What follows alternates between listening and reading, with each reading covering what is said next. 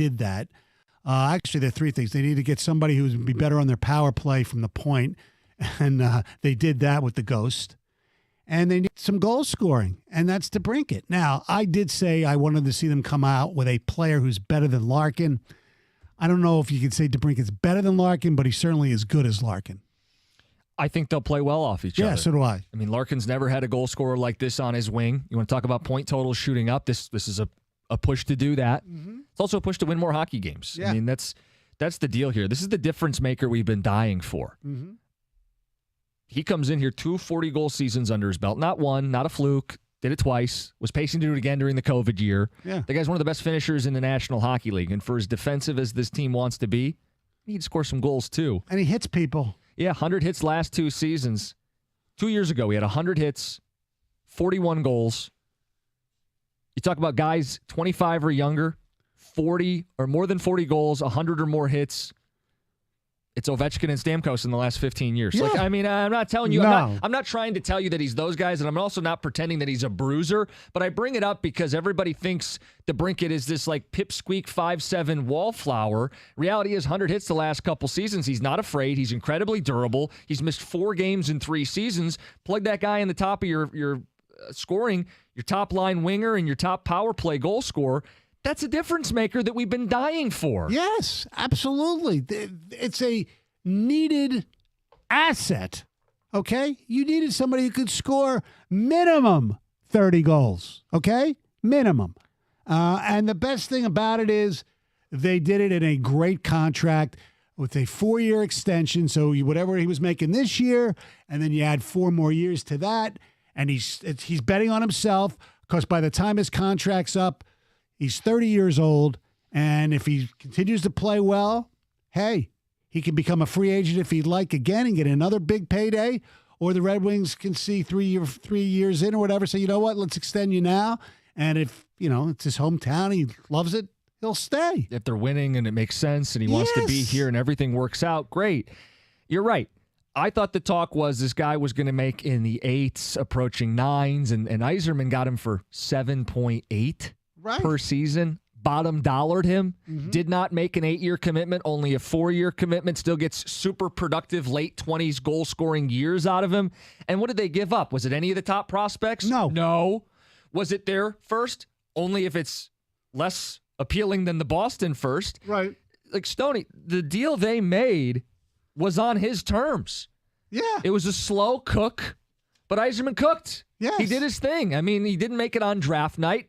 His comments on draft night personally concerned me that he wouldn't make it at all, but he had the leverage, maintained it the whole way, knew DeBrincat wanted to be a Red Wing, and got him on great terms. The trade is a first conditional, Detroit or Boston, a fourth, Kubalik and Sebrango. Right. And he might be an NHL player someday. Let's not kid ourselves. Sure. But he's not going to be, you're talking to maybe a bottom 6, like a 3rd-string defenseman. But you realize what this means. They built up this war chest, got DeBrincat, and they still have the war chest. Yes. They still have a ton of picks. They still have all the guys they've previously stockpiled well, I wouldn't in say the they system. have a ton of picks, but they have enough picks. Right. They still have they still have a first the next couple drafts. Right. They just took 5 guys in the top 50 in this last draft. Right. Kept all of them. Correct. Have kept all the previous first-round picks that Yzerman made, which, what is that, 6 first-round picks in his tenure? Because they had 2 the year with Kosa. Right, So yes. so, you keep 6 Yzerman first-round picks. You have the next 2 preserved. You have all the cap space. Yes. You have all the pipeline guys that you wanted to keep. They got DeBrincat. They didn't compromise really anything. They didn't give up crap. You know what they really. did? They took 2 months of Bertuzzi's rental and turned it into 4 years of Alex DeBrincat. Pretty good trade, if you not ask bad me. at all. Yeah. I mean, look, you can sit there and say, well, they should have maybe signed Bertuzzi long-term before that. Fine. Believe that if you want. That's great. DeBrincat, and this is not no knock on Bertuzzi, I'd rather have DeBrincat. Now, Bertuzzi is a grittier player. He's going to score a lot of goals too, and he's going to end up with Toronto. And, who knows? After next year, he's a free agent. Maybe he comes back too. Wings might have more money to give than somebody else. They still have a ton of cap space, ton of cap flexibility moving forward. This is a move that I think makes them relevant. I think it's a franchise resurrection kind of move. Mm-hmm. Listen, you got to be in the fight. They haven't been in the fight for years. I know. They're in the fight now. You mentioned playoffs, and I'm sure people will come out and say they are or they aren't or they need to be or this is a failure. They are in the East, the tougher of the two. Correct. They are in the Atlantic, the tougher of the two. There are teams atop that division, Boston, Toronto, Tampa, Florida, that are all ahead of them. Yes. It's no guarantee they're going to make the playoffs. No, because Buffalo's on an upward trajectory as well. Of course. And then in the Atlantic, it's not like that's, maybe there's a wild card spot available. The point is, they were an 80-point team a year ago. They lost their last 5 games. Everybody kind of pulled the parachute at the end. They sold at the deadline. Could they have been a mid-80s point team if they kept everybody intact? Maybe. Are they a little better now? Can they get to 90, 91, 92? Be in the fight? Maybe if you're in the fight, maybe you're buy at the deadline this year. I am so happy that we could get to a position where our team is competitive, buying, playoff-minded, relevant, winning. And that's why, as much as I like to brink it, I like the move and what it means even more. It shows that the organization and Stevie knows what this team needs. Yeah. I mean, they're not just signing players to sign players or making trades just to trade guys. Mm-hmm. No, this is a need. He filled voluminous needs this offseason, including, a backup goaltending situation. He got 2 of them. Mm-hmm.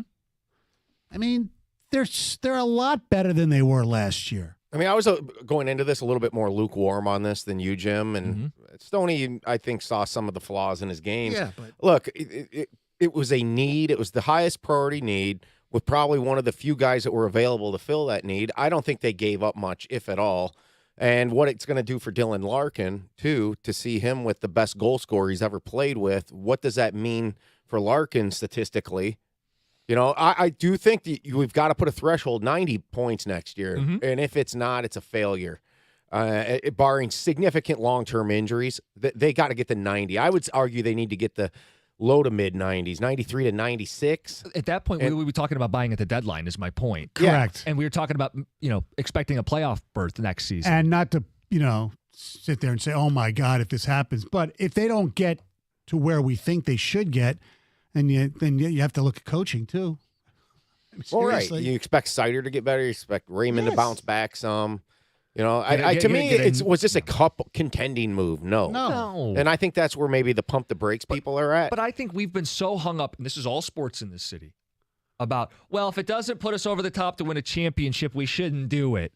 Guys, some of these rebuilds are 4, 5, 6 years long. You don't wait around you'll wait forever. Yeah. If you're not going to make a move unless they're Connor McDavid or Austin Matthews, then you're never going to make a move. And there was a fear that I had, and clearly not a real fear, that they were going to sit on their hands this offseason. They weren't going to do something. This is something. Yeah. This is significant. That's why I said let's wait to see what the roster looks like when the season starts. And sometimes patience is a virtue. It's a cliche. I know. But when you have the person who's running the ship, sometimes it's better not to go into those murky waters. Just wait it out. And I just think it's the length of the contract is what makes this a home run move. Look, no move is guaranteed to work out no matter what you do. I just think he ended up taking as minimal a risk as he could with the length of the contract and what he gave up. You see, it's almost like I kind of feel like everybody should be on board with this because I'd love to know your plan if you're not. If you're not, maybe you think the Brinket's this one-dimensional overpay move, but that's not overpay. It could have been overpay. It was speculated to be overpay, but that's the brilliance with Yzerman here. He grinded this thing to a pulp. Oh, yeah. I mean, this negotiation, we joke. We were following it as closely as we could on the outside, and it seemed to be taking a very long time. He seemed to have a steady hand the whole way through, knowing there is no second team. The Brinket doesn't have an 8-year offer from another team out there. He doesn't have a $9 million a year contract waiting in the wings. He's not going to Anaheim. He's not going to New York. He's from Farmington Hills. His parents went to Michigan State. He has a young child, and they just got married. His wife, they probably want to live in Detroit. And if Yzerman had that intel, he had every reason to say, no, shave a year off, shave 2 years off, shave $500,000 off. You're going to end up here. He held his cards tight to the vest and got the guy on his terms. Yes, he knew that this is where he wanted to play. Yep. That doesn't, I'm not sitting there saying every guy who grew up here wants to play their career for the Detroit Red Wings. But they don't. Did. He was a lifelong Wings fan. Pavel Datsyuk was his favorite player growing up. And it's not like he loses in this either, by the way, because as you pointed out, hometown team, getting a good paycheck, and a chance to make even more when he's 30. Yes. Still chance to sign one more big contract in his NHL career. Now, let me ask you this. Since his favorite player is Datsuk. Now, nobody's worn 13 since Datsuk retired. It's not a retired jersey because you assume eventually he'll be in the Hall of Fame.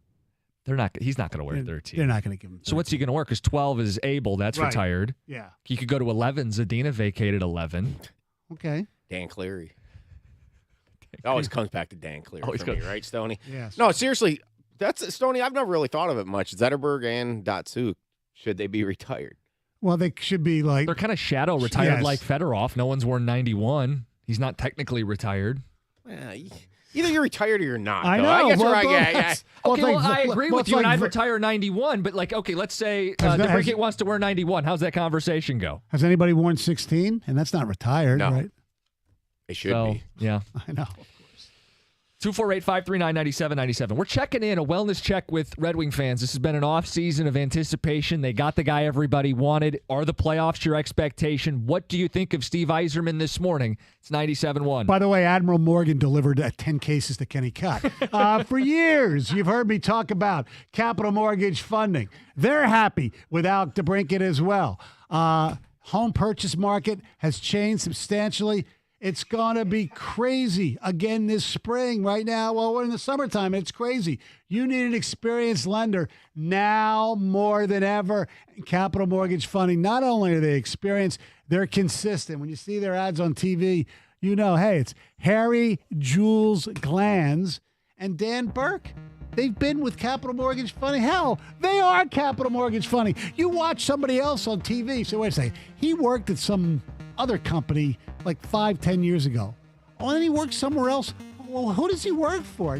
Capital Mortgage Funding, you know them. They make the whole process smooth, easy, and hassle-free. They're no Gumbies. Call them at 1-800-LOW-RATE. That's 1-800-LOW-RATE. Capital Mortgage Funding, the best mortgage banker.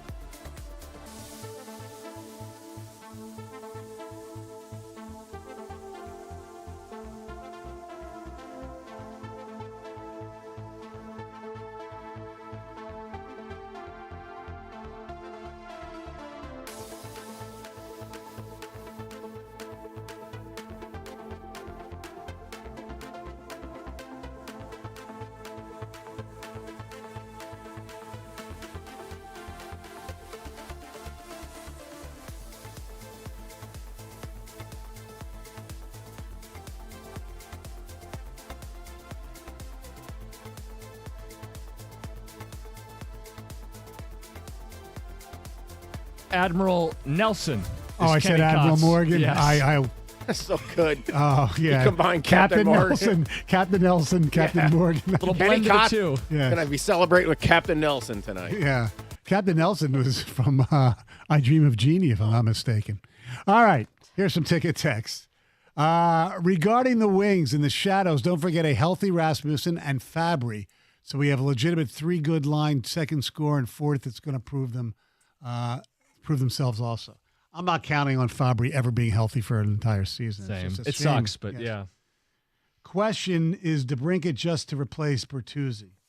No, he's better of a goal scorer, but Bertuzzi's all-around player, yes, but They're different players. Yes. But like this is from Will Birchfield's article on 97ontheticket.com. DeBrincat's one of only 4 wingers with multiple 40-goal seasons in the last 5 years. That list is Ovechkin, Pasternak, and Robertson. You are getting one of the game's premier Yes. goal scorers. yes.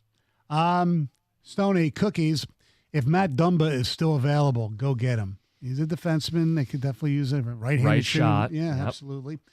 Still have enough cap room for Patrick Kane. I don't see it. No. Although, he did play pretty well with DeBrincat played pretty well with him, but Kane didn't really do much for the Rangers. Got hurt too, right? Yeah. And he's dealing with an injury still because of it. Yeah. So I don't know. This isn't necessarily the destination for him. No. Not at all. No. I'm a fan of the move. I think you're a fan of the move. I think Yes. everybody's happy this morning. It's Yeah, just a question that's- of like that- how much does this push the organization forward? And to me, it's not just DeBrincat. It's the moves that I expect will follow with DeBrincat as they look to usher in a new era of Red Yes. Wing hockey. It's not going to be about, hey, we need lottery luck and getting the first or the second No. pick. Those days are in the rear view mirror. They've got a core that Yzerman's accumulated over 6 different first-round draft Mm-hmm. picks, and now he's got his first line in their mid-20s, Larkin and DeBrincat at the top of the sheet. Yeah. This makes sense to me. This is the move that was overdue. And if they didn't make a move like this summer, I would have been disappointed. I think you would have been disappointed. Yes. I was a little more patient about when they were going to make the move. I'm guilty of impatience. Yes. You know what I did? I took Yzerman at his word. Man lied to us on draft night. Played possum. And I said it was possible that he was being coy, and I'm happy he was coy. Yeah. They are not in the asset accumulation business. They gave up a first-round pick for Alex DeBrincat. They are in the let's start winning hockey games phase of this, and I am very happy about Yeah, that. absolutely. I get that. But look, if people are sitting there saying, all right, I got to start saving up money for my playoff tickets this year, it's always good to save money. But there's no guarantee, not that there isn't sports. No, but I think it's on the table. Yeah, In a way that it's it wasn't definitely- 24 hours ago. No, absolutely.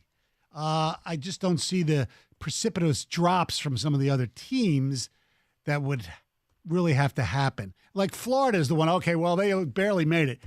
You really think Florida's going to struggle as much Nope. as they did in the regular season last year? I don't think so. No.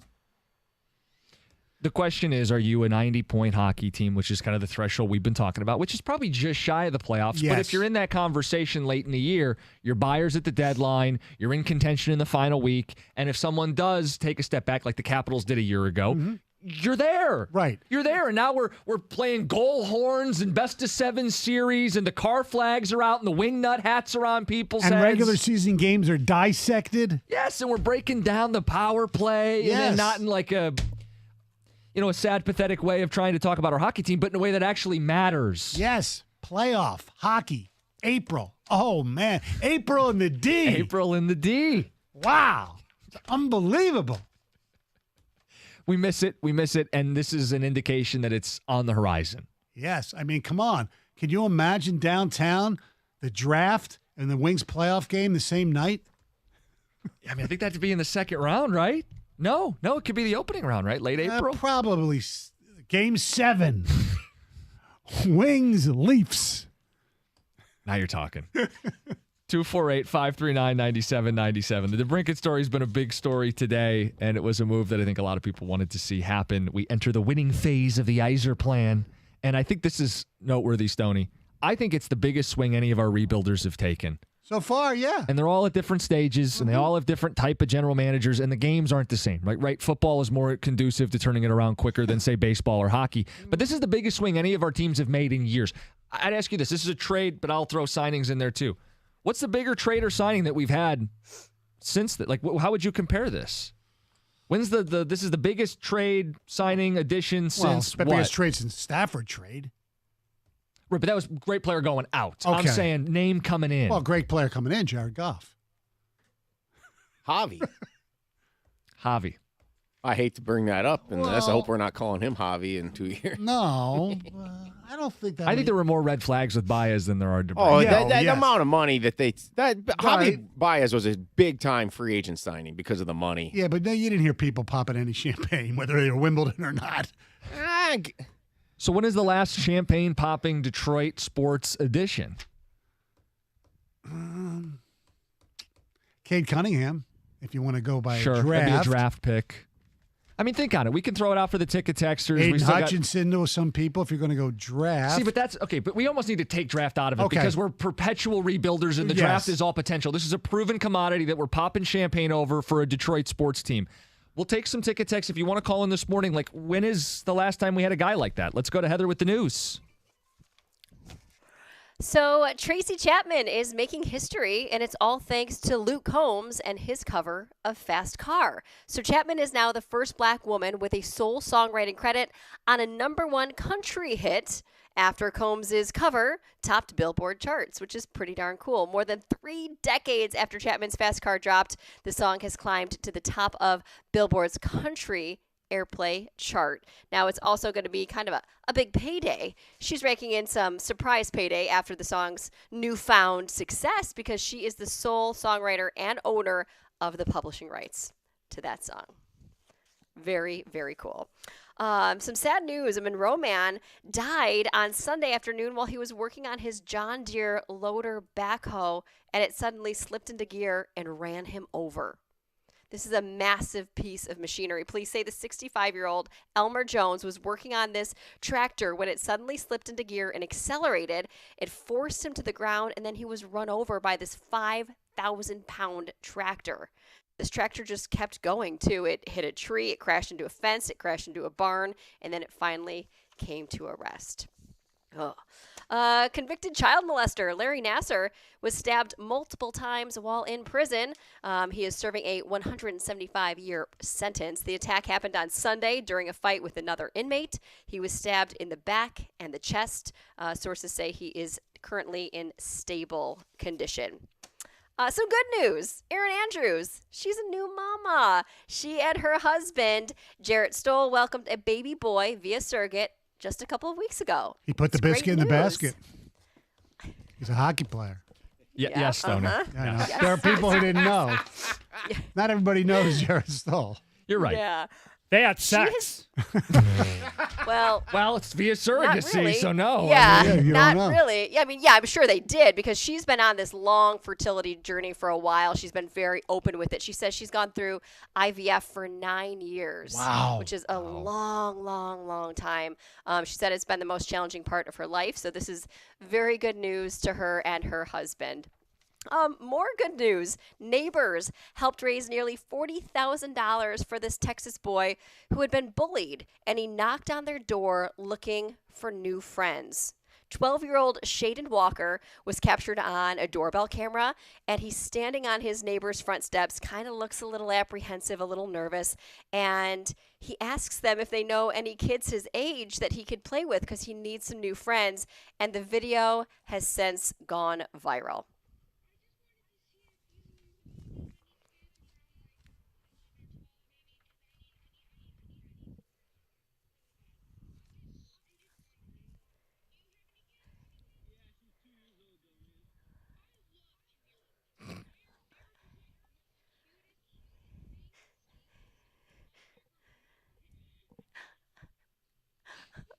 Oh my gosh, it's a cute little video that has gone viral. So this neighbor decided, you know what, we're going to start this GoFundMe so we can help raise some money for this boy to make friends. They say the money would go towards like a new gaming system, some new school clothes, maybe some tickets to an amusement park that he could take some new friends there with.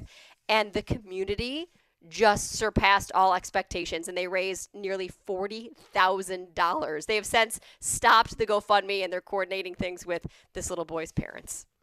It's kind of like it's a neat story, but it's like basically you're buying friends.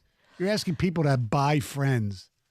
Yeah, kind of. I don't think that was their intention. I know. think their intention was to help him feel more confident in himself with some new clothes and have some things that he could do with some new friends, like the gaming system and Yes. things like that. But I can see your side of it too. I think what it says is like people did connect with his like attempt to try to Right. make friends. I'm sure Right. people Right. can remember being younger and wanting more friends or wanting to have And- yeah. And in the video, you don't hear this guy does recommend that. Oh, there's this house right over there. He points to it that has some kids, and he says, "I know they're not my friends anymore because they've been bullying me." So there's Yeah. more to the video than what we played there. So it is a sweet story, and it's a lot of money, that's for sure. It's Heather with the news. Coming up next, some of these ticket texts, the biggest moves that teams have made. Like DeBrincat is the popping champagne moment. When's the last time we had a moment like that in Detroit sports? We'll read some of those. Plus, you see what the Tigers did in the draft yesterday? It was right around the same time that the DeBrincat news started to break. I don't know if everybody's on the same page with it. It's 97.1.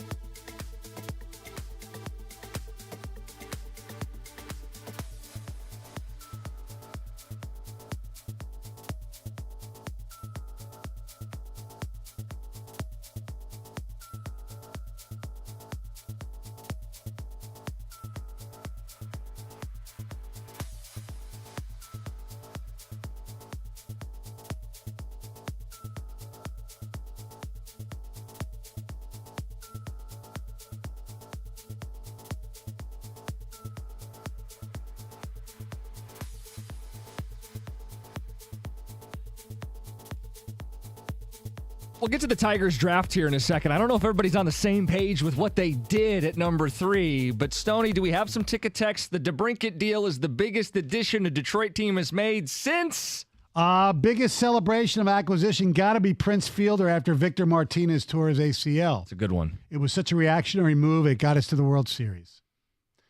David Price or Prince Fielder, Keith in East Point. Yeah, the Price trade was mid-season. They pulled Austin Jackson Oh, out yes. of center field. Golden Tate. Reggie Bush. Maybe comparable. Prince Fielder, Cabrera. Well, Cabrera is much bigger, Yes. clearly. Rashid back in 04. Yeah. I mean, for the Wings, the biggest since Hossa. That's what somebody just says. Last big name guy Wings got was Marion Hossa. Also a 40-goal scorer. And they played for a Stanley Cup that year. Pudge Rodriguez, and that was a while ago. So sad. That's from Tim trimming the weed at Pleasant Trees. All right. Thanks So, for there you listening, go. Tim. All right, last night, around the same time the DeBrincat deal was being finalized and reported on, the Tigers made their pick. Yes. And it was not one of the college outfield bats that fell into their lap at number 3. They passed on Wyatt Langford and instead took a high schooler, Max Clark. Now, I'm sure there are people who are upset, who are frustrated, who don't get why they would take a high schooler. If you have an honest-to-goodness evaluation of both these guys and you have that, like, preference, fine. God love you. But for most of us, this comes down to you wanted the guy who was closer to the bigs because you want them to be done rebuilding sooner. And the reality is this rebuild has just begun. Correct. And I hate that that's the case. I don't say that because I'm happy about it, but it's the harsh reality of the situation, Stoney. I realize they've been rebuilding for more than a couple years. Really? But Scott Harris just took over the last guy's mess. Their farm system's 25th in baseball. Yeah. The idea that they should make a move to like quick fix this, they should draft the player they think is the better player. Right. And if it takes an extra year for him to get here, I think that's worth doing, right? Absolutely. And the few guys that Avila didn't mess up, like Cole, that he drafted, that, Keith, and maybe Green. Parker Meadows, and obviously Green and Torkelson, who knows? But yeah, I mean, and you add on to that, and it still takes time. Look, I know people wanted the college bat. I get that, especially when you see him in the College World Series. Spencer Torkelson, I'm not just trying to pick on him, but he's an example. Spencer Torkelson was taken with the first overall pick in the 2020 draft. He made his debut in 2022. Riley Green was taken, 5th or 6th, I believe? In 2019. 2019. He made his debut in 2022, correct? Yes. So it took him 3 years. So Torque 2 versus 3 for Green. let's say Langford 2 and Max Clark 3. And again, Clark is a better prospect. Doesn't mean better player, but better prospect than even Riley Green was. Yes. So if you say 3 years for him, 2 years for Langford, it is a year of your life. I'm not trying to minimize that for people listening. Right. But, And Torkelson was a better prospect than Langford. well, that's the point. Would you rather have Torkelson or Green? I'd rather have Green. I'd rather have Green. And if that's and that's an oversimplification of this Exactly. debate. But if you're going, well, hold on, the college bat's not as good as Torkelson and the high school bat's better than Riley Green. We're not winning a World Series tomorrow. Right. We should be taking the player. And by the way, Clark is a lefty. Clark plays center field. These things are more valuable than right-handed corner outfield positions. Yes. So I'm not mad at it. I think if you're mad because this is going to take a few years, are you new here? Yeah. You just wake up? Come on. You mentioned, some people like the high school kid, some people like the college kid. Here's Scott Harris.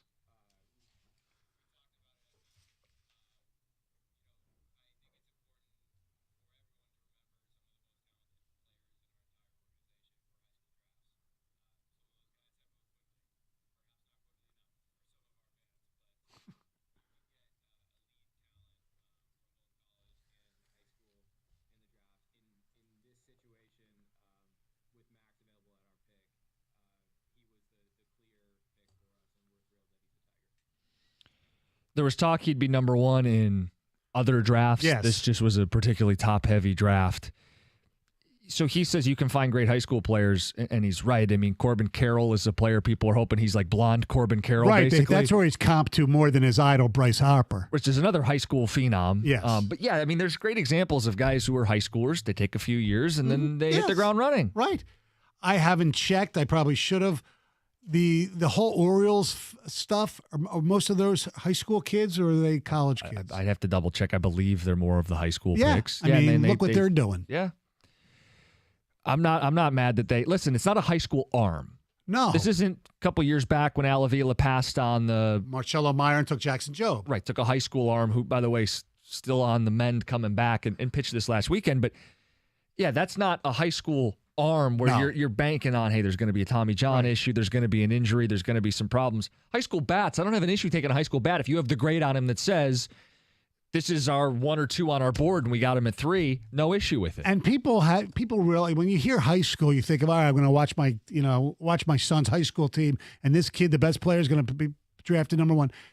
You have to understand what goes on in the off season with these top flight, quote, high school kids. They're playing in these perfect back tournaments for years and these showcases. This isn't just an ordinary high school kid. No, he was a player of the year at the high school level. I mean, are you guys concerned at all that Harris used the key thing that you never really want to hear about a prospect? What? The 5-tool thing? Why I know. Why is that taboo? Because Randy Smith did it. Well, that was 30 years ago. Blow it out. Come on. How many times does a GM go on record and saying, I don't like to throw it out there that he's this term 5-tool guy, but this is a 5-tool guy? I don't even know. I don't know. Expectations? Look, we've infamously remember it with Encarnacion, right? Right, that's we the still one. joke about it Yes. today. He showed the signs, but he never just quite completely got there. Right, especially here. The thing is, exactly, but especially the thing I love about the tools comment is the defensive part of this. The future, Scott Harris's future right now has 2 really good defensive players in the outfield at Comerica Park, which makes is sense. needed. You build the team for Right. the ballpark. It's something fans have been yelling and Actually, screaming if you about think about it, forever. they have 3. Veerling's a very good fielder also.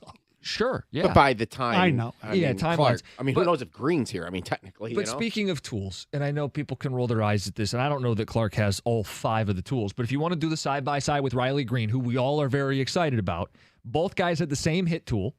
Green a little more power, Yep. but then Clark significantly better runner, better arm, better fielder, better player. So if you're into the tools thing, maybe he doesn't have the power, but I think on Right. paper he's got 4 of the 5 tools. Right. I love that they just didn't get the big college power bat. I like the wild card scenarios with Clark much better, and like I said, not only defensively but stealing the bases. I believe stealing the bases is going to go up in baseball with the new rules. Oh, absolutely. love that rule you've, change. You've seen it already this season. yeah, but it's going to be even more. And if you got a guy that can almost get there for sure with these advantages that you have. I love the rule and how it's been applied because we've got guys who are stealing 40, 50 bases. You got Ellie De La Cruz stealing 3 bases in the same half inning. I love that the 40-40 guy is now a thing again. Like Corbin Yes. Carroll's making a push. Like this is better for the game. And yeah, speed has always mattered, especially if you're building a team at Comerica Park. Yes. He fits the ballpark. God, how many years? You brought up Randy Smith. They had this new ballpark, and they drafted guys to just hit home runs that didn't fit the ballpark. All right, less of an emphasis on needing to hit home runs to win games. I like that. Yes, absolutely. And the fact that this draft is run by a guy who ran Tampa Bay's really I trust that. You're saying because they swapped out some of the Avila cronies for some guys that know what they're doing. Yes, and they built Tampa doesn't spend any money, but look how they've drafted. They've been tremendous. It's amazing what happens when you get guys to run teams who already had previous experience with Tampa. Yeah. Seems to work out pretty well. Yeah. All right, if you're on the same page or if you have an issue with what Scott Harris did, taking a high schooler 3rd overall, Max Clark, the center fielder from Indiana, 248-539-9797. Coming up next, they tried to trade my guy? It's 97-1.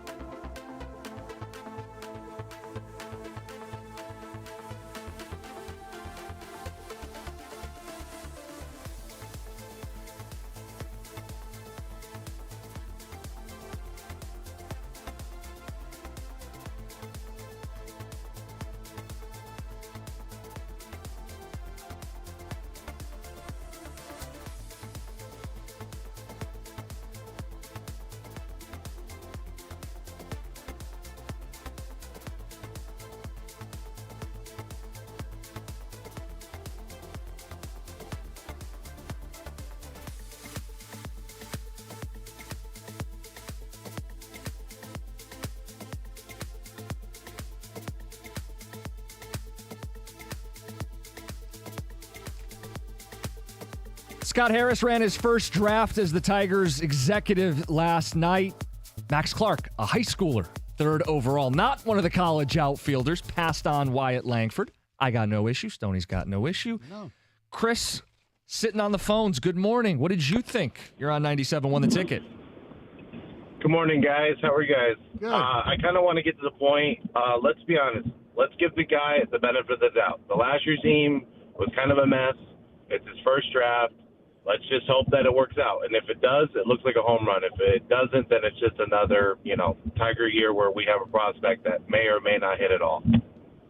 Yeah, there's some depressing stats on the history of the Tigers' ineptitude when it comes to position players, drafting and developing. I know, Stoney, you've been looking some up today. I mean, it wouldn't be a surprise if he doesn't pan out, given the organization's franchise history. But this is a completely new deal. Exactly. And I like that Harris isn't going, well, fans are impatient from Avila's mistakes. I got to take a more ready guy. He's like, No. the hell with that. It's my first chance to No, be a GM. he- I'm going to take a guy I believe in. He even said some of the guys, are developing nicely. They're not here yet, despite what some fans think. Mm-hmm. Right? Referencing to Cole Keith, obviously. Clearly. Yeah.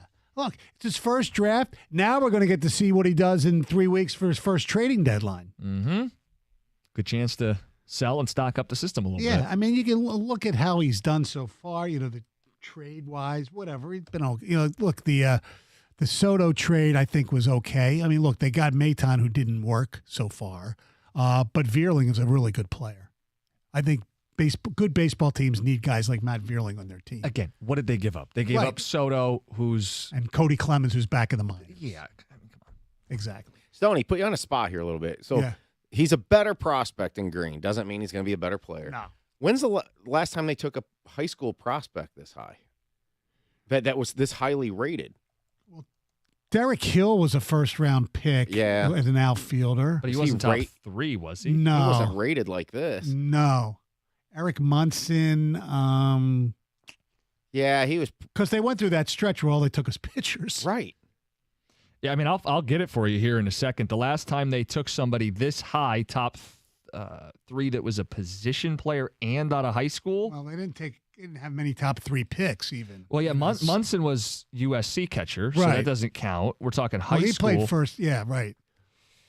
Yeah, I mean, Tony Clark, Yeah. second overall, high school, California kid. Yeah, that's the last time. Tony Clark, another Clark.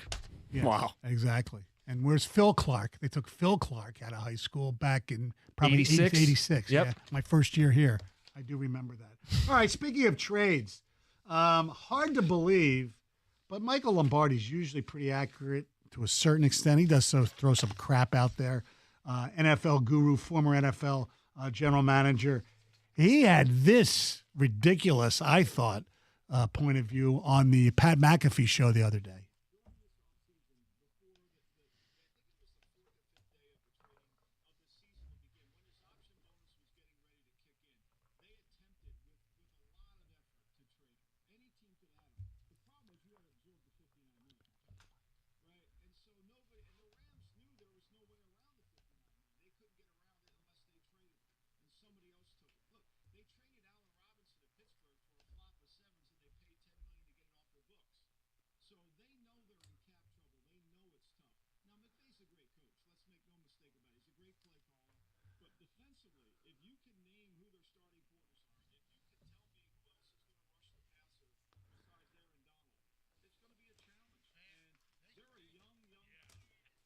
Okay, he's talking about Matthew Stafford, obviously. I thought Yeah, he but was what do gonna they actually know? mentioned by name. But what do they know about on the Pat McAfee show? A bunch of guys don't know what they're talking about.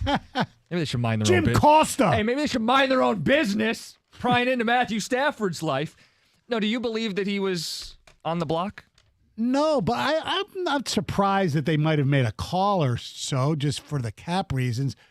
But who would be able to take on that contract that really needs that they would think Stafford's the guy to put you over the top? I'd be prior to Carr, maybe the New Orleans Yeah. at this point would have just kind of pulled a Rams 2.0 Right. and said, we're already in hell. Let's just go deeper. I think what the Rams did with Stafford, we'll see how this all plays out because the NFL, you can flip it around quicker than any sport. This might have been the ultimate selling of your soul as of a franchise ever to what you did to your future to get it right now. And I, as a fan, they did it right. And if the Lions actually do pull this off and change their team forever, what if they actually one day we said they won the deal? They They have to win a Super Bowl. Yes, exactly. They have to win a Super Bowl with Gary Goff And then to win the compete deal. beyond versus the Rams look to not be able to compete. Yeah, I suppose winning a Super Bowl ties it, but then if you have sustained relevancy and playoff runs with Right. Goff, J-Mo, or some of the other people they got from the Stafford trade, Yeah. then that would be a way of winning the deal. I mean, they said the GM said it. F those picks. I Right. mean, Well, they but just do we're it always all in the right- face of doing whatever to do right to build something long term. To do it right now. But Gov, I long for the days when we have a team that we can say that about, who's at the top of the mountain, where we're not worrying about kids that are being drafted and development and 4 and 5 years later, where we get to a point where it's like, hey, win me a championship today. I can't wait till we get to a team that's at that point where we We're- can say F them picks. Right. We're not big boys. We're not. We're a town. We're a town full of losers right now, and the Lions are as close as we can, and they still had a losing record. Right? Winning record. Winning record 9-8. Yes. Okay. Lions, Red Wings nipping at their heels, both teams Yeah. on the playoff edge, and then a gap. Yes. And the next tier. Huge gap. Huge gap. Stafford, would it have made any sense for any team in the league? Can I make a case for one? When I was before Rodgers. Go ahead. The Niners. Yeah, I thought about that, but what are they paying? I don't know the cap gymnastics to do it, but it's a team that has built up a great team absent of a quarterback, where you feel like if you plug in someone with a skill set like Stafford, Matthew Stafford or Sam Darnold. Don't they? Aren't they working on a Bosa extension too? By the way, Yeah, it or makes it something? I tough. mean, the thing is, they would have had to include a high-priced player that would expire soon for the Rams, or something along those lines. the other option would have been prior to the draft, Carolina, who wanted Stafford previously, instead of going up Really? to 1. Oh boy, here we go. No. You brought up Micah Parsons. Yeah. Bryce Young's their guy, so it's okay. They would never. Now, before the draft, That's what I'm saying. before they made the trade, possibly. I don't know. I don't know either. Anyway, Carson Anderson are coming up next. Gator is sauntered into the studio. They should be in good He spirits should today. be in really good We've been in a good spirits. mood today. Yes. Hopefully the fact that Jansen screwed up the weekend for everybody with the home run last night. Hopefully that didn't dim your excitement, curb your enthusiasm for today. No, Good. I spent 3 hours watching the draft last night. I watched almost all of it. I Yeah. watched a lot of it. I was really enjoying it, and the reason I did is because the Tigers had Later picks. So yeah. I wanted to hear what people had to say about those other 2 picks, and not just the Max Clark pick at 3. Everything kind of came together at once yesterday with the DeBrincat news earlier, and then the draft, and you get the Pistons watching them, and it was just and then you got some guy going for 58 on the golf course. It was just a lot to watch. Gator, I'm happy to say that show that we did following the draft, total overreaction by me. You think? Total overreaction by me. All right. Hi, Doug. How are you? I'm good. How are you? I'm doing wonderful. Where are you on high school bats versus college bats? It's a long play. Yeah. I mean, you're Maybe 1 year longer. maybe. I mean, you never know Right. what the runway is for a kid that age. But he's it's clearly the long play, and it might be the right pick. It's so hard to know with high school kids. I know. It's so hard to know. I love his Until they personality. I was Do you? on the Zoom call with him, and I asked him a question, and I loved his answer. So, I'm surprised. yeah. Okay. Well, though, I mean, I guess the way he plays and the way he talks are different. If you watch him on the field, he is cocky. Yes. Well, he's kind of, because he said I asked him about who plays today, who you like to emulate both personality and ability, and he's Bryce Harper's been his idol. Yep.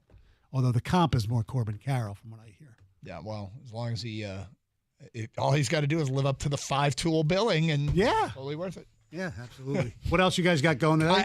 I read something on Gator Show Sheet, and he and I had the same reaction to the DeBrincat trade. Now, we'll get into it early. All right. Carson Anderson next. Have a wonderful day, everyone. 97.1 The Ticket.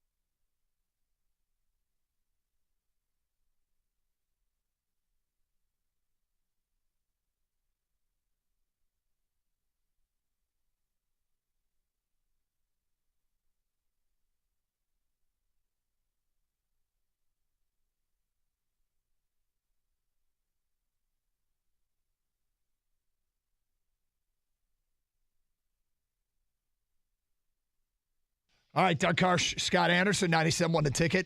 I was a little surprised when I saw your show sheet because I think you and I are the only two people. I think we might be the only two people that are like, oh, Kubalik?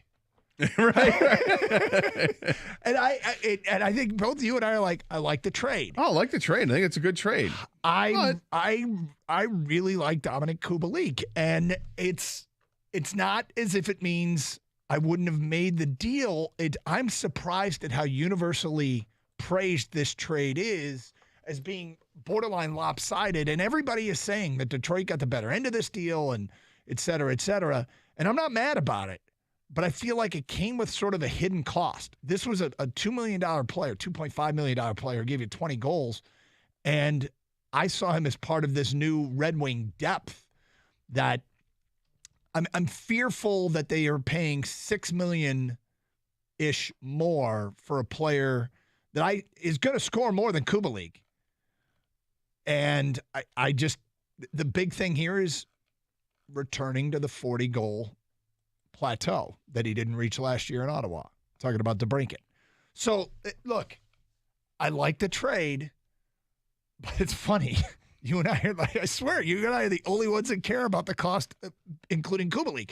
And one of the reasons the trade gets praised is because Yzerman didn't give up any of the high-end prospects in the system. Like, we still got them all. Right. And that's great if you were right on your draft picks. But maybe this is where hockey crowd just bashes us. I thought Kubalik at $2.5 million was an extraordinarily useful player who's had a good offseason as well. Yeah. I thought that. I mean, he the Wings got 45 points out of him last year. He had 20 goals of the Wings, played almost every game, 81 games. And then at the end of the season, he plays in the World Championships, has 8 goals in 8 games. Mm-hmm. And I like the trade. I like getting DeBrincat in this. I like that he signed for less than $8 million a year. The other thing I'm a little apprehensive about, it's a 4-year deal, which I'm like, okay, I'm glad it's not like an 8-year deal that could be an albatross after a while, but is 4 a little too short? Because you're looking at your window to win, and I mean, in 4 years, going to renegotiate this whole thing. I assume that in 4 years, this team is contending for Stanley Cups. That's my expectation anyway. That you've got time to build this up here, and so we're going to revisit this all over again. I don't know. That's the only other apprehension that I had about it, but it's not a big one. Again, like the trade, I think they got the better of the deal, but all these people that are out there rating this trade and they're going with the letter C grade for the Ottawa Senators in this, I think they're totally overlooking what Kubalik can be. I mean, he's just a few years removed from having a 30-goal season in Chicago. He's a good player, and he's only 27. He's got plenty of good hockey left in him. I'm asking myself, would I have been better off? Would I feel better about this if they had traded one of their other prospects, like Jonathan Berggren? Right. I mean, I think Berggren's part of the here and the now moving forward, but I hear you. They are obviously Kubalik, DeBrincat is accelerant, right, to this rebuild. Yes, he should be. It is obvious that Steve Yzerman, who hinted and implied like crazy after free agency, the opening round of free agency, that this is the time you circle back because things change. And he and Ottawa and DeBrincat circled back until they got this deal done. And I think people would say, and it sounds like many are saying, that the patience paid dividends for Steve Yzerman. I think you and I are the only ones who are like, oh, the Kubalik part stings a little bit. But you also shouldn't expect to get something for nothing either. I mean, of course not. And that's, the deal with this. And so I sit down and I read, and everybody, I'm like, we're like the only ones saying this. And did we both say it out loud? We did? Okay. Yeah. But hey, look, the bigger message here sometimes, just the move comes with a message. All right, they're trying to win now. They're trying to win now. They've got stuff that they think is it makes them close-ish, where when you give up a future first-round pick, and it's a first-round pick of their choice, one of their two for next year. When you're giving up stuff to make a deal like this, when you're giving up a first-round pick, typically you're going for it. Like you're typically going for it if you give up a first-round pick for a now player. Well, yeah, and then you sign that player, and he's only signed for 4 years. Yeah, and everybody says it's a good value. It's a good value in a contract. So, but were you at all like doing the same thing about looking both ways? Only 4 years? I don't mind that. That doesn't bother me. It's interesting. You brought that up, and I said, well, there's at least a difference that Gator and I have, because I don't care at all about that. 4 years. Slightly uncomfortable. Well, the thing about 4 years is, in the next 4 years, I expect them to really push for the East. And but that's the thing. That's what now the upside of that is the message it tells me as a Red Wing fan and an astute member of the media is that they do expect to be contending during this window. It's a 4-year deal. Things just stepped up big time. This is now I think it's a playoff ready team. At least that's my expectation. Yeah, it's not just DeBrincat. It's all these moves they made prior to DeBrincat, right? They make a lot more sense now. Moves that now, as you said, yes, it makes a lot more sense now to look at that. And I think that what's going to take the Red Wings from playoff team to cup contender is going to be the growth of the players that Yzerman has drafted. That, I think, is what the difference is. So watching Lucas Raymond's got to take a big step forward, right? Because it was kind of a lateral step this past season, maybe even a step back, but nothing dramatically moving forward with him. He has to. Mo Seider's been great. Mo Seider can continue to take those strides and be the great defenseman he is. That's awesome. Marco Kasper. Got to hit on Marco Kasper. Yeah. He's got to be a stud. Edvinsson has got to be a stud on the blue line. And these are the players. This is the core, right? And the players that Danielson and the Swedish player they just drafted. These are the guys that have to be better than good moving forward. Well, one of the huge variables of how successful all this is going to be is internal growth. An unpredictable variable is, does the internal growth go the way that we want? 248-539-9797. All right, so look, 248, I just threw out the phone number. Text, calls, how do you feel about the trade? Is there anything that makes you uncomfortable with it?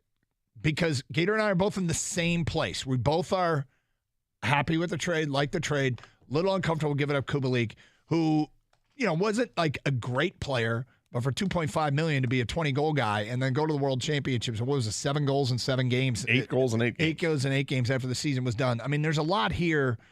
There's a lot here, to have liked about his time in Detroit. Maybe it's made up with the signings they had. I just figured the signings they had plus Kubalik. And one of the things this deal is getting praised for is not breaking up and giving up any of their top prospects. Yeah. So, Champ and Chump, we also have that. 248-539-9797. We start knocking down your phone calls and feedback when we continue. Lots to talk about on this Monday on Carson Anderson, 97.1.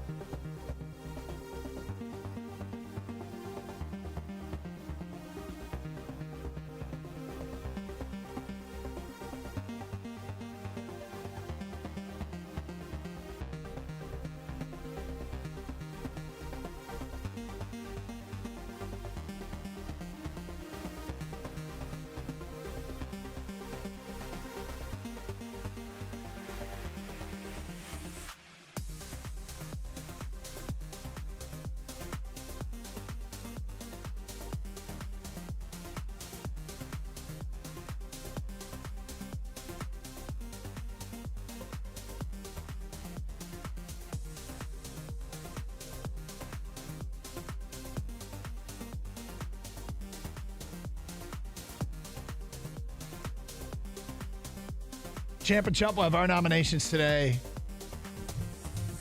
at 10:35. 248-539-9797.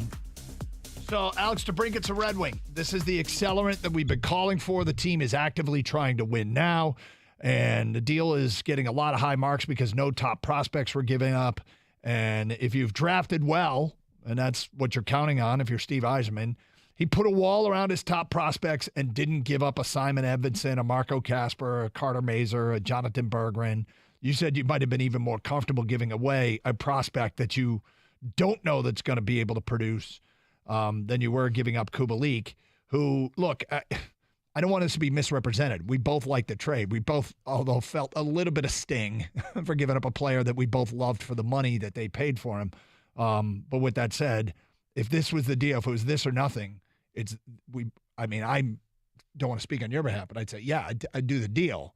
But it I do the deal 10 times out of 10. Comes with a little bit of sting if you liked Dominic Kubalik, which we both happen to do. That's all I'm saying. Yep. I like Kubalik. And the Wings are getting a goal scorer who scored 100 goals the last 3 years. 12 players in the league have done that. Right. And there are people on Twitch pointing out that, some of the players that they got, it's the same thing as Kubalik. That's fine. Yep. I just happen to like Kubalik. That's all. Yep.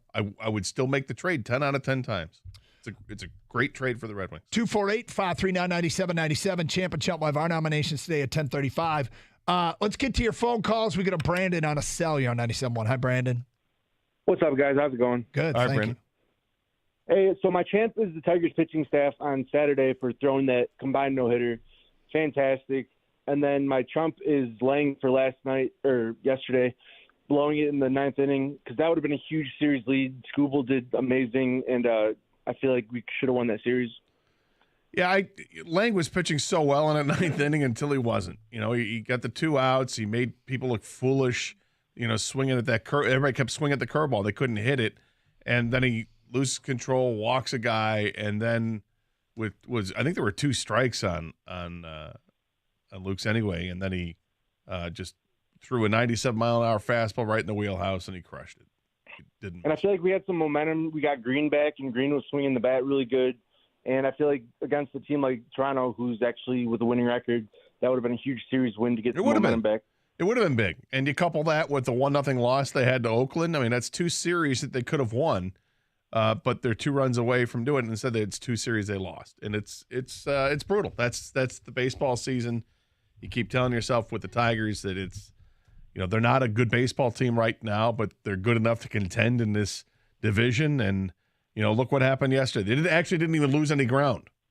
Right. They're still 5.5 games back. Got some time to reset, and we'll see how they come at it for the second half of the season. But it was disappointing for sure. You just hate blown opportunities. Every team does, and every team blows them. Yep. By the way, Steve Yzerman is about to speak to the media. And we'll sift through it and play the best of what he has to say about this deal. You mean he's not coming in studio to sit with us and talk about it? Apparently not. Oh, apparently not. But anyway, he will. We will play the best of what he has to say coming up a little bit later in the show.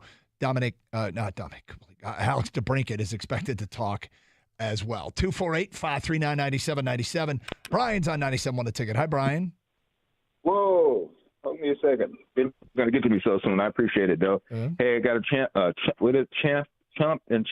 of the week. Is that how it said? Okay. Yes.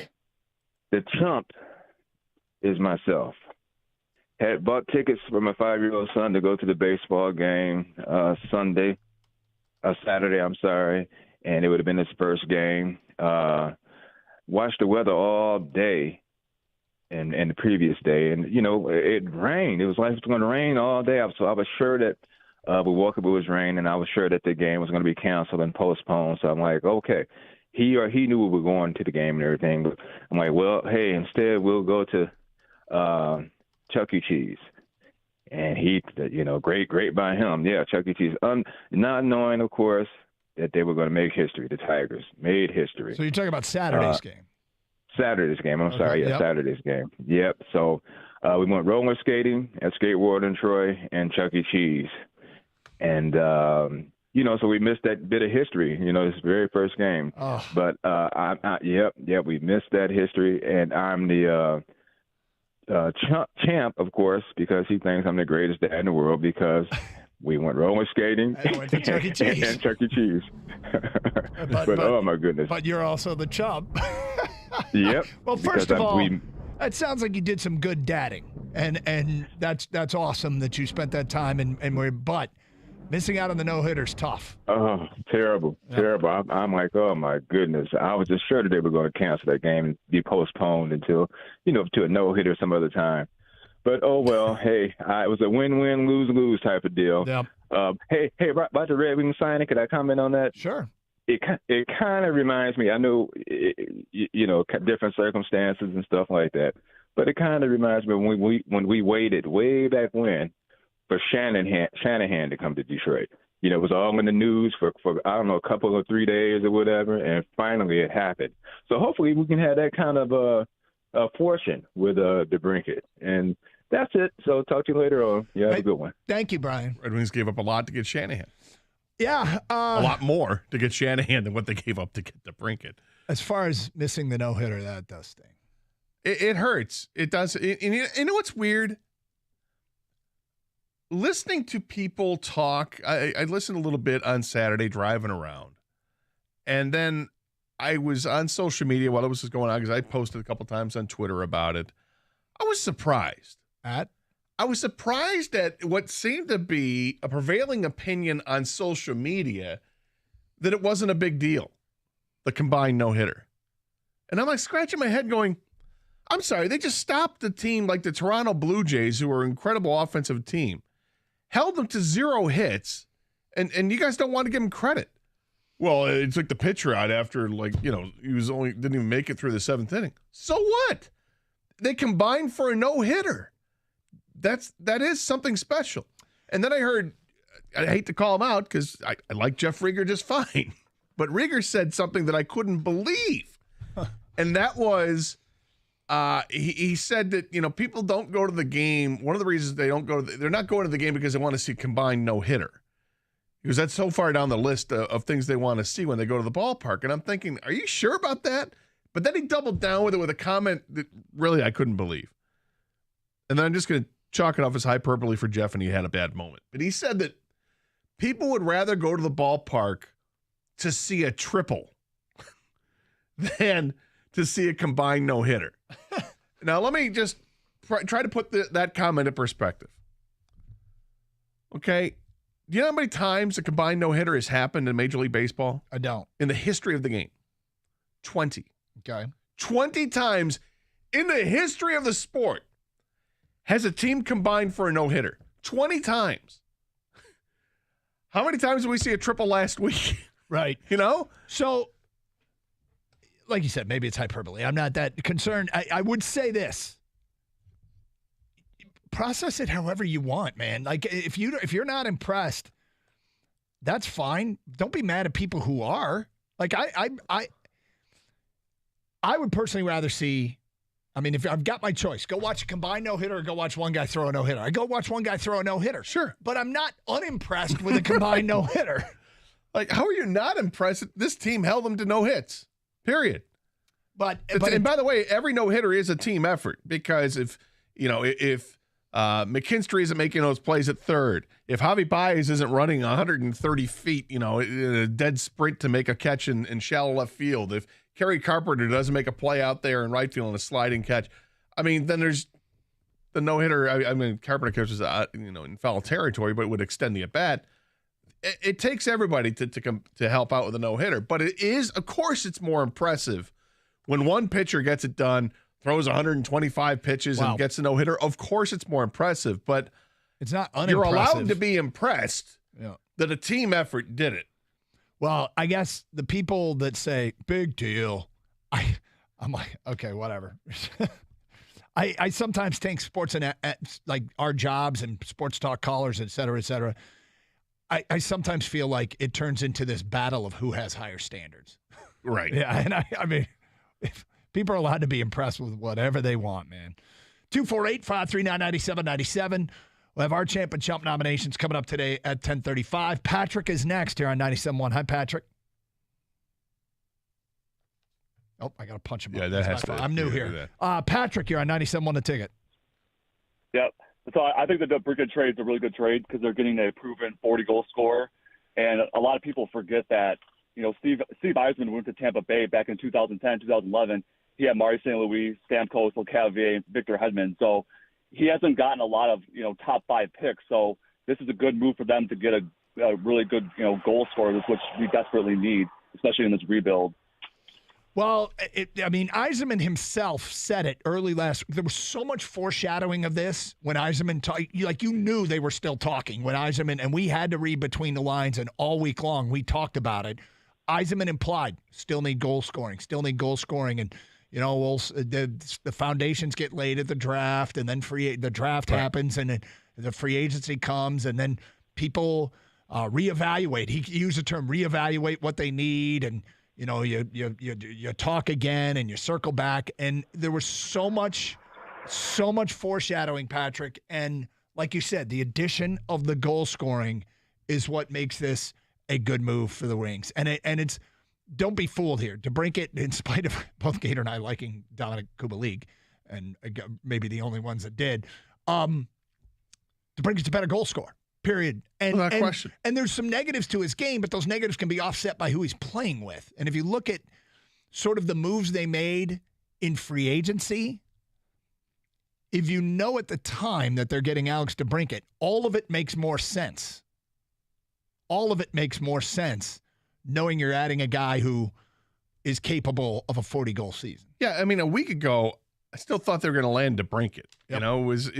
It just seemed like the market wasn't there for other teams to get involved, and the Red Wings had set themselves up perfectly to make this happen because they had the draft capital, because they had players available on the roster that other teams would like to have, and because they had money under the cap that could fit in a signing of just under $8 million a year. They can make all this happen. It was just a matter of time, really. I never got nervous that it wasn't going to happen. I wanted it to happen sooner so we could talk about it sooner, but I always thought it was going to happen. And I'm interested to see if Yzerman changes his tune a little bit today and says, well, we're so glad that we've acquired Alex and looking forward to competing for the playoffs this year. And maybe, things will change a little bit with what he has to say, because now, since the last time he spoke, he's acquired a bunch of players through free agency and now through trades. Well, let's get to our champ and chump. Later, you'll hear what Steve Yzerman has to say. It's Carson Anderson, 97.1. So this is annoying, right? The other day, I'm just happened to look on Google, and I wanted to check out prepared meals. I was thinking, maybe I'll just, get some prepared meals instead of going to the grocery store all the time and blah, blah, blah. Checked it out, no problem. And then for like the next few days, every time I went on to my phone, all I would get all these ads about prepared meals. I'm tired of these creepy ads that follow you all around my smartphone.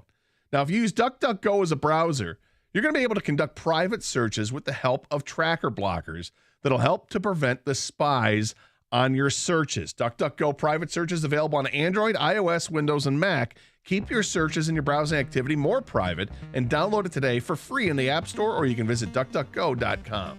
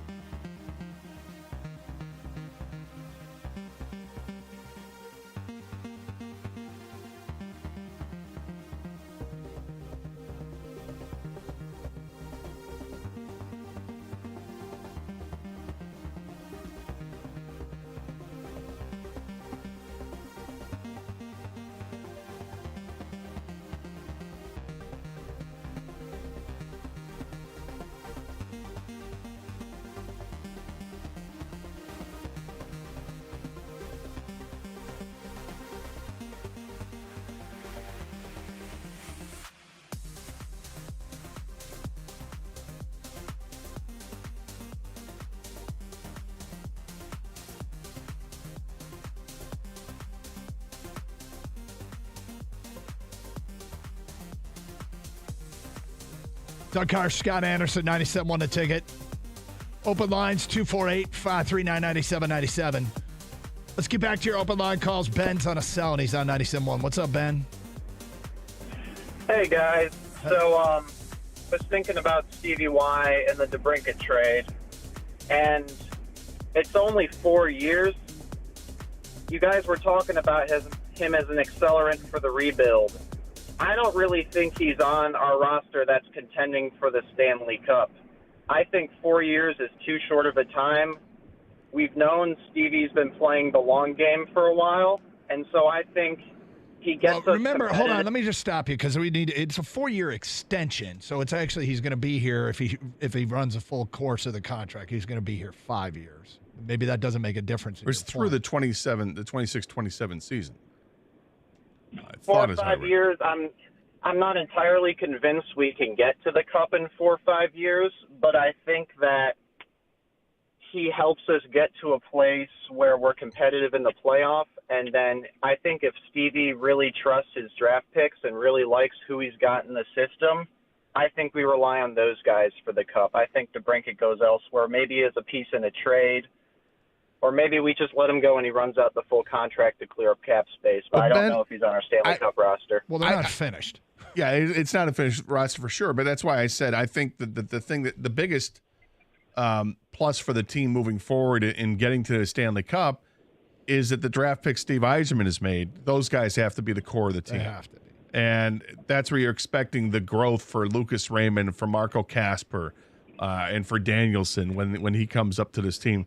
That these are the guys that are going to be the ones that lead this team, in addition to having Dylan Larkin, because he signed his long-term deal. He'll be the captain here for a long time. And if that happens in 4 years, fantastic. But I'm kind of with you. I think it's hard to do it in that time. But why are we ruling that out in the next 5 years? I'm not ruling it out. I'm saying I think it's either. awfully difficult. I don't expect it. But I feel better about it, I guess. If it were a 6-year deal, I might feel better about it. I expect in the next 4 to 5 years that these draft picks, if they're right, could turn them into a cup contender. Like I don't think this timeline. We've been through the first few years of a rebuild. They've collected the assets. Those assets clearly have to mature. But if they do the way Steve Yzerman expects them to, I don't think 4 or 5 years is an unrealistic timeline to compete for a cup. Well, I don't think it's unrealistic to expect it, but I guess I'm not. I don't know. I think they need. I think they definitely need a star to emerge from this group, and I'm not sure if a star is going to emerge. Well, I'm not sure either, but they're trying. Like 100%. Like, the idea that 4 or 5 years, because the only reason that there would be a reason to be down on the length of this for him to be here for the next 5 years is because you don't think it's realistic. It's absolutely realistic.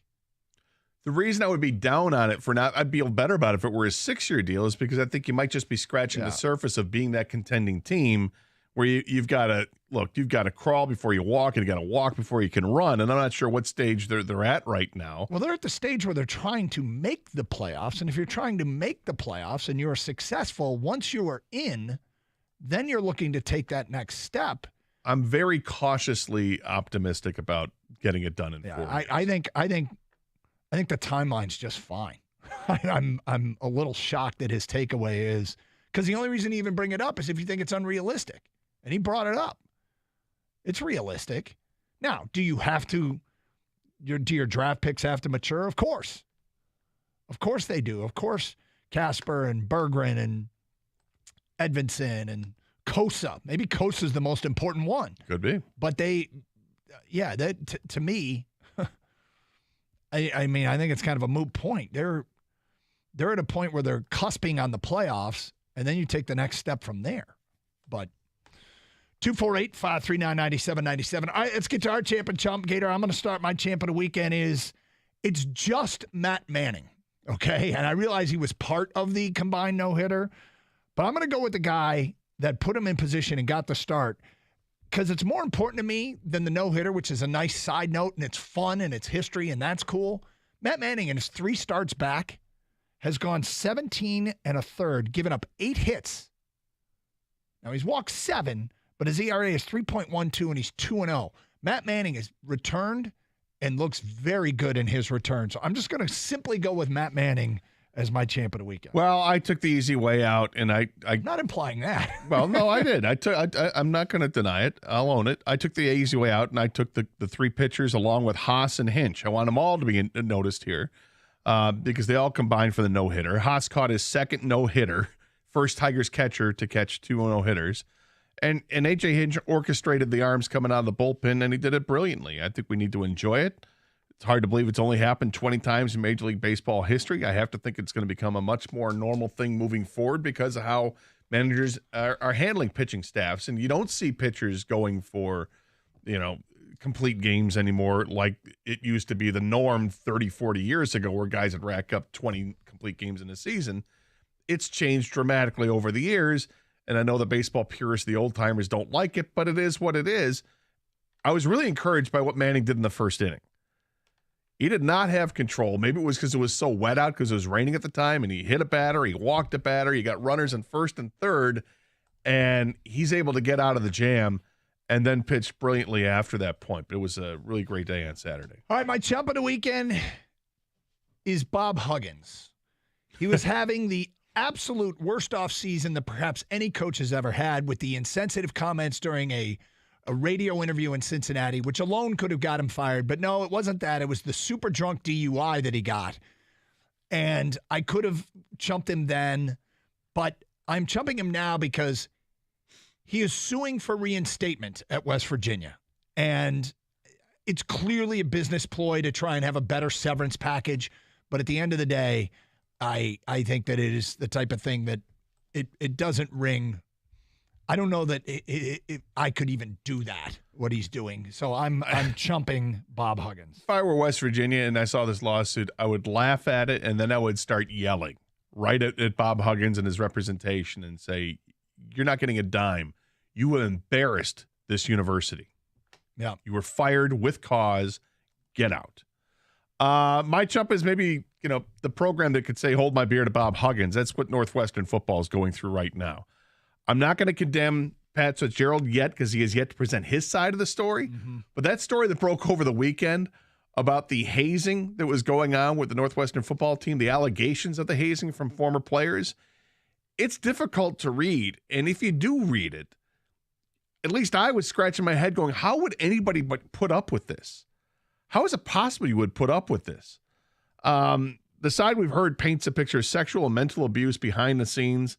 Some players have clapped back at it and said it was entirely accurate, but others say that it's not entirely accurate. So it's a situation we're going to let it play out and see what shakes out of it. But at the bare minimum, something was amiss there at Northwestern football. And if Pat Fitzgerald knew about this stuff and allowed it to happen, there goes his legacy. 248-539-9797. Phone calls, feedback. Get your champ and chump votes in, plus thoughts on the Alex DeBrincat trade. He is talking with the media right now, as is Steve Yzerman. We will play some of that a little bit later on. Tigers did have a draft yesterday, and they went the high school route twice.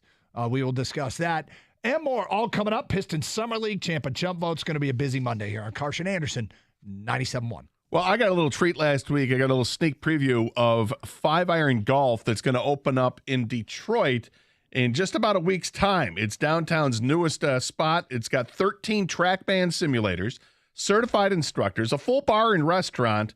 It's got awesome deals, too, because you can join as a founding member and get 50% off your first 3 months, a free lesson, plus more. Or just experience a new way to play on courses like Pebble Beach with excellent food and drink specials, a private event space. It's a new late night or date night activity. I'm telling you, this place is amazing. Even if you don't want golf, there's so much more to do at 5-Iron Golf. You're going to want to check it out. Go to 5irongolf.com to learn more and to tee up good times.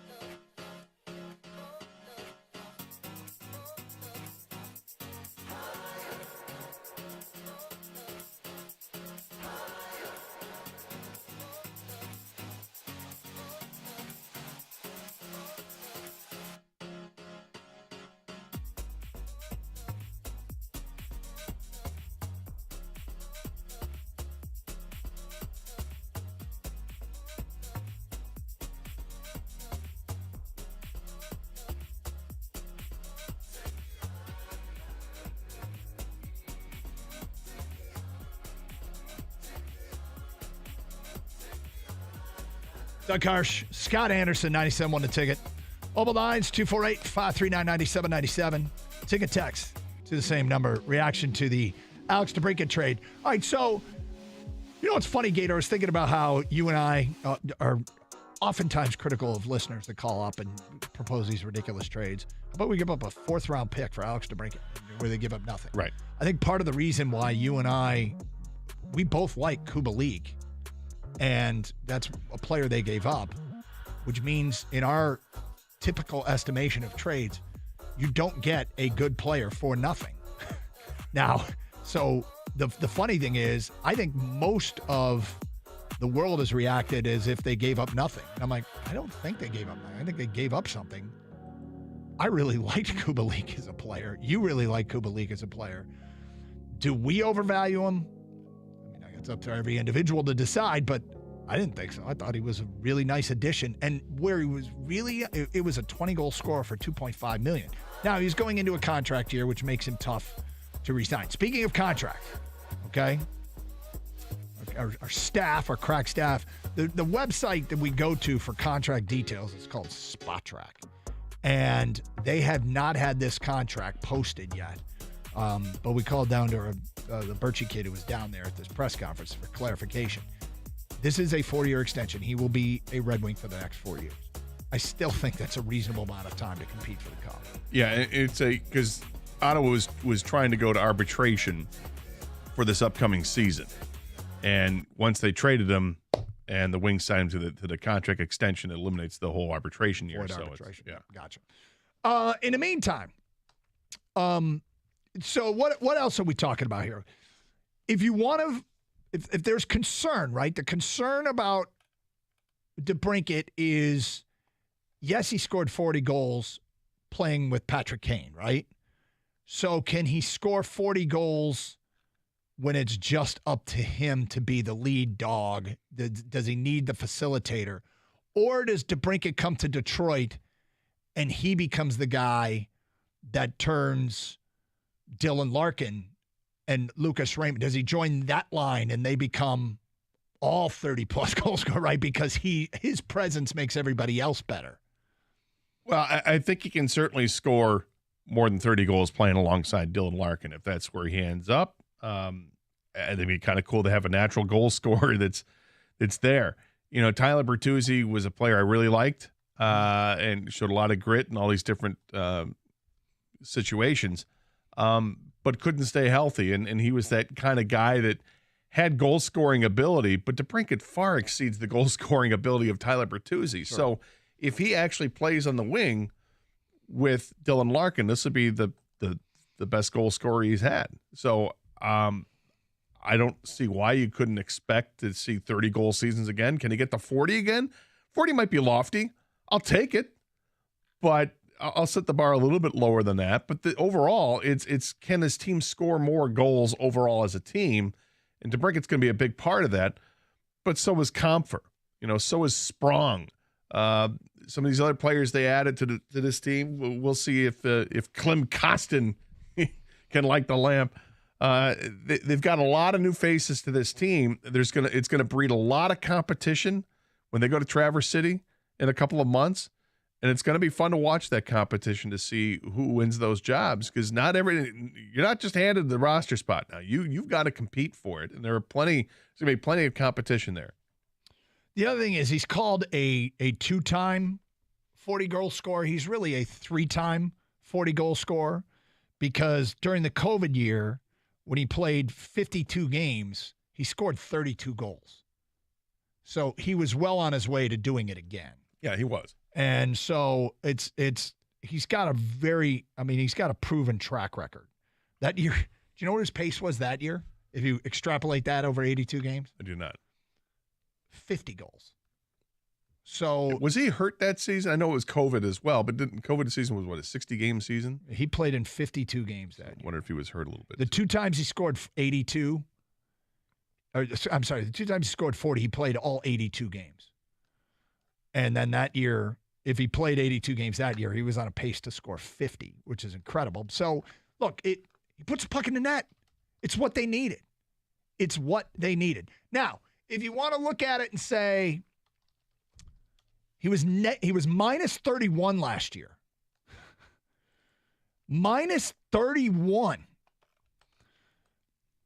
I will tell you, it bothers me less joining this team, because it feels to me, Gator, like there has been an emphasis on signing players that are responsible in their own end. So whoever he's playing with, if he does have some defensive deficiencies that show up in his plus minus, the Red Wings have put together a roster that we heard over and over and over in terms of the veterans that they acquired, and in the draft for that matter. Tough player to play against.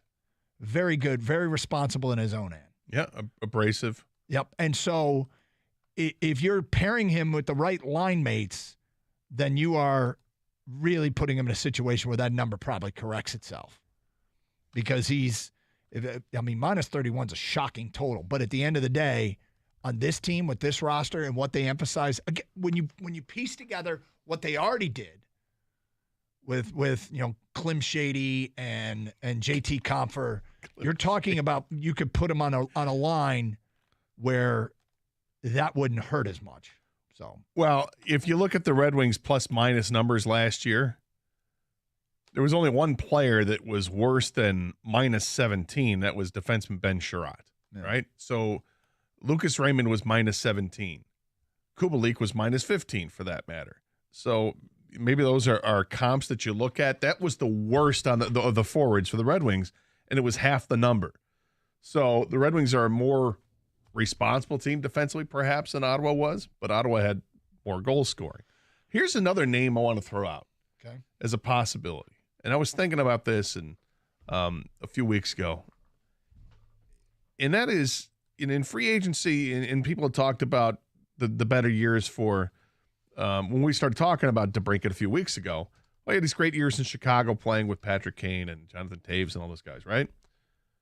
Patrick Kane's a free agent.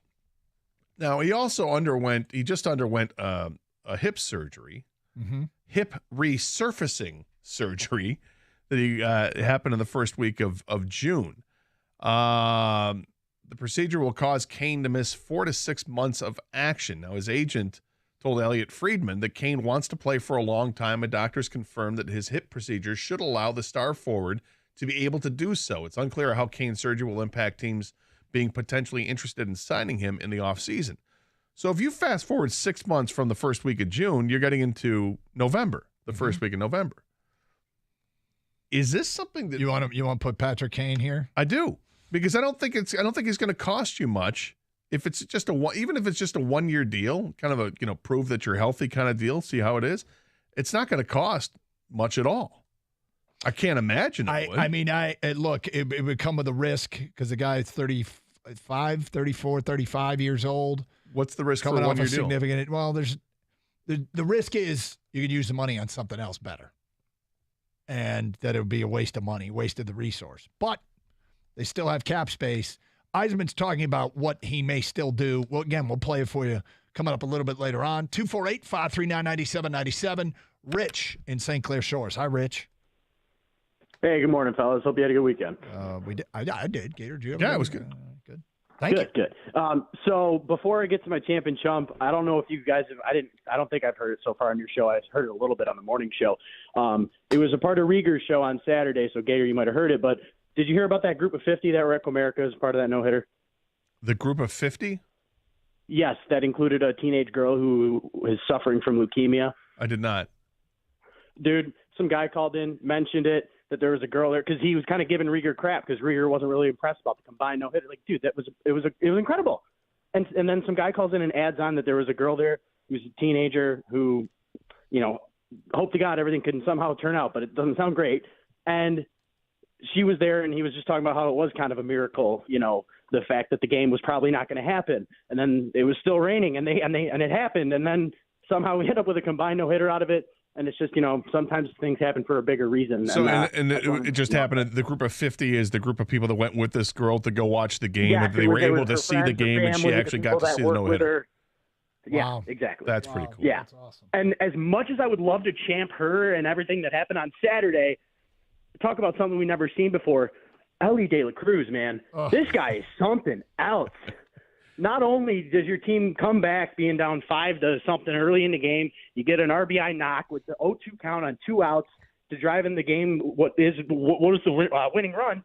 And then on top of it, you steal second, third, and home consecutively. Crazy. This dude's a menace. He's incredible. Did you see the catch he made too, running backwards towards the outfield over his head? He's got some talent. I mean, this dude, put him in the All-Star game as a reserve if somebody gets hurt or something. I don't care. Yeah. This guy's electric. Yes, he is. He's something else. And then the chump, real quick, I'll just piggyback off of you guys both made good points for chump, but I'm just going to ride with Gator and everything going on there at Northwestern. But appreciate taking the call, and you guys have a great day. Thank you. Appreciate it. 248-539-9797. Let's go to Sean on a cell. Hi, Sean. Hey guys, Hey. sometimes when I call you, I realize it's like a Debbie Downer thought as I'm on hold, and I hate that. But I got a Debbie Downer thought today, so I apologize. It's but okay. I like DeBrincat. He's a good player. I think he's a really good player. I wanted a great player, though. I really did, with the amount of cap room they had, with the amount of trade pieces they had, and I feel like most people think that great players are never going to be given up by a franchise, but it happens every year. I mean, the last couple of years we've had Eichel, Kachuk, Gaudreau, all switch teams, right? Yeah. So my thing is, I think it's probably likely going to happen again at some point in this offseason. Like a first-line all-star center is going to switch teams, and now we're out of the running because we just ate up all the cap space. And Well, I don't know. Sometimes to acquire that player, you have to give up a player, a good player to do it. I mean, Better than Kubalik? well, yes. Look, I'll give you an example. Nylander last week was Nylander was being talked about being moved, and I made some calls around the league, and the names that I saw that would have been them giving up assets. Yeah. Like it would have hurt Right. a lot more. But Nylander's one thing, but I'm talking even like what if, I know I'm dreaming here, but let's say Ken Holland says, you know what, I can't afford 2 superstars. I'm moving Draisaitl, right? I mean, you give up the franchise for that, don't you? And wouldn't that be a guy we'd want to get and build our franchise around? I mean, that's what I'm talking about, that level. You have to be able to foresee those things coming and whether or not you have access to that player.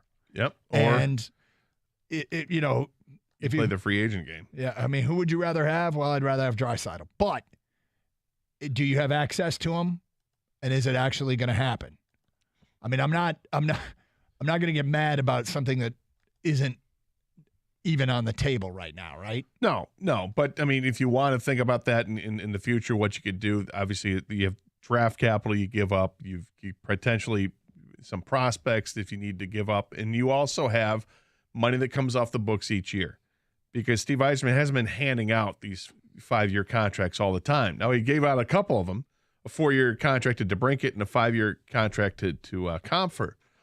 But by and large, he's been pretty stingy with the term on these contracts, and maybe for a reason that they see somebody down the road, a free agent that they project in 2 years is available that they want to go after. And they'll have, I feel confident that he's a competent GM that thinks way into the future, and he'll have a move up his sleeve to make at some point. Tigers go high school. Do we like it? We'll get to that today at 11:05. The MLB first round of the draft yesterday. Hey, what's a perfect way to celebrate life's special moments? It's time to raise a glass and toast to good times with Cenote Tequila. Cenote Tequila, crafted with care and passion, captures the essence of Mexico's rich heritage. From the moment it touches your lips, you'll experience the smoothness and complexity that sets Cenote apart. Whether you're enjoying a night out with friends or hosting a gathering at your home or watching the Tigers pennant chase, Cenote Tequila is the perfect companion. So next time you're looking for that extra touch of elegance, reach for Cenote Tequila. Cheers to the moments that matter. Celebrate with Cenote.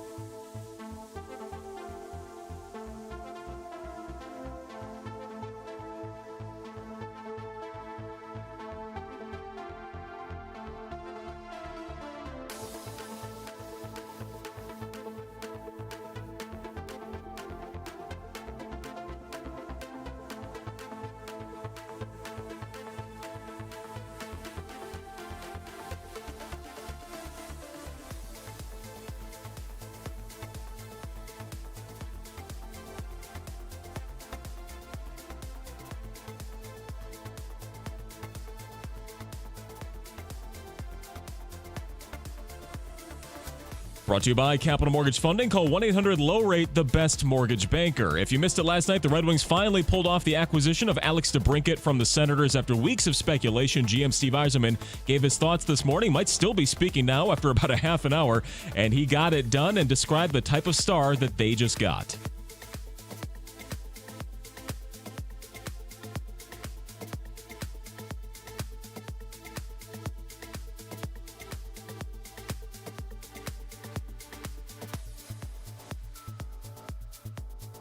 Yeah, of course, Yzerman would not say if this meant they can make a playoff push now, but says he believes they're more competitive now than they were before the move, and DeBrincat has a shot that can change games.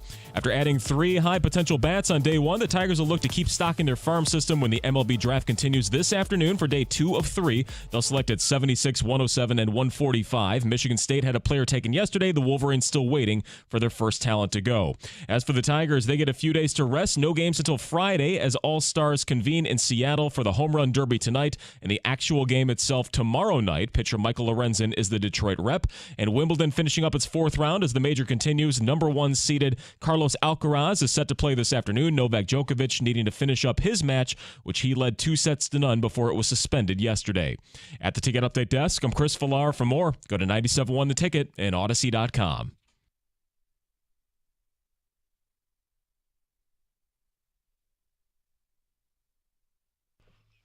All right, Champ and Chump, we do it every Monday. Get your votes in for Champ and Chump on a weekend. We got a bunch of them accumulated here that we will get to in a minute via ticket text. If you sent a text, even a tweet, keep it locked in, and you might hear yours read on the air.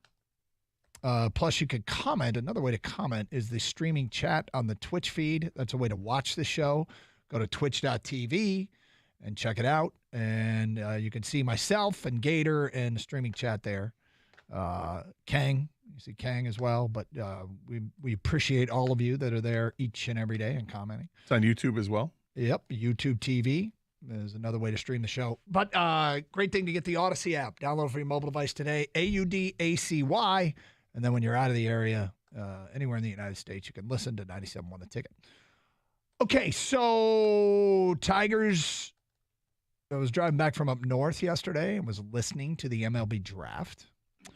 No huge surprise at who went 1 and 2, Paul Skeens and Dylan Crews. Paul Skeens, the dominant pitcher who, as they say, sits at 100.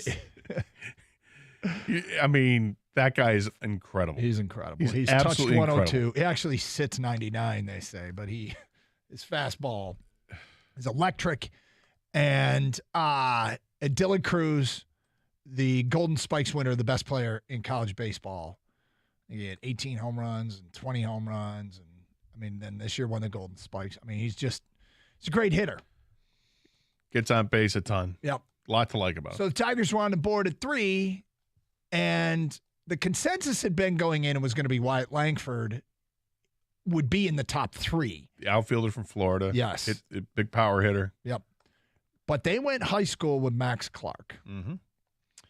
And it's interesting because that's Scott Harris going with the long play. Like when you go high school, you're not expecting someone to matriculate to the bigs quickly. It's not impossible, but you're not expecting it. And, in the morning show, I heard them say this multiple times. As far as a prospect, he was considered a better prospect as a high school player than Riley Green was. And when, you go back and you read about all of the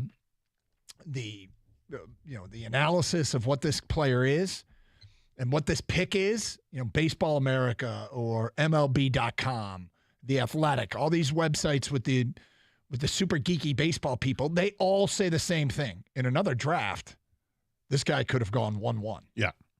But because this draft had 2 closer to major league ready, legit prospects, unusually high prospects in Skeen and Cruz, he wasn't going to go 1-1. But he was actually under consideration for 1-1 to the Pirates. So they get an 18-year-old high school center fielder. Gator, what do you make of this? I was watching with bated breath the draft. I was all in on the draft.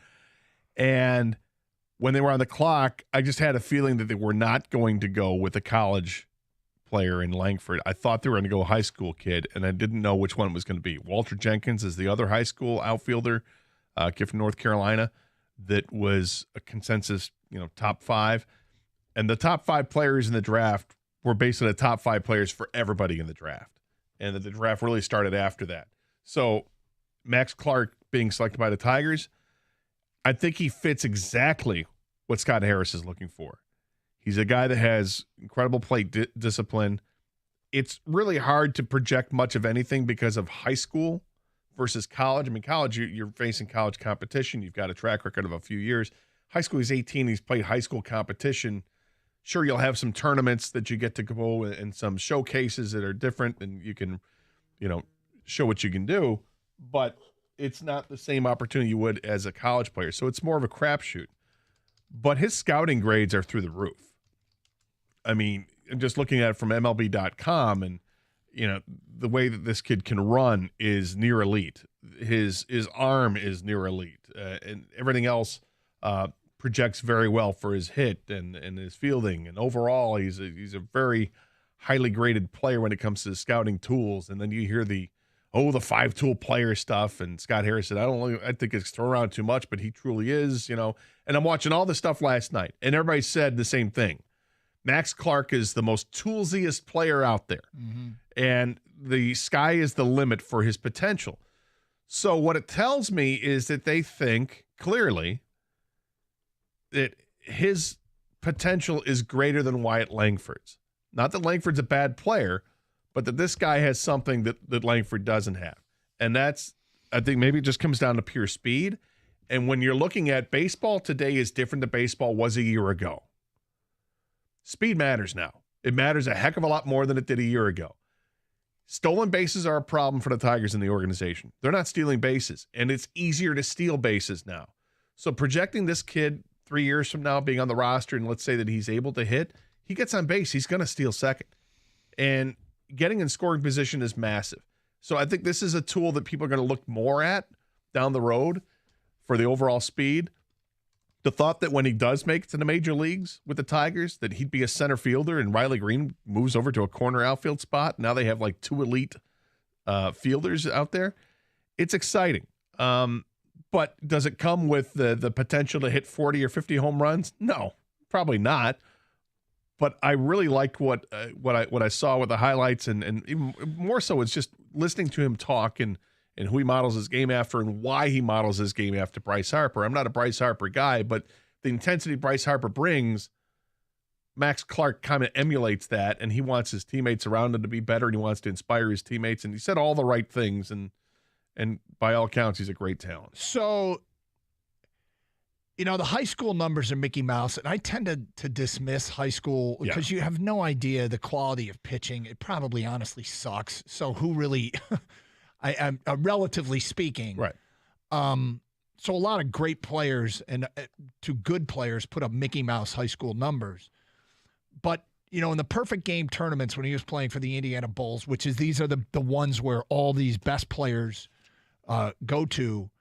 I mean, this kid stood out and had the number 2 high school playing ranking behind the kid from North Carolina, whose name escapes me, but he went right after him. Walter Jenkins. Thank you. And yet some people said Max Clark was the best high school. I think he won the Gatorade Player of the Year. So in perfect game had Walter Jenkins ahead of him, but that's when he's going against the best of the best playing travel ball. And so that means more to me than any of his high school statistics. But there was something else about this pick that stood out that made me like it. And we'll get to that today, Gator, at 11:18. Open lines, 248-539-9797. Carson Anderson, 97.1, The Ticket.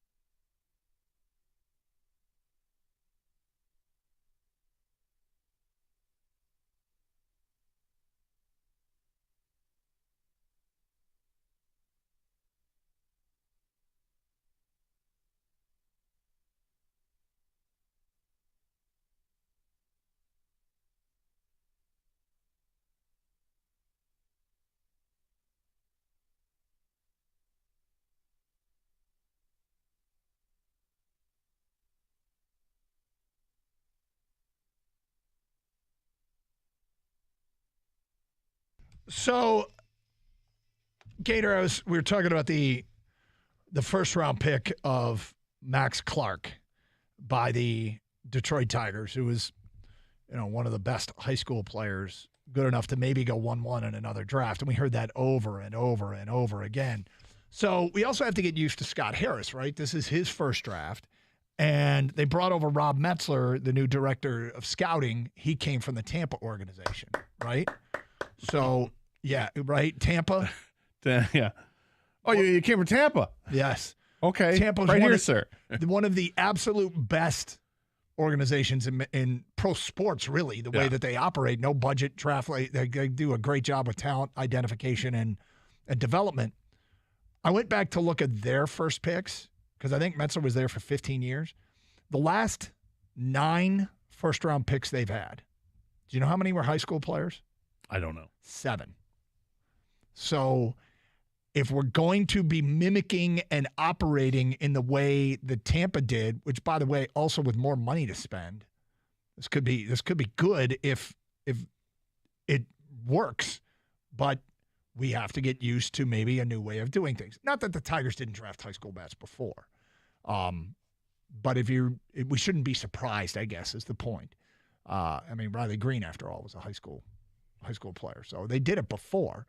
Castellanos was. But maybe, just maybe, this is the new world order, that the way that they'll operate. Well, something else I really liked about when I was reading and doing some research on Max Clark, and it's something that Scott Harris had said, was that he made an adjustment, from his junior year to his senior year in high school. Apparently, his junior year, he was hitting a lot of ground balls. He made an adjustment with his swing, and it changed things dramatically for him. And where now he was hitting line drives, and he's got this great gap-to-gap power with hitting the line drives. He's not concentrating on the launch angle just yet to launch balls over the fence, but he's barreling it up and he's hitting the ball real hard. And making that adjustment is impressive to do it from, age 16 to 17 or 17 to 18 or whatever it was for him. And Scott Harris said, look, these are the kinds of adjustments you're going to have to make in the minor leagues because you're always going to be facing adversity. You're going to go through slumps and you have to push on through it. So we like that he recognized that, changed things up, and is willing to make those changes.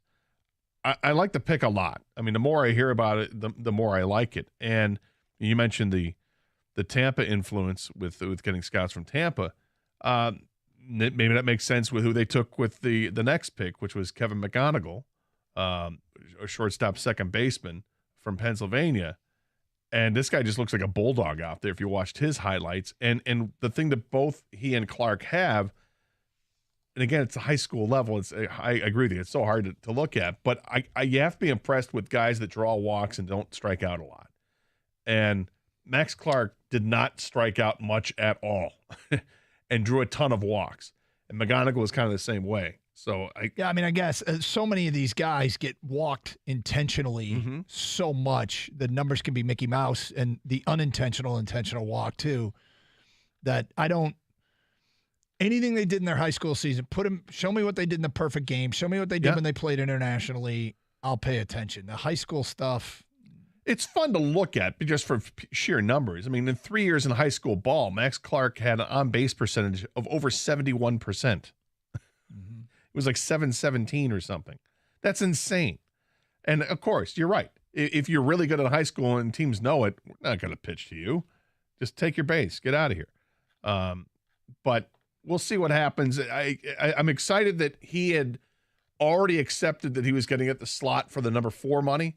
So he's taken a hit of $600,000. The Tigers had the 3rd pick. They're giving him the slot 4 money, which they can use later. Exactly. So maybe that's what they're using to take a guy like McGonigal, who was probably projected higher, and maybe later on with some other players that they can spread some money out to get those high school players to sign. But so it sounds like he's ready to go, like ready to sign. I got my contract, got my bonus, sent me to the instructional league, and maybe by the end of the season, he's taking at bats at Lakeland for the single A affiliate. I don't know, but I can't wait to start watching and see what this guy does on a daily basis. All right, 539-9797 if you want to get into it. But they go a little bit the long play with Max Clark in a year where there were two guys at the top. There was some discussion about signability that might have one of them drop to Detroit. Didn't happen, but they went the high school route. So we'll see how it plays itself out. Yeah, and if you look at the organization and the talent that they have prospect-wise, Colt Keith was a high school player, part of the 2020 draft. And we know where he's at and, like, knocking on the door, got to come up here. Jace Young, another high school guy, right? Mm-hmm. And he's doing okay at high A ball right now, hitting about 250, but OPS over 800. And I think they kind of like where that's going. They drafted Jackson Jobe, the pitcher. A lot of people didn't like drafting a pitcher, a high school pitcher. And yet you look at all the comments about Jackson Jobe, and people they can't talk enough about his arsenal and how advanced it is and the spin rates and all that. He's coming off an injury and he's starting to pitch again, and it just keeps throwing shutout innings when he's pitched. He could be electric. That's another high school guy. And then here's a high school guy. So they're flooding it right now with younger players. And I get that some fans aren't going to be happy, that they want the player right now. Well, all those college guys are closer to the bigs. They just are. They should be, yeah. And so now at GM in his first year, am I surprised he went high school? Shouldn't be. Shouldn't be at all, because this is year one for him. He hasn't suffered through the rebuild. He's just starting, in his view. Yeah. So he has every right to do whatever he wants. And like I said, with the director of scouting coming from Tampa did this a lot. Well, we love to do this in Detroit, and that is pair up the players in the draft with the guy that they passed on, right? Mm-hmm. So who they passed on? They passed on Wyatt Langford and perhaps, I guess, Walker Jenkins as well, the high school kid. But really, it's Wyatt Langford, the outfielder from Florida, who now goes to, Texas, I think? Yeah, I mean, if you get it wrong, you're going to be criticized. Of course. And so if you took Wyatt Langford and Max Clark hit or Walter Jenkins hits, then you just got it wrong. The other thing is, if you go back and you look at the first round of baseball drafts, go back in the last 20 years, and you look at it, it's amazing how many players did not pan out that were first-round picks. It's incredible. It's unbelievable. And it's funny, listening to it driving back. I mean, I'm tuned in, and every pick, they're just projecting on what he looks like at the major league level. And I'm thinking, what percentage of these guys are even going to see the bigs? It's so small that they're telling you what they think he might be if it works out.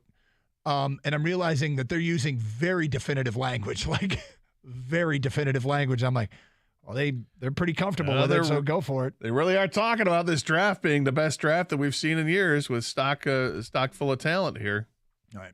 Well, what are they supposed to show? A guy in like a cubicle if it doesn't work out? Like this one, what it might look like if it doesn't work out. I get it, but I'm just laughing because I'm listening to this thing going, it all sounds so good on paper. Some guy selling mortgages. If it doesn't work out, he could look like John Smith over here. Yeah. No, but he's got a great rate. Yeah. But my point was, like, you look at an NFL draft and you've in the first round, there's tons more players that make it from the NFL. That would in baseball. Baseball, I think that's the toughest draft to make it in. Baseball, then hockey. All right, feedback coming in from Marlin and White Lake regarding the DeBrincat trade. My champ, who I think is going to run away with it today, is Steve Yzerman for finally getting DeBrincat here. The biggest need was finally filled, and now we have a first line that can be a top 10 line with Raymond, Larkin, and DeBrincat. Job well done. We got him for next to nothing. My chump is Scott Harris for passing on Langford for a high school kid. No knock on him. He could be something, but you need the proven bat that won't take as long to come up and help the outfield. Just did not agree with the decision. So two things. If Yzerman runs away with champ of the weekend, it's not often you see this, that someone who was the chump the previous Monday bounces back and becomes the champ. Yzerman was voted chump last Monday for free agency. People are funny. Mm-hmm. As far as the Scott Harris stuff and people wanting Wyatt Langford, the college bat, to come here, and how soon would he have made it? We'll see how soon he makes it with the Rangers. It's going to be a tough lineup to crack as well. But if he's up as early as next season, then we'll get a look at it and see what he can do. But I think that the potential and the upside of Max Clark is what was really intoxicating for Scott Harrison Company. And look, this is his first draft with the Tigers. He doesn't get a free pass on it, but this is one that this is where you're going high school with the 3rd overall pick. When there was an outfielder, a college outfield bat that could contribute pretty quickly. You passed on that. All right, man. A lot of pressure on this one to be right. Last week, though, when Yzerman was voted chump, we kept saying, let's wait to see what happens.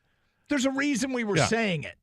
There's a reason we were saying it. I wouldn't have chumped Yzerman until DeBrincat signed with somebody else. Or was traded somewhere. Traded somewhere and signed somewhere else. There was a reason that would have been the time week, to chump. There was a reason last week we were saying it. 248-539-9797. Phone calls, feedback. Carson Anderson, 97.1 The Ticket.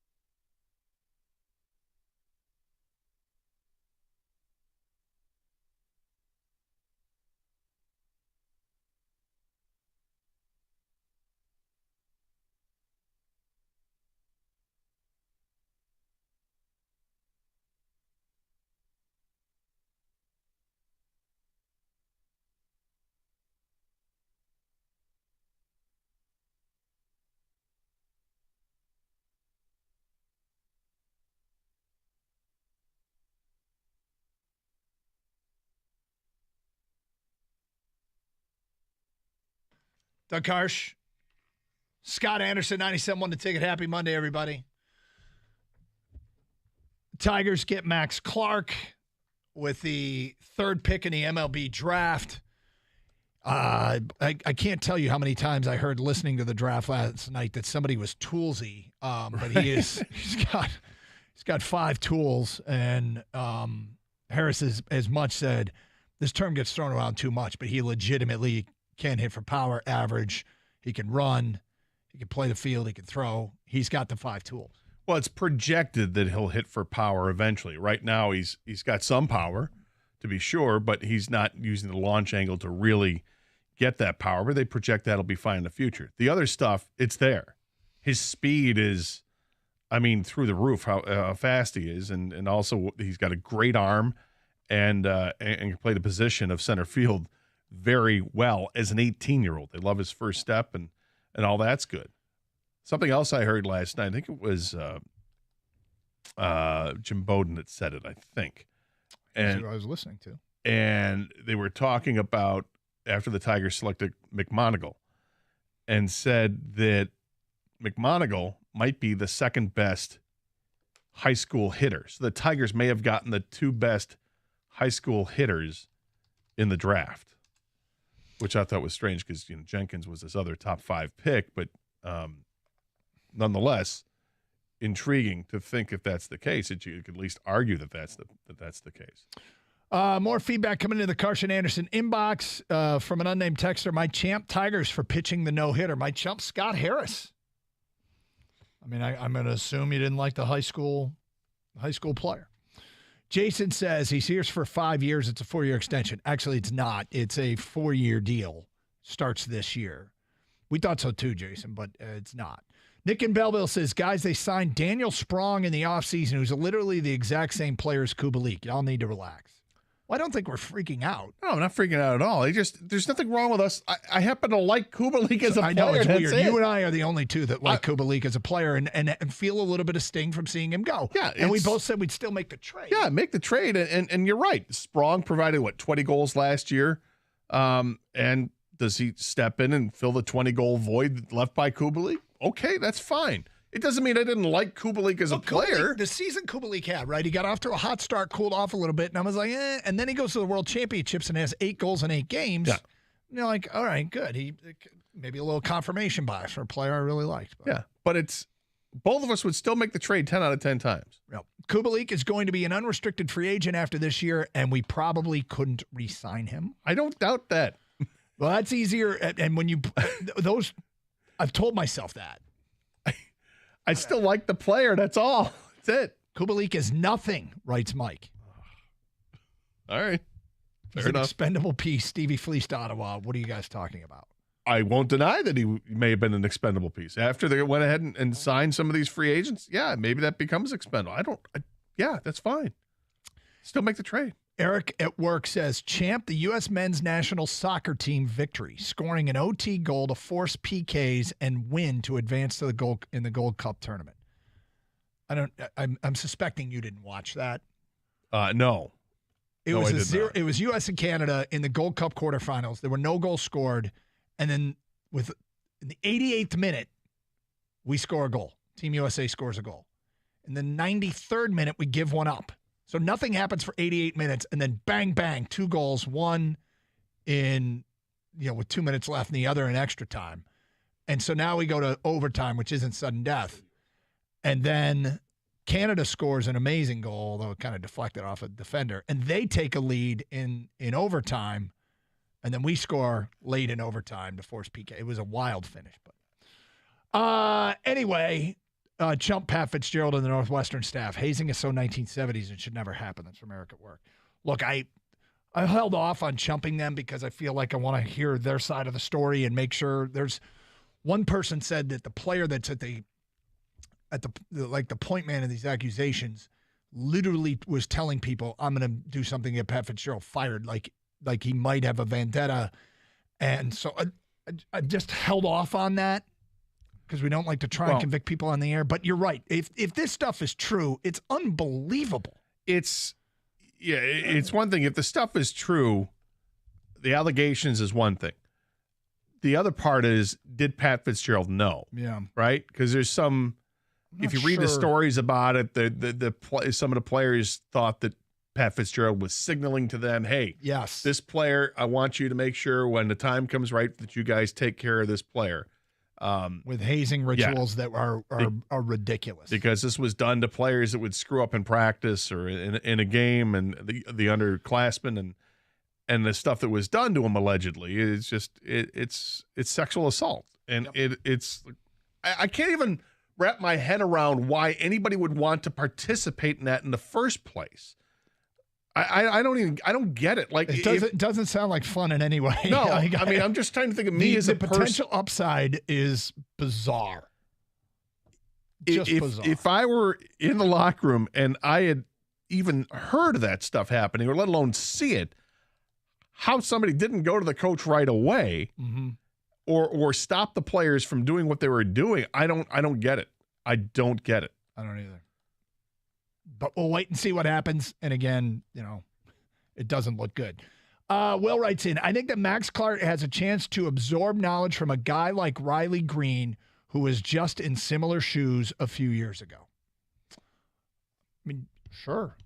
I don't know how much that will help. I mean, it will help a little bit with dealing with some of the challenges of going from high school to the minors. Well, sure. But I think that at least he's got somebody in the organization who's now emerging as a star that he can talk to about it. I think that's cool. I think there are plenty of, like I mentioned earlier, there are plenty of those guys in the system. Chase Young and Colton Keith are a couple of guys you go ahead and talk to. I'm wondering, we should write down a date and put it in an envelope when we get our first. Why don't they call up Max Clark? Call. Oh, you want that as opposed to the date when he actually just when we get majors. the first call. Just when we get the first call. Because right now, at any given time, we can get they need to call up Colt Keith call. Which is justified. Completely justified now. Well, he's I'm at AAA, and he I don't know, been a couple of weeks since he's been there, and he's starching. Has he been hitting? And the Tigers do have a roster spot open. It can it? I don't know. He's been at AAA too long. It's almost been 2 weeks. But what's he done in those 2 weeks? He's killing it. He's killed it. So they'll have the opportunity. They want to bring up an outfielder because Marisnik is the player that DFA'd yesterday, right? Yes. So he was a center fielder, and the crazy thing is he was a great center fielder. He is a great center fielder. Just doesn't have. They knew they were getting Max Clark. Yeah, they just, but they just can't hit at the major league level enough. Even though he had been hitting with the Tigers reasonably well, but they let him go because he's not part of the future. He's 32 years old. I got it. Do they replace him in the roster with another outfielder? Because if they do, does that mean Malloy gets his chance? Is it Parker Meadows? Do they replace him with another infielder like Colt Keith? I really hope it's Colt Keith for just the juice that he brings. I agree. I think you inject some life into a team. I'm not going to say they're just hanging on, man. They're just hanging on to the tattered shreds of contention here in the AL Central. And so introduce a little juice. Because what if you almost roll in the dice, say, all right, what if he continues to hit? I mean, what could he provide? Well, what the funny thing is that, and maybe it's not all that funny, Chris McCoskey of the Detroit News had tweeted out yesterday that the likely candidate to come back to the Tigers would be Nick Maton. And Nick Maton, to his credit, has killed it at Toledo since he was sent down. But I feel like we kind of been there, done that, seen that. And there's no juice. There's no juice to Nick Maton. Excitement. There's no even – because I think of Colt Keith club – I'm not just talking about with the fans. I think you bring Colt Keith into that clubhouse, and even the players that are there are like, oh, let's see what we got. Here you go, young buck. What do you got? Where I know Nick Maton was a popular guy, but – Not popular when you're hitting $160. Next one, Scott Harris shows he's in charge, takes his guy and the best prospect in the top 5 that fits Comerica Park. Langford's right-hand power doesn't fit Harris's philosophy for this park. Well, that's part of it. And I mentioned earlier, right? The fact that he is as fast as he is and can steal bases, baseball is going to change. We're starting to see it this year. I heard Jim Costa talking a little about it this morning with Stoney, and that, we're seeing the 40-40 guys. That could happen again this year for the first time in forever, right? Yep. You're seeing guys that have 30 and 40 stolen bases at the All-Star break. Stealing bases is a part of the game again where it hadn't been in a while. But because they've changed the rules, because you can only throw the ball over once per at-bat to first base, and you've got the pitch clock, and the bases are bigger, stolen base percentages have gone up, and guys are stealing them more often too. So it matters to have somebody on the base paths, and this is something that Max Clark brings that Wyatt Langford wouldn't bring.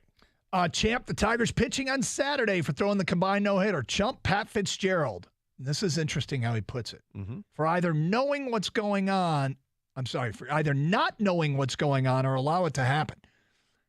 This is probably the best and most justifiable one for Pat Fitzgerald, where I'm trying to stay within what we call guardrails and not trying and convicting people on the air when it comes to very serious accusations. Knowing is bad. is very bad. Not knowing is also pretty damn bad. Like, they're both pretty damning. Yeah, I mean, obviously we've seen and heard stuff locally with over the last couple of years with what do coaches know and when do they know it and what do they do about it. And Pat Fitzgerald is, I mean, you talk about putting somebody up on a pedestal in college football ranks. Mm-hmm.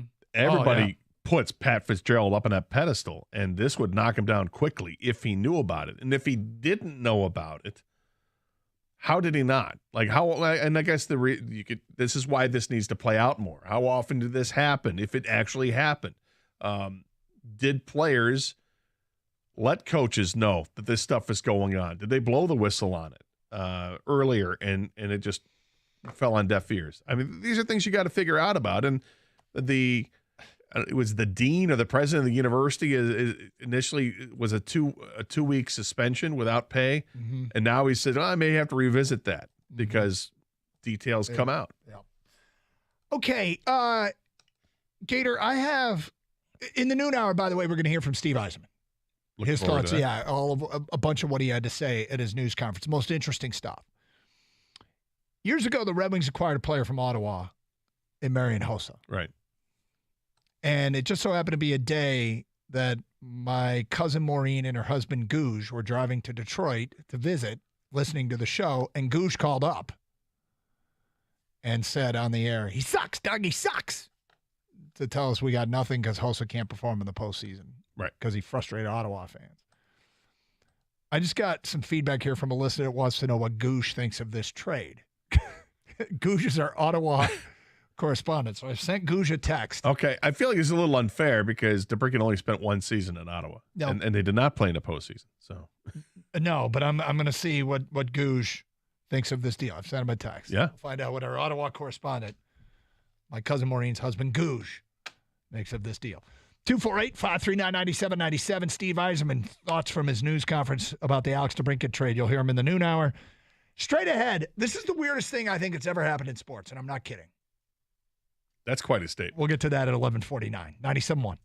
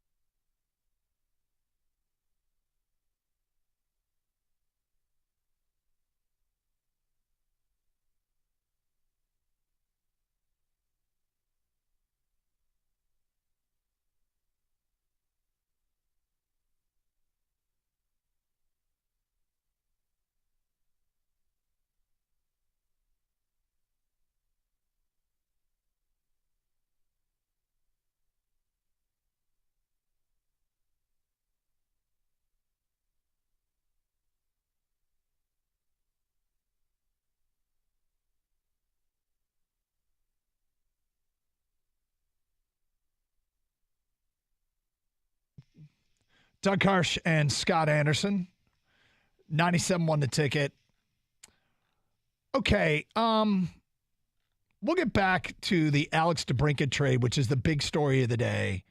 And look, the guy to hear from is Steve Eisenman. He talked at length with the media this morning while we were on the air. So it's been cut up. We had a chance to listen to some of what he had to say, and we'll play the best of what he had to say today in the noon hour. So stick with us for that, as we'll circle back to that as a topic.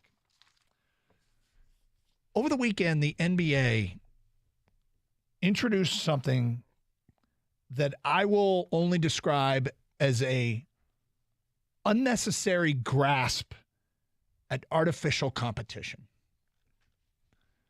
They are introducing... Was that Britney Spears versus the entourage of Victor Wembanyama?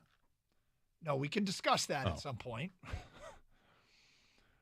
But... A different kind of grasp. They are introducing an in-season tournament that these games are going to count towards the regular season, but you're going to play a tournament in the middle of the year. We may find that this is wildly entertaining. We may find that. I can't imagine that being the case, but I'll wait to see how I feel in the moment. My first thought is, what in the actual F are we doing? What is this? What is the point? And this is going to be like November into December. They have 6 pods of 5 teams each. Right. You will play everyone in your group. The 6 winners will advance, and then 2 wild cards to bracket play. All these games, Kang, am I right, except the championship game actually count towards your regular season record? Yes.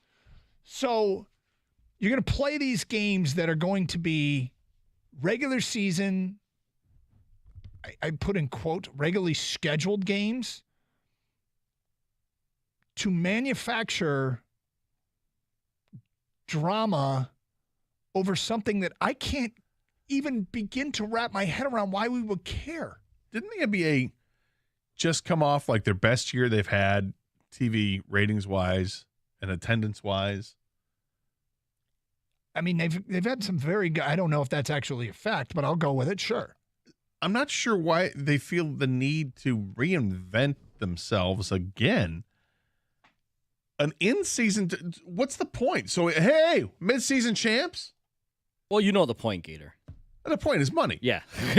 and trying to create even more interest at that time, which is just, I don't understand how this creates, does this create more interest for you? Not even a scintilla. I mean, Kang, you're a basketball guy. So, yeah, I'm a big basketball fan. I'll stay up and watch West Coast basketball during the regular season, love Summer League, all that stuff, right? So maybe they're not asking me and more asking the fringe fan, but as someone who pays attention a lot to the NBA, my first thought even before they announced the rules and the format, when they announced the in-season tournament, I said, why? I just said, gimmick. This is a total gimmick. Do we need this? I understand Adam Silver and the NBA is always kind of trying to, they model themselves as, they're an international sport, right? It's widely popular around the world, not just the country. And so what other sport is popular around the world? Soccer. Mm-hmm. Soccer does in-season tournaments. They do. They really do. And people love them. Okay?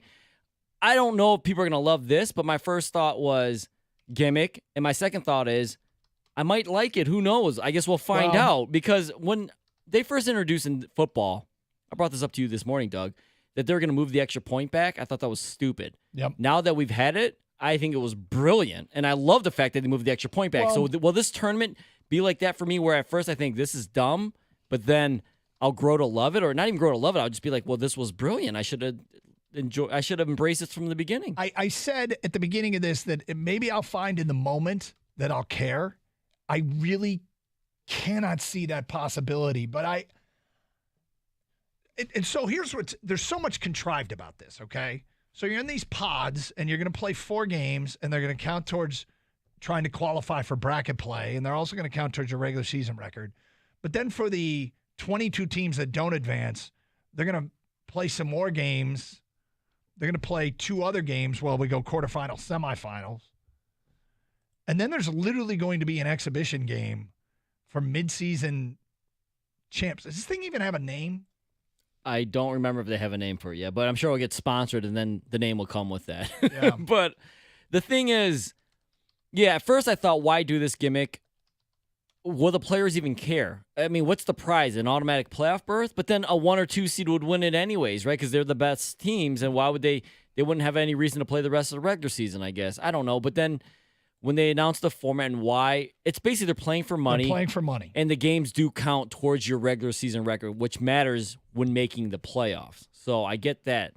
And as far as scheduling, you're probably thinking, if you're listening, well, only certain teams advance, they're going to be behind games, right? The other teams that don't advance, they will make those games up as part of the schedule. Literally the only game that doesn't count towards your record and stats is the final game, which is the championship game. So they're just labeling the middle part of the schedule as a tournament. Yes, they're just gonna. That's all it is. It's marketing. It's drumming up more interest, more money. We're trying to. There's going to be a tournament. It's going to run from November 3rd to November 28th. Yeah, there's going to be a tournament MVP, just like anyone who's played any kind of sports where there's a tournament, they have a MVP of that tournament, right? There's bragging rates, I guess. Mm-hmm. I don't know how this is going to turn out. I don't feel like they need it either, guys. But I've been wrong before. So I have too. I try to be open-minded. But I saw this and I'm like, what? Well, here. And we're going to crown a champion on a Tuesday night. Yeah, and on a random Tuesday in late November. Right. Well, otherwise, would you care that random Tuesday night, though? That's what they're trying to do, too, right?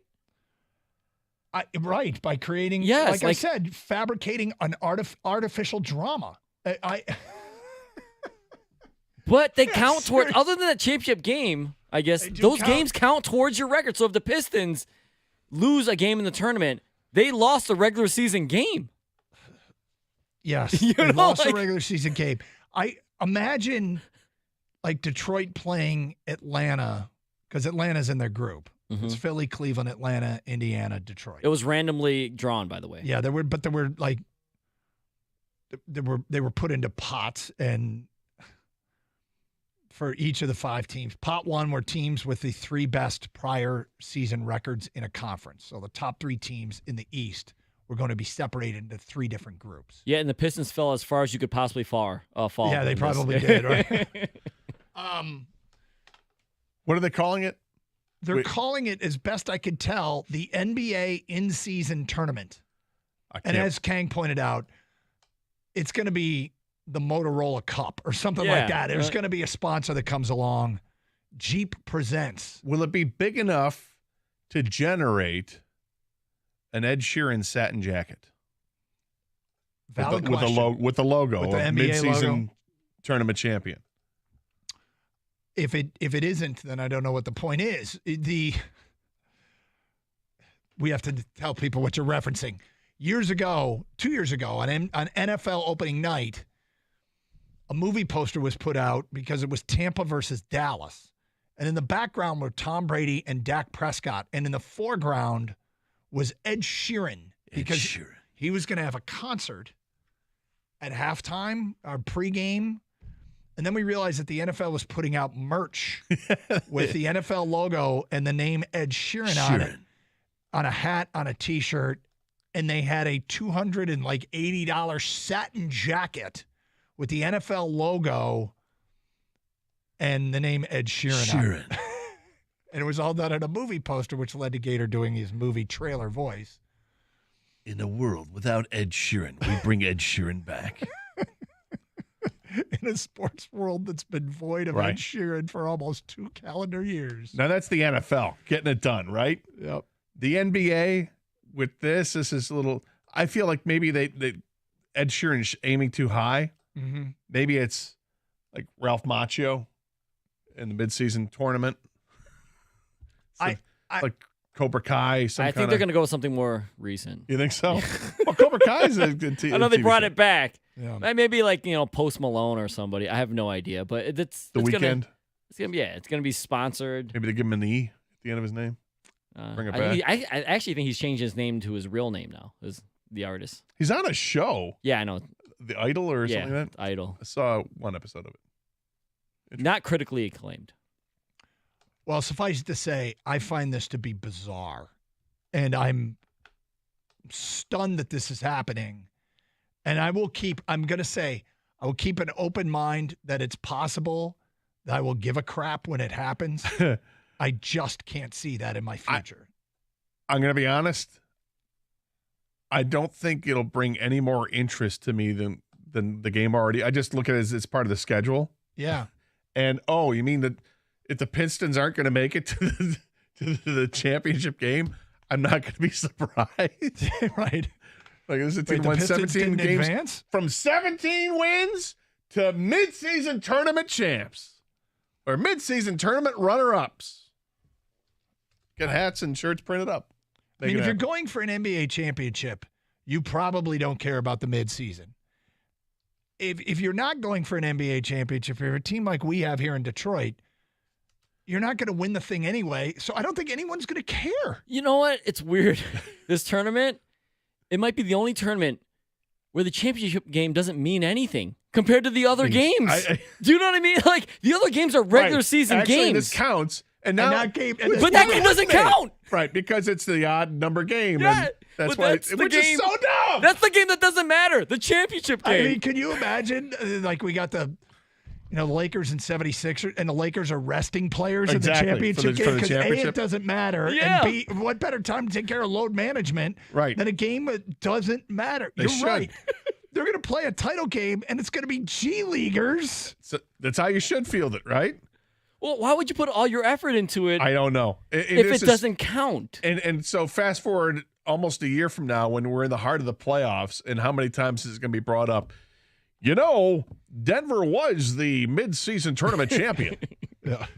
So you're probably asking, what's the incentive for playing? There is an incentive. Yes.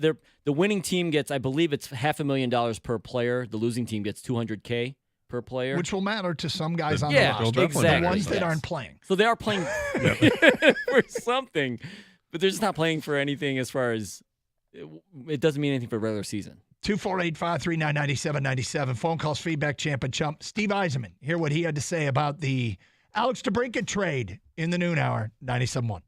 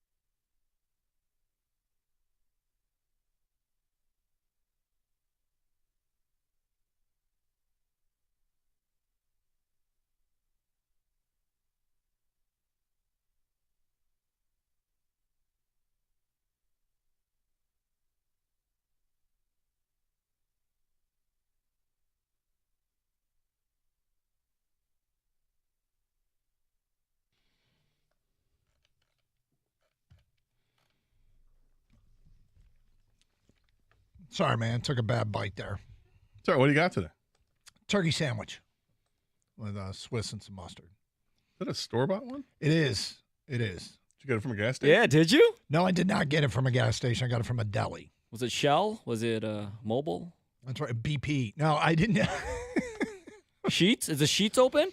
There's not a Sheets open. Sheets yet. last week, as you heard. Yeah, there's one coming to Romulus in the next couple of years, but voted the best gas station hot dog in America. Yep. Belongs to Sheets. Can't wait. Doug, if a gas station was voted the best turkey sandwich in the country, would you eat it? Would you go there and get one from a gas station? Good question, because I love I love venturing into new delis and go to a place. Not the city, but no, but if there, I'm in it. So I'm in a town. I've never been there. All right, what's the best sandwich I can get here? Like, what's the go-to sandwich spot? And if it so happened to be a gas station, like I was driving up north. I think I told the story once. We stopped in Shepherd, and we were going to get gas. And I was hungry, and I'm like, all right, is there any place here in Shepherd?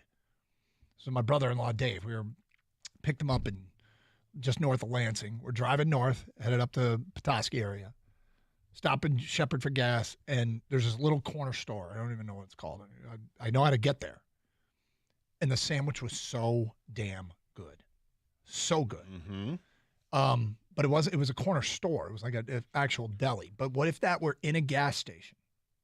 Would I actually try? Because we had this conversation last week. I've never had any pre-made gas station food. Never a heat lamp pizza or hot dog, a taquito. You haven't lived, Doug. Never I think gas station egg salad sandwich just screams food poisoning. You're taking chances. Yep. And would I do it if something was voted? Yeah, I would if it was voted the best in the country. I think I might try it. Voted Sheboygan County's best turkey sandwich at the gas station. Right. So anyway. We got him, Gator. Yes, We got him, yeah. He's going to do it. I hear what you're saying, Doug. Kind of. Find me, seriously, find me if that's ever been named best gas station turkey sandwich. And if I'm ever in the area, maybe we'll see.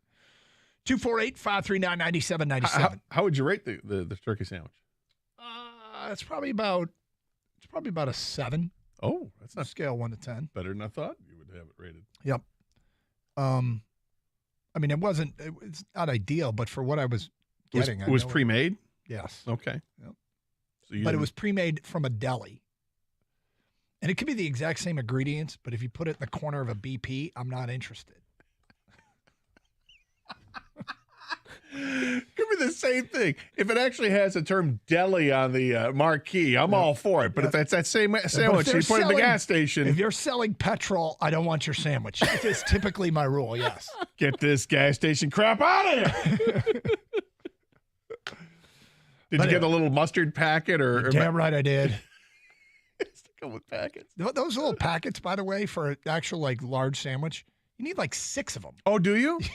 It's like, here's one tiny squirt of mustard. Yes. This is why I hate packets. Mm-hmm. Because the mustard packet is like half the size of a ketchup packet, and both are too small. Yeah, well, I have multiple ketchup packets, to say the least. All right, let's get back to your open line calls, 248-539-9797. Mondays mean Champ and Chump. Votes are flowing in. Get your vote for Champ and Chump of the weekend. Coming up at 12:20, we'll start to replay some of what Yzerman had to say about the acquisition of Alex DeBrincat. He's a Red Wing, and he just addressed it with the media. Some very interesting thoughts about what's next, how the contract came together, what they're getting, et cetera, et cetera. And DeBrincat's talking too, I believe. He is. And if he says anything interesting, and sometimes players do, we'll replay it for you.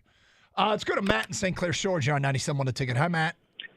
Hey, happy Monday, boys. What's Happy up? Monday, Matt. I just think the economics of this doesn't make any sense to me. So let's say Golden State Warriors win this NBA Players Cup or whatever it's called. Steph Curry makes $634,000 per game. Right. So you mean to tell me he's going to go play an exhibition game and take a pay cut of $130,000 to play some game that doesn't matter to anybody, and he's probably going to go against some jobber who's going to make a name for a $500,000 paycheck, which is going to set him up for the next 2 to 3 years? Or this is like a random Tuesday at a discounted price for Steph Curry? So unless these guys are playing for $5, $6, $10 million for the game. This is going to be like a bowl game. Like everyone's going to opt out or sit out, and it's going to completely like blow up on takeoff. Well, but if they're doing it for their teammates, I mean, it's funny, Matt, because I was thinking the exact same thing during a commercial break. I was walking, I'm like, okay, $500,000. So if you're a player that makes $40 million a year, or actually it's more than that. I'm sorry. If you have to be, you'd have to make 41 million. Yeah, 41 million because 82 games. He's not going. Yeah, he's not going to want to play. That's what it would cost. So why would any of the high-end talent even be involved with it? Even the organizations themselves. You know how much the NBA is going to have to convince the organizations. Look, we're trying to push this thing. Don't bench your stars. We know it's an exhibition game, but don't bench your stars. Yeah. So I just feel like you would have to have such a much bigger incentive. It's got to be like $5-10 million per player for the championship. Because again, if I'm making a $500,000 a game, what's one more exhibition that doesn't matter to me play? Like, even if I make $400,000, if I'm going to do another day's worth of work, make just the same amount of money as if I wouldn't have gone to work that day, I guess I just don't see a financial or even any sort of point to it. There's nothing in there. It doesn't say anything there about a taco bar, does it, Doug? No, it doesn't. Well, it might be one way to entice some players. 248-539-9797. Nick in Westland is next. Hi, Nick. Hey, guys. What's up? How you doing? Yeah, so I just wanted to, about the NBA tournament or whatever thing they're doing. I know you guys mentioned that they do these in soccer, but I actually don't even think it translates that well to the NBA because, for one, with these mid-season soccer tournaments, you're pretty much always getting, multiple leagues involved. Yeah. And it's I'm thinking for, the NBA, obviously they're not doing that, but, theoretically, I guess you could get the G League involved, but that's probably even less reason for people to care outside of the actual G League players themselves. So it's it just doesn't even work on that level. I mean, it works to the point right up to the championship game. It works because the games matter. What doesn't make sense is the championship game because the championship game has no bearing on the regular season. If it gives each player $500,000, some of those players are it's gonna be awesome. But anybody would turn down $500,000 to play a night of basketball, I think, is a fool. All right, so there is the money aspect of it, but for the average fan, I don't know if this resonates with the fan like they would care. Why should I care about a midseason tournament where these players are getting paid money? But how does it benefit me? Whoever wins the game doesn't matter a damn about the season. Kang, we've had a ton of feedback telling us that this happens in soccer, right? In European soccer, they have these mid-season tournaments. There's some, yeah. But correct me if I'm wrong. They're all sort of completely different than what they're actually playing for. In the NBA, it's NBA teams competing against NBA teams to be crowned NBA champion. And then we're going to have, in the middle of the season, these same teams play against these same teams to be crowned what? A midseason tournament champion. It's not any different. It's not like NBA teams are going to start playing teams in Europe for this, Super League Cup or something that is completely different. It's the same teams that are playing a whole season are now supposed to get together, and we're going to have these games that count towards this tournament for a month. I try to be open-minded, but this is one of the weirdest things I ever remember being introduced in sports. And I think 20 years from now, we're all going to be sitting around telling our grandkids. 30 years from now, we're all going to be sitting around telling our grandkids, you won't believe what the NBA did once. Would you believe? I mean, it's a 30 for 30.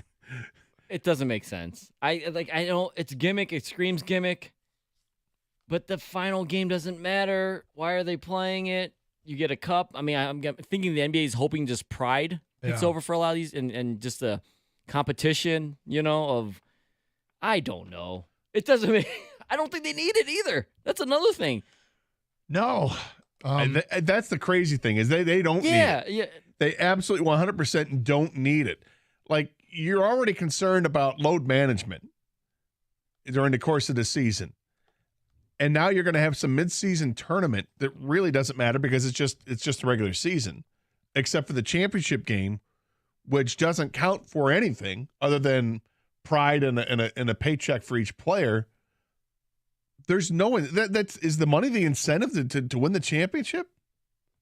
I don't. I for many of the best players, it won't be. A half an hour ago, when you brought up and you said this is how did you phrase it?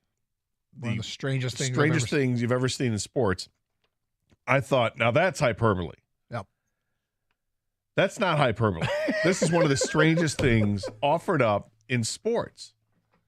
The way that they've got it offered up. Had it been a mid-season tournament, like you said, taking on, not NBA teams, but teams in basketball leagues in Europe. The Champions League. Right. Or something. Then I kind of get it, even though I think they'd love to do something like that, but how are you going to get players to commit to do that, or teams that would allow the players under contract to do that when they could risk injury? It doesn't make sense. It'd be like, the NHL competing with the KHL and the Swedish league and the European leagues in hockey. Would they do something like that? Would that be interesting? Hell yes, it'd be interesting. But again, you're probably not going to do that. I mean, it's tough enough to get the NHL on board to allow for the Olympic things. But this one doesn't make any sense. All right, Steve Yzerman addressed the media and talked about what they're getting in Alex DeBrincat and what could be next. You will hear all of that starting at 12:20 here on Carson Anderson 97.1. Hey, you tired of maintaining your tired old deck? Well, rise above maintenance with Trex composite decking from Builders First Source. Trex decking is fade, stain, scratch, and mold resistant. You got a red wine spill or scorching sun, you really don't have to worry about it because Trex decking maintains its premium ageless look no matter what you throw at it, with decking to fit any budget.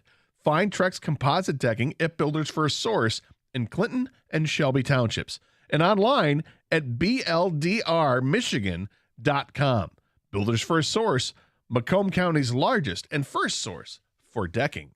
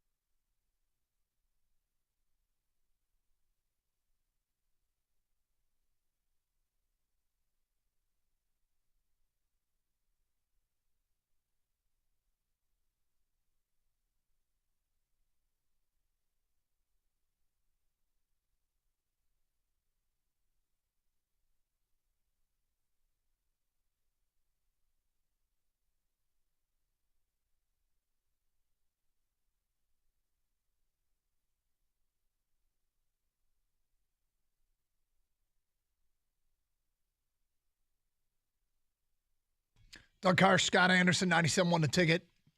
Let's go to Paul. You're on 97.1 The Ticket. What's up, Paul? Hey, guys. I've buddy and we've talked about it a few times. The season inside of a season or a tournament inside of a regular season. We've talked about what if they resurrected the Norris, right? And they play a Norris Division tournament with inside of the season. And on those games, when Detroit's playing Toronto, they wear their uniforms from the 70s. And when Minnesota play, they could schedule a mini season inside of the season, like a little round robin. Do we need to? It would be cool.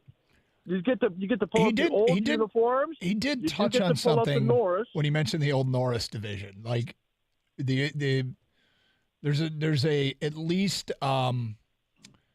a tradition or a history involved here that you could maybe tap into some nostalgia. I'm not saying that this is something that may work, but I'm saying I like that idea better than what the NBA is doing. Yeah, but the problem with that is that there's only 21 teams that could really participate, because you get back in the day when you had the Norris and the Smythe and all that, you only had 21 teams. Now you've got 30 teams, Yeah. 32 teams, whatever it is. So 248-539-9797. We'll take one more on this. Mark. Hey, Mark.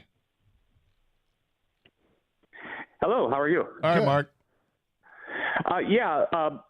When they made the announcement for this NBA Cup, I was a little confused because they mentioned that it was because of the growing international audience and the number of international players. I was like, well, that's pretty cool, and they wanted to structure it similar to like European associated football type tournaments, because they have mid-season tournaments. But there's a couple things that the NBA thing is missing that are over in Europe. The first is the clubs over in Europe are playing basically every club in those tournaments in their pyramid. So you have like the highest level, like for example in England, you have the highest level being the Premier League, but they could conceivably be playing clubs from like the lowest level. That's why a lot of people in England are really excited about those, because you have like some clubs that like maybe have like 1,000-seat stadiums that are playing like the big ones, like Manchester City in this tournament.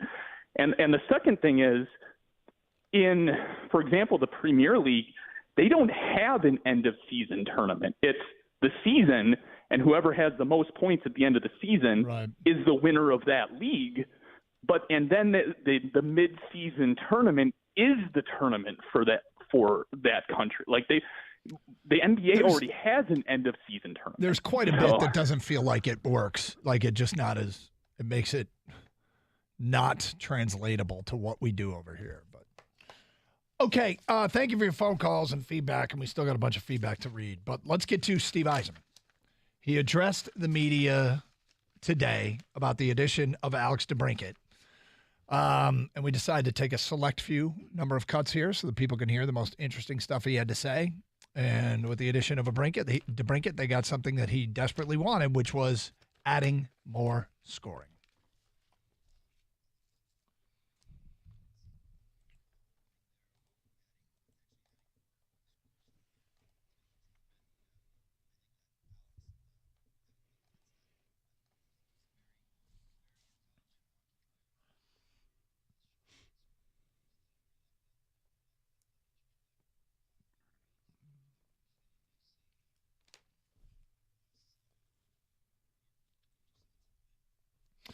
So, a couple things here. One is, I think it was a week ago today, and it was after the first round of free agency, was when he talked about, I'd like to add more scoring.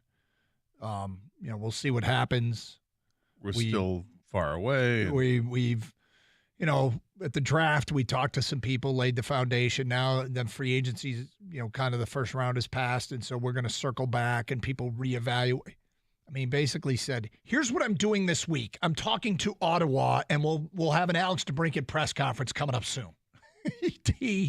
Without saying it, Steve Yzerman is so reserved and says so little But we read between these lines 1 week ago, and you knew he wasn't done. You knew he wasn't done. And he, in the most boring way possible, told us that he was still working on stuff. And I believed him. I totally believed him. Well, I'm looking back to a show that I did with Jim Costa about a week and a half ago, from July 29th. And Yzerman had spoken. It was right after the draft. And Yzerman had a quote that said, "Not at a point to go for it." And that was kind of tempering the enthusiasm of the fans because everybody thought they were going to make that trade for DeBrincat on draft night, and it didn't happen. And he said, not at a point to go for it. And, the show took a turn that day. You weren't here. Jim and I were doing it, and Jim was very adamant about it. It upset that, it's kicking the can down the road for a while. And I said, well, just hold on. Let some time go by. And if you want to be upset after DeBrincat is not a Red Wing, then that's fine. But being upset while DeBrincat still doesn't have a team, just hold off on it. And here it is a week and a half later. And now we're having a different press conference. I think that was his safety net in case this doesn't happen. Hey, we tried. Well, and the one thing Jim was saying, he goes, tell me he's lying. Just tell me that Steve Yzerman is lying. And I'm like, I kind of think he's lying. I mean, let this thing play out. I think they know they're in a good spot with Ottawa, that they're one of only a couple teams that can make the deal, and that I think that they'll make the deal. All right. So a 4-year contract, which is less than most people expected. How did that come together? Here again is Red Wing General Manager Steve Yzerman.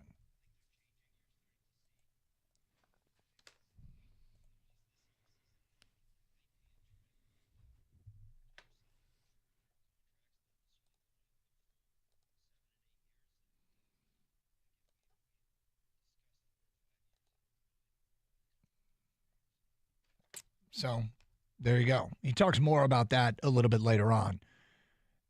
This was the biggest, the annual value being less than $8 million and the term being shorter than everyone expected. At some point, DeBrincat talked today as well, and we may get to what he had to say. I wonder how much of this was because he's from Detroit, that he just agreed to Detroit's terms. Yeah, and did he cost himself some money by giving a hometown discount? Is this finally where we hear about a hometown discount and it actually showed up? It might actually happen. I think it might be. And did he get that with Dylan Larkin too? Yeah. Because I think he did. We've talked about the hometown discount for you and I. This is our 17th year doing the show.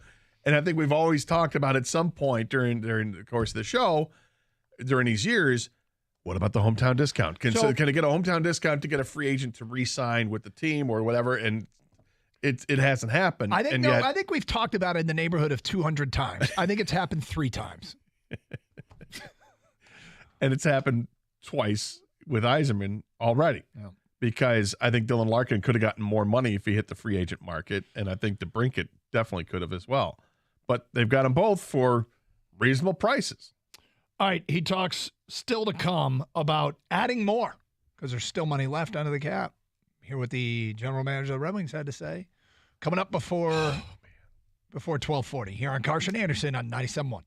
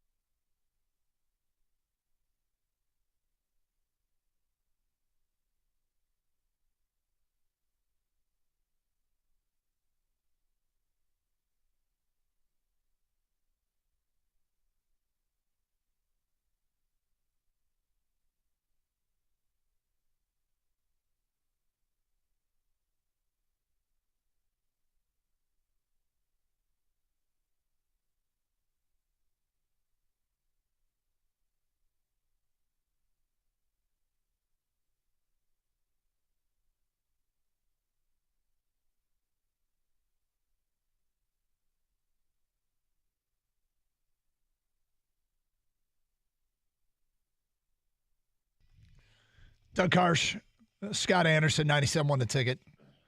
Open lines, 248-539-9797. All right, so more from Steve Yzerman today. The addition of Alex DeBrincat, he met with the media. And, you can replay the entire thing, and sometimes some of these things get a little long. So we try and bring the best of what he had to say. So, brings us to Steve Yzerman talking about what they got in Alex DeBrincat. He said he wanted more goal scoring. They got a guy who's twice scored 40 goals. One year when the COVID year, he shortened season, was on a pace to score 50. And here's what Yzerman had to say about the player they got.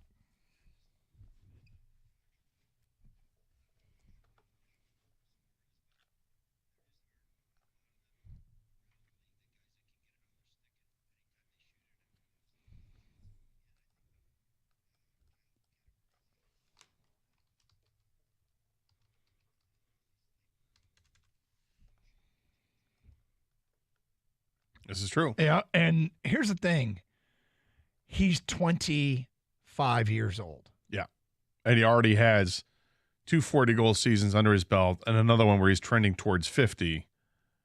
But because of COVID, he only ended up with 32 into 52 games. It's pretty impressive. If the criticism and the concern is, he's not playing with Patrick Kane anymore, it's also true that his best years might still be ahead of him. Sure. I mean, people tend to think you reach your athletic prime in your late 20s. I don't think you peak at 22, 23 years old. No. So, and the other thing is, I mean, does it feel like we are getting a player that so wants to be here that he is even going to be extra motivated to be successful? I mean, that's the whole hometown thing. Sometimes you get guys and it's personal to them, because you grow up in Detroit, typically a Red Wing fan. Yeah, and he did. Mm-hmm.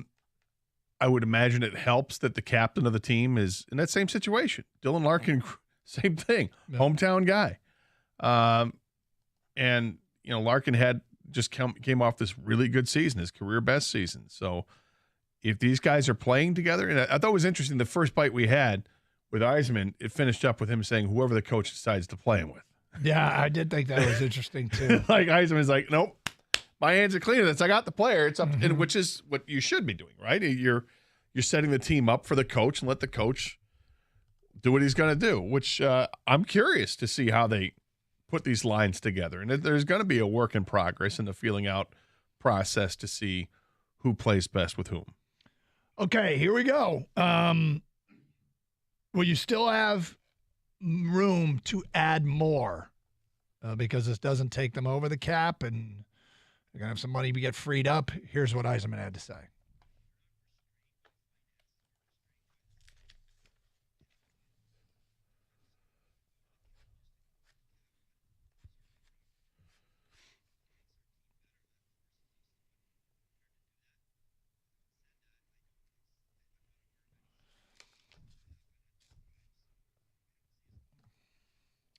I haven't seen a cap number yet since this trade has taken place because they lose Kubalik's $2.5 million. Mm-hmm.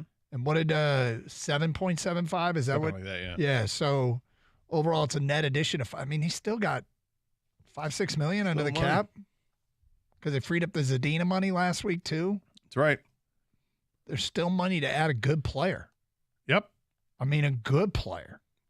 Well, so I think as far as free agents are concerned, right now, guys are ready to hit the ice right now. I don't know if there's many free agents out there that are going to be opening people's eyes and having people clamoring, so you got to get this guy.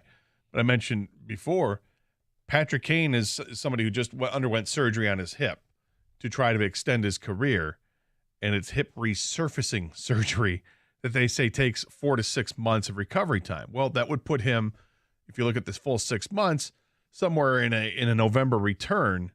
And he's not going to be signed by anybody just yet. I mean, he's going to have to prove that he's healthy to teams and probably go through some sort of showcase or open tryout or at least bring other teams in to take a look and see what he's got. But if he's got the goods still, if he can still play, then that's somebody I imagine you could probably get for on the cheap on a 1-year deal. and somebody would be a dramatic upgrade to this team again if he's healthy. If he's healthy, it's a big if. I just looked at the spot track numbers and did the math for the contracts they're losing and the contract they're adding. I still think they have $8.4 million. Like they could still be a player. Like this offseason could still be very interesting. And in classic Yzerman fashion, he didn't tip his hand in any way, but there's no reason for them to be done. No reason for them to be done. If they want to pursue more, they can pursue more if something makes sense. I'm just repeating what he just said, but that's quite a bit of money. Still some flexibility. Yeah. All right, more from Steve Yzerman. And let's go with 12 here. Okay, sorry, we're just working our way through it because I'm hearing some of these for the first time. All right, the shorter-term deal. 4 years. Apparently, these shorter-term deals, these are Yzerman's thing.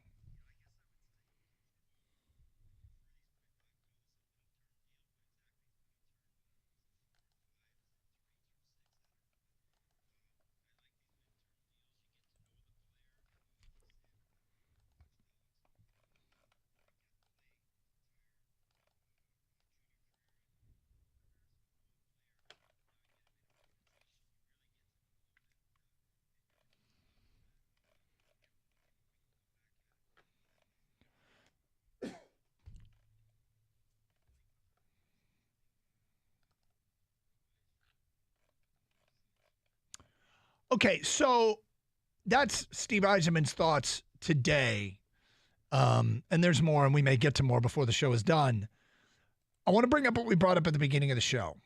Because I kind of feel like you and I just got slammed for it, but I want to make sure the new audience hears what we said that got us slammed. You and I both really like Dominic Kubalik. Yeah. And I really liked him at $2.5 million. And I really liked what he just did at the World Championships. And, you don't get something for nothing. One of the reasons this deal is being praised is because Yzerman built a wall around his top prospects and said, no. You don't get Casper, you don't get Evanson, you don't get Bergeron, you don't get any of the guys that would typically go for a veteran. But he did give him back a player that at his price was pretty good. Now, again, you don't get something for nothing. I feel like what I've discovered here in the wake of this trade is that you and I valued Dominic Kubalik more than others. And people will say, oh, yeah, they made up for that production from other their free agent side. Daniel Sprong or whoever. And I get it. Yeah, I do too. That's fine. I kind of envisioned a world moving forward that had Kubalik and Sprong. Right. Well, that's Right. that's it. I like Kubalik too. But, and I'll speak for both of us, make this trade 10 out of 10 times. Yep. 10 out of 10 times. Absolutely make the trade. But I honestly it's just a feel player like- I happen to like and that you happen to like. We both happen to like Kubalik, but that's the price that you pay. And a lot of people don't think it's much of a price at all for an expiring contract. And, by the way, you've added 5 other forwards to this mix or whatever it is. And somebody's going to make up that lack of goal. Okay, I'm cool with it. That's fine. It's just that I happen to like the player they got rid of. That's all. Yep. Not enough for me to say, no, can't make this deal. Make the deal. And I'm glad you made the deal. And you know what's funny, though, is whenever you trade a prospect, when that player gets shipped off, I immediately shift into, well, I hope he never pans out. Because when you trade a prospect, it's possible that you are literally trading nothing. And that is easier for me to stomach sometimes than a player where I think it's not nothing. So I kind of expected them to give up that hopefully nothing, but I could see why Ottawa would want that player. But it's way too early to know if Carter Mazur's going to pan out. Way too early. However, in my current thinking, I hope he does. If Carter Mazur were the player going to Ottawa, I would immediately shift my thinking. Right. But it's like there are players like that in every sport when you make those trades, right? Like with the not the Pistons, but the Lions. I mean, DeAndre Swift. Yeah. Do I want DeAndre Swift to have a good season? Nope. Not at all. With all respect due to DeAndre, who never did anything to hurt me. Right. I don't want to rue. But you're not a Lion anymore. Yep. So yeah, I hope you end up with Kenny Galladay like season.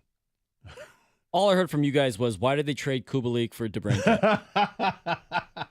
That's all I heard. That's funny because I can't. Apparently, that's all people are saying, right? Yeah, we know how this works. Why do you guys hate the trade so much? Yeah, right. That's it. Make a trade 10 out of 10 Stop leg times. humping him. All right, let's get to your phone calls and feedback. Alex DeBrincat's a Red Wing. Champ and Chump votes, get those in. If you missed ours, we'll reset that at 12:55. It's Carson Anderson, 97.1 The Ticket.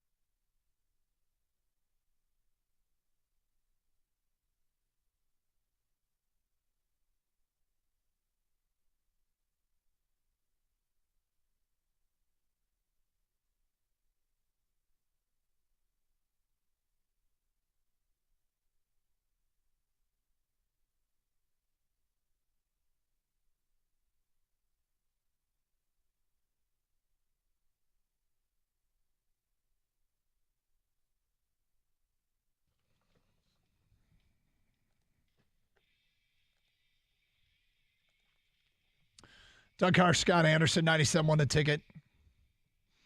248-539-9797. Kyle writes in, I equate the NBA in-season tournament to the Maui Invitational in college basketball. Of course, I want my team to win it, but if we don't, I'm not going to lose sleep over it. And if we do win, I'm not hanging a banner for it. Interesting perspective. Well, I mean, what does the Maui Classic do for you?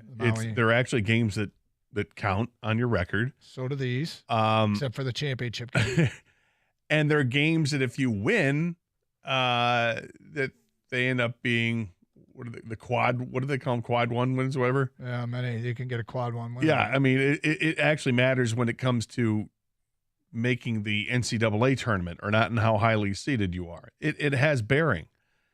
This in-season tournament, for the most part, it's just okay. They're regular season games that are turned into a tournament format, but they're regular season games, except for the championship game, which has nothing. Yeah. There's no juice. The only juice about it is money to the players, of which probably half the roster will care about. Right. The other half, it'll be less than they make in their regular season game. So it's just strange. Not the other half, but there'll be a there won't be, sizable but number of people that don't care about the $500,000 prize money. I would imagine the teams that are competing for that championship have multiple players that are making a ton of cash. So, but who's going to turn down an extra $500,000? Yeah, is the NBA in-season tournament championship game in effect like a bowl game that doesn't matter it's not one of the playoff bowl games? Is it just? Yeah. Is it a pinstripe poll? Yeah. Yep. Kinda is a pinstripe. Kinda, Yep. yeah. 248-539-9797. Let's get back to your open line calls. We got Corey on a cell next up. What's up, Corey? What's going on, guys? So earlier in the show, you said the length of DeBrincat's contract was a surprise. I said that. Yeah, I was surprised surprised it was only 4 years. Yeah. Well, I mean, with the current state of the NHL, I mean, it's this is the first time in a long time where high-end players and NHL teams are pretty much simpatico with length of contract based on the COVID season and all the escrow that players are paying in and the projection of teams' caps years from now. Like, for instance, like Austin Matthews and Sebastian Aho are entering the last year of their contracts, and they are seeking 4 and 5 year length deals. I mean, just as an example. No, I think it does make sense. I mean, for the player. They want to bet on themselves and go ahead and do it. Yeah, I'm thinking, because the reports early on were that the difference is the player is looking for a 7 or 8 year deal, and Eisman doesn't want to go that far, and I wouldn't have wanted to go that far either. But I didn't think it was going to be 4. I thought, okay, we're looking at a 6 year extension. Is that kind of the sweet spot? But it's 4. Yeah, and I think one of the reasons that Larkin, for instance, was seeking such a long-term deal was, I think it was a lot because being advised by his agent, probably due to his injury history as well. I mean, so that's another thing to take in consideration with like a player like him who has a history of injuries, and I can't remember the last time he finished a season. Has he even ever played 82 games? But that's just a side note. But yeah, I mean. Maybe, and another thing is the aging curve. Like, you're eating up 4 years of, his most productive years as well, which is also a positive for the organization as well. Yeah. Larkin's played 80 games or more 4 times. He played all 82 did he? in the third season he played. Yeah, but he's done it 4 times where he's played at least 80. Wow. Well, I'm wrong. Well, it's okay. No, I mean, but he has missed some games due to injury. It's more lately, yeah. It's definitely, but last year he played 80 of the 82. 71 of the 82 the year before that. Then you had the COVID year, 44 out of whatever it was, 60. And then 71, 76. Yeah. 248-539-9797. Dan's on a cell, and he's next. What's up, Dan? Hey, how's it going? I really like the trade, and for a couple reasons. I think they pick up Kubalik's goals in the fact that Fabry and Rasmussen will be healthy, hopefully. If they're healthy, they should pick up that goal scoring. They both can play left wing and center. They're both in contract years, along with Perron. That's almost $11.5 million of cap space that's in its contract year. All 3 left wingers, so they have a lot of options there. They're definitely going to have enough money to re-sign Sider and Raymond to whatever deals they're going to sign them, probably long 5 year or whatever they're going to give them, or max deals. But I think they pick up those goals with Kubalik through Rasmussen and Fabry being healthy. Dan, don't get it wrong. We understand. They'll pick up goals. That's not the issue. And it's not even an issue. I just happen to like the player. Yeah. Well, yeah. That's I all. like him too. Well, that's I was it. surprised. I honestly thought maybe Fabry would have been traded, but with his injury history, Well, he's no gotta one's going to grab seriously- him, yeah, I mean, not at that contract. That guy's So- torn up his knee 4 times or whatever it is. Yeah. Right. And, I mean, who knows if he's going to make it through this year. But, yeah, Kubalik, the one thing he brought was at least he was healthy, the whole year. And that's going to be an issue whether Fabry's going to be able to do that. And they might have to pick up a left winger. I mean, that's the thing I would look at. If you look at the left side, pretty much they either have whatever they have in the minors, and then they lose one that was a starter. And you have Perron, he's 35, going to be 36. You're probably not going to re-sign him, maybe to a 1-year deal, but are they going to give him another 5-point-whatever million? I don't think they do. So maybe a left winger is on the horizon here, hopefully. Well, I mean, you can always, forwards can, if you're a rotate a center, little you can bit, yeah. rotate, to either wing, I guess. But it's, I kind of believe Eisman. I don't think they're adding anything more right now. But they've got flexibility where they could, if they had to, say in season. I think that's something that can be had, or if they need to make a trade, they've got flexibility with the cap space. And of course, if you're trading, you're trading players that have contracts. You'll be switching them up. I didn't see if Yzerman said this, and maybe he probably said it's up to the coach. Are you foreseeing a top line of Raymond, Larkin, and DeBrincat? Or do you think they'll try and balance it out and put DeBrincat on a line with like Comfer and maybe Bergeron, something like that as a second line? And or does Comfer go to play with Larkin? He could. I mean, I want think about DeBrincat, and one of the knocks on him is if you're gonna cherry pick a stat that doesn't look good, it's minus 31 last year, right? Yes, which is alarming. But that's 1 year. It's 1 year. A, it's 1 year, and B, there have been so many players that we have heard about. When the Red Wings signed this guy, he's responsible in his own zone, good defensive player, and maybe that's what would put DeBrincat with Comfer because he plays the whole ice. So it's just something to think about to offset if there are some legitimate defensive deficiencies there. Well, looking last year at Ottawa's team, and DeBrincat was second to last on the team at minus 31. Drake Batherson was minus 35 as a forward. Shane Pinto was minus 21. So those are the three worst plus-minus players. After that, it drops down to minus 11. Mentioned earlier, the Red Wings, the worst forward they had was minus 17, I think it was, and that was Lucas Raymond. Yeah. So different types of teams. I don't expect DeBrincat to be anywhere near minus 31, but I don't know if he's all of a sudden going to be a plus player with the Red Wings, because I don't know if the Red Wings are ready to make that move yet to be a team that has half the guys being minus players to now that's changed dramatically. I think there's a change. I think it's a change for the better. And my expectation today, after the signing and after they've made all these free agent moves and the other trades that they've done, my expectation is it's a playoff team. 248-539-9797. Okay, we said we would get to our Champ and Chump nominations. We did this earlier in the show, but for people who missed it, my Champ of the weekend, I went with just Matt Manning, who was one of the pitchers that combined for the no-hitter. But I went with him because not only has he returned and looked pretty damn good, first of all, they need it. In 17 and a third since he's been back, he's only allowed 8 hits. He's walked 7, but he's 2-0 with a 3.12 ERA. It's good to see this young arm returning so good. Even when he doesn't have his best stuff, he's still finding a way. I think that was a case of Colorado, and of course, Colorado can inflate your home run totals and hit totals. And even the other night, still battled through it early in the game. Gator, I'm going with Matt Manning as my Champ of the weekend. Yeah, I took the other way. I went the easy way out, and I took the whole pitching staff that did it with not just Manning, but also had Foley and Langton in the mix. I threw Eric Haas in there and A.J. Hinch because he's the guy that orchestrated it all. And the reason I did that is because this is a rarity in Major League Baseball. Now, I think it's going to become more and more commonplace because of the way that pitchers are used. As you get towards 100 pitches that you're no longer in the game. Because I think we're going to see it happen more times. But it's only happened 20 times in Major League Baseball history. 20. How many times somebody's hit for the cycle? 343. This has only happened 20. So I think you have to treat it as a rarity. Do I celebrate it like I would celebrate Verlander's no-hitter? No, because one guy doing it is amazing. But it should still be celebrated. It's a heck of a job. The fact they did it against that team, that hard-hitting Toronto Blue Jays team, with all that talent, I was impressed.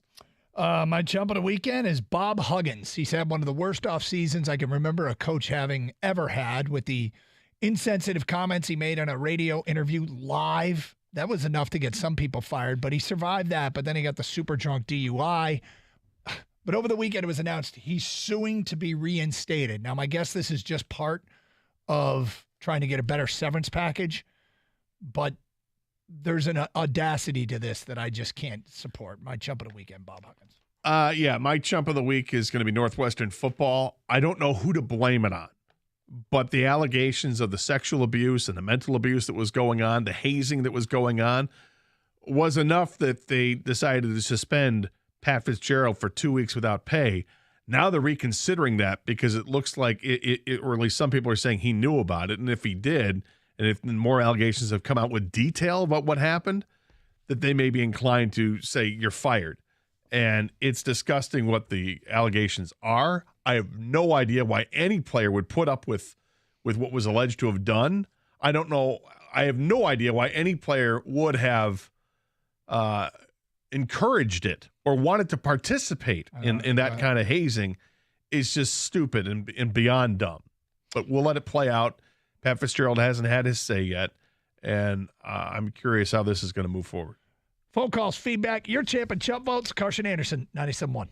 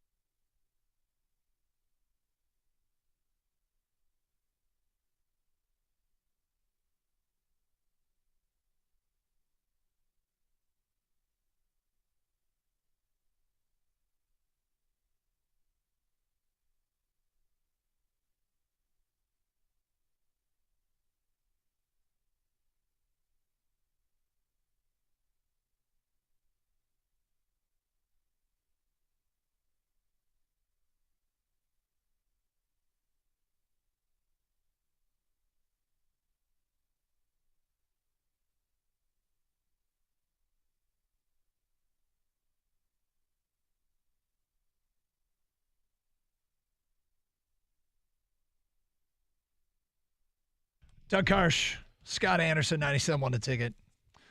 We have a ticket text here from Fat Mark. Fat Mark? Who's apparently driving on I-69. Voice to text these days, people.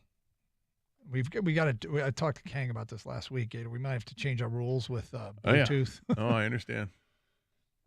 Champ Steve Eisenman, Chump, the NBA midseason tournament. Why? Stupid. I'm going to try and open up my mind a little bit, but it is really one of the strangest things I ever remember is this being added to the NBA schedule, this midseason tournament. I did see something hilarious, though. Let me see if I can find it. It was on Twitch. I was monitoring the Twitch feed.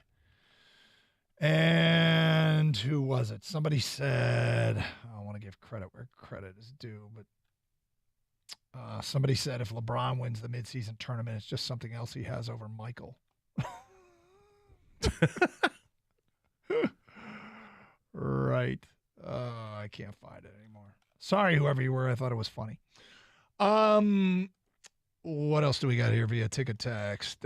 In-season tournaments work in soccer only. When you look at the Champions League and the domestic leagues, nobody really cares about the in-season tournaments for domestic leagues. The only ones that matter is the Champions League. The NBA doesn't have a setup like this to make it worth watching. It's from an unnamed texter. Another one here. If they do a summer tournament like this for the Summer League / G League, it would make all kinds of sense. All the new players and guys trying to make a spot on the main roster, put some pressure on them, see how they do, and a chance to win some money. Let's do that. So I like Summer League basketball. Would I care? I don't know that I'd really care about that either. I would not. I mean, adding money to the mix doesn't do anything for me. No, I don't want my players to get hurt, right? People were talking about how Wembanyama played last night and had the 27 points and 12 rebounds. Yeah. They said I read somebody on social media said that's great. Wrap him up in bubble wrap and he's done until they're ready to play exhibition season, right? Yep. You don't need to play him anymore. We've seen him, and I kind of agree. It's like with the Pistons, they ran with their big three from last year. With Wiseman being the third one, along with Jalen Duren and Jaden Ivey, I feel the same way. All three of those guys had a really good game yesterday. We don't have to see them anymore in the Summer League. Right. I'm glad they got a chance to play with Oscar Thompson and Sasser and the rest of those guys, but I don't need to see the veterans play anymore. It's nice to see them get out there, run with the guys. Now put them away until it's time for training camp.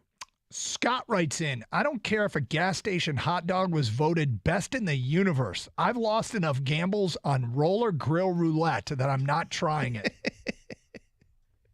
Yeah, but when you hit big. Yeah. It's 36-1. You got to look at them, man. Now that roller, the hot dog roller, I understand. You got to take a look. Yeah, you don't just blindly just give me one. No, you check everything out. Like, is that a natural color? I'm taking a chance. I'm hungry. All right, go ahead, man. Go ahead. You got to look at all the all factors here, man. Come on. Is there a 000? You don't play that roulette. No, you don't do that. This coming Gator question, the sandwich I had, which was a store-bought sandwich, but it came from an actual deli. It isn't typically what I would do, but it was a pre-made store-bought sandwich. It was pre-made. It's not like you asked for the turkey sandwich and then they made it in front of you. No, it was kind of in a hurry, and so I just grabbed it, but it came from a deli. It did not come from a gas station.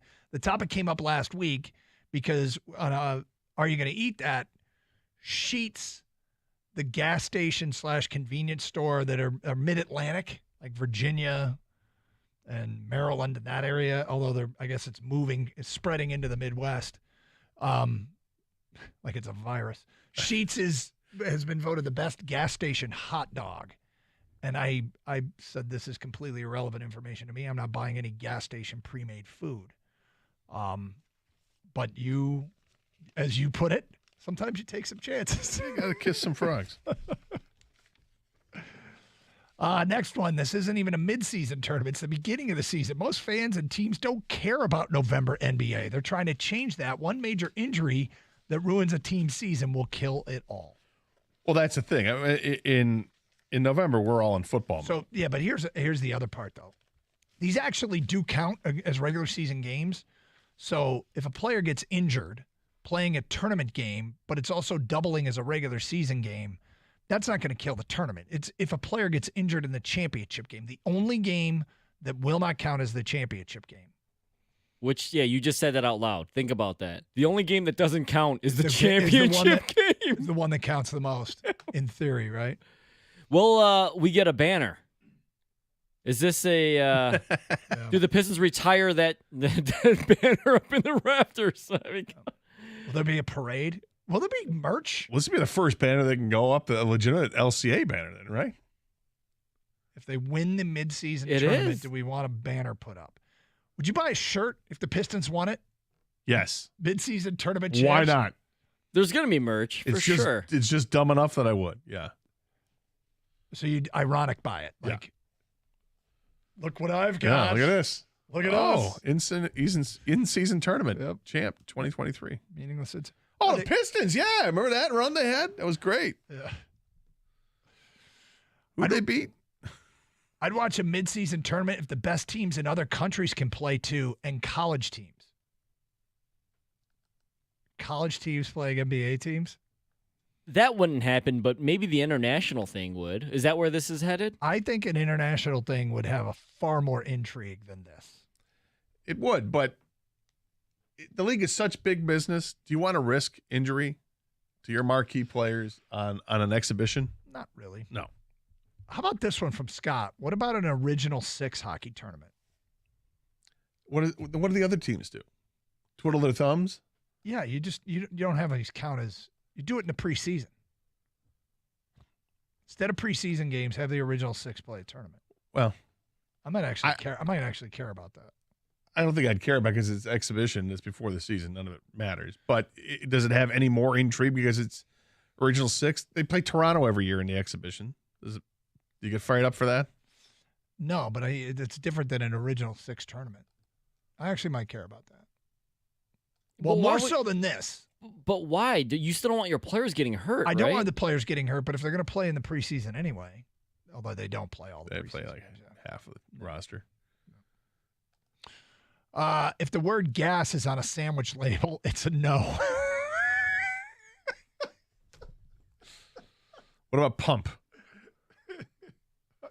Pump wouldn't do it either. Well, we buy stuff that says premium on it, don't we? Unleaded. Right? That might be a no. All right, more feedback coming in on the Alex DeBrincat trade. The Red Wings get Alex DeBrincat in a deal that sends a conditional first. That sends who's it? Sabrango, the Sabrango, yeah. yeah. He goes a minor leaguer, not one of their high end prospects. Dominic Kubalik and a fourth rounder to Ottawa. What do you think? 248-539-9797. It's Carson Anderson, 97.1. I tell you, home ownership's great, isn't it? I mean, you got things that are failing all the time, and sometimes you swim in it. You just don't know what to do. Well, here's what you got to do. On speed dial, add Birmingham Plumbing, Heating, and Cooling to it because this summer you're going to want to make sure they're ready to go. If the AC goes out, who are you going to call? Birmingham Plumbing, Heating, and Cooling. That's who you call. Yeah, clogged drains or busted pipes, water filtration, a boiler issue, anything that has to do with getting water in or out of your home, you better call the pros at Birmingham Plumbing, Heating, and Cooling. See, home ownership is kind of fun if you have the right team on your side, and they are the right team. In fact, many homes throughout the Detroit area trust Birmingham Plumbing, Heating, and Cooling to keep their homes running cool this summer. So how about a deal to make the introduction even sweeter? They offer full 10-year parts and 5-year labor warranties with annual maintenance as well as financing options that aren't going to break the bank. Plus, you can give them a call and get $200 off furnace and air equipment when you mention me, Gator. So go ahead, visit BirminghamPlumbingCo.com. That's BirminghamPlumbingCo.com. Birmingham Plumbing, Heating, and Cooling is your Metro Detroit boiler expert.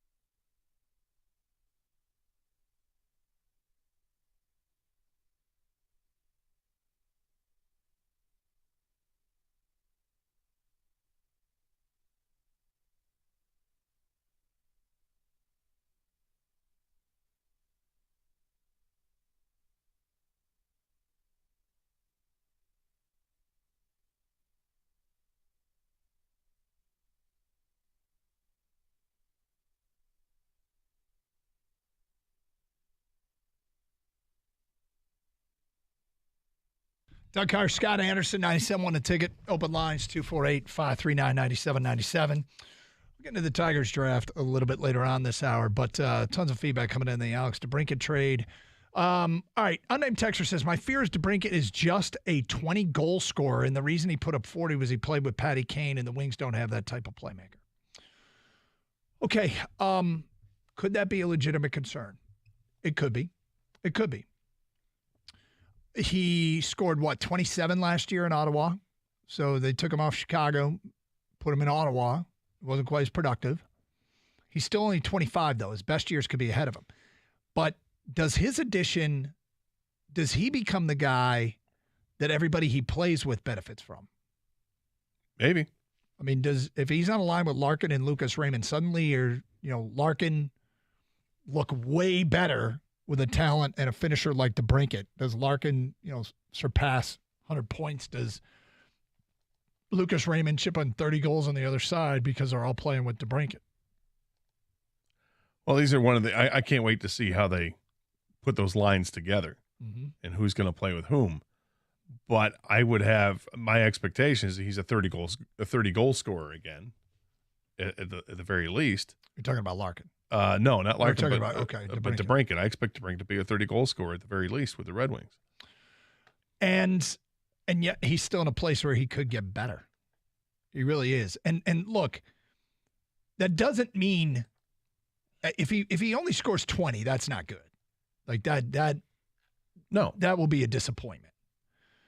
But if he scores, if he only scores 20 and has like 25 assists, that's a problem. If he scores 20 but has 60 assists, that's great. Yep. You'll take it because point a game.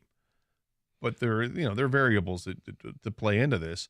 Another thing is with the Red Wings, if he's on the top line or if he's on the second line, well, the top line gets all the attention. It also gets the defensive attention, right? So does that free up things? If your second line is good, then your second line can be a scoring line. Here's a text. Doug and Scott are talking out both sides of their mouths so they can say they're right no matter what happens with this trade. I honestly, when you do this job, any more clear. You do this job, you accept the fact that you're going to be wrong all the time. Yep. The last thing I'm doing is trying to set up a situation. I mean, how many times have you ever even heard us say, I told you so? Almost never. You don't care if we did or we didn't. So you are way overthinking this, bro. Here's all we've said. We both like Kubalik. That's it. End statement. Now, here's also another. That's the part that stings. Right. I thought they were going to give away a prospect that always has a chance will be nothing. Kubalik is something. Here's Zadina. Didn't work out here, but, okay.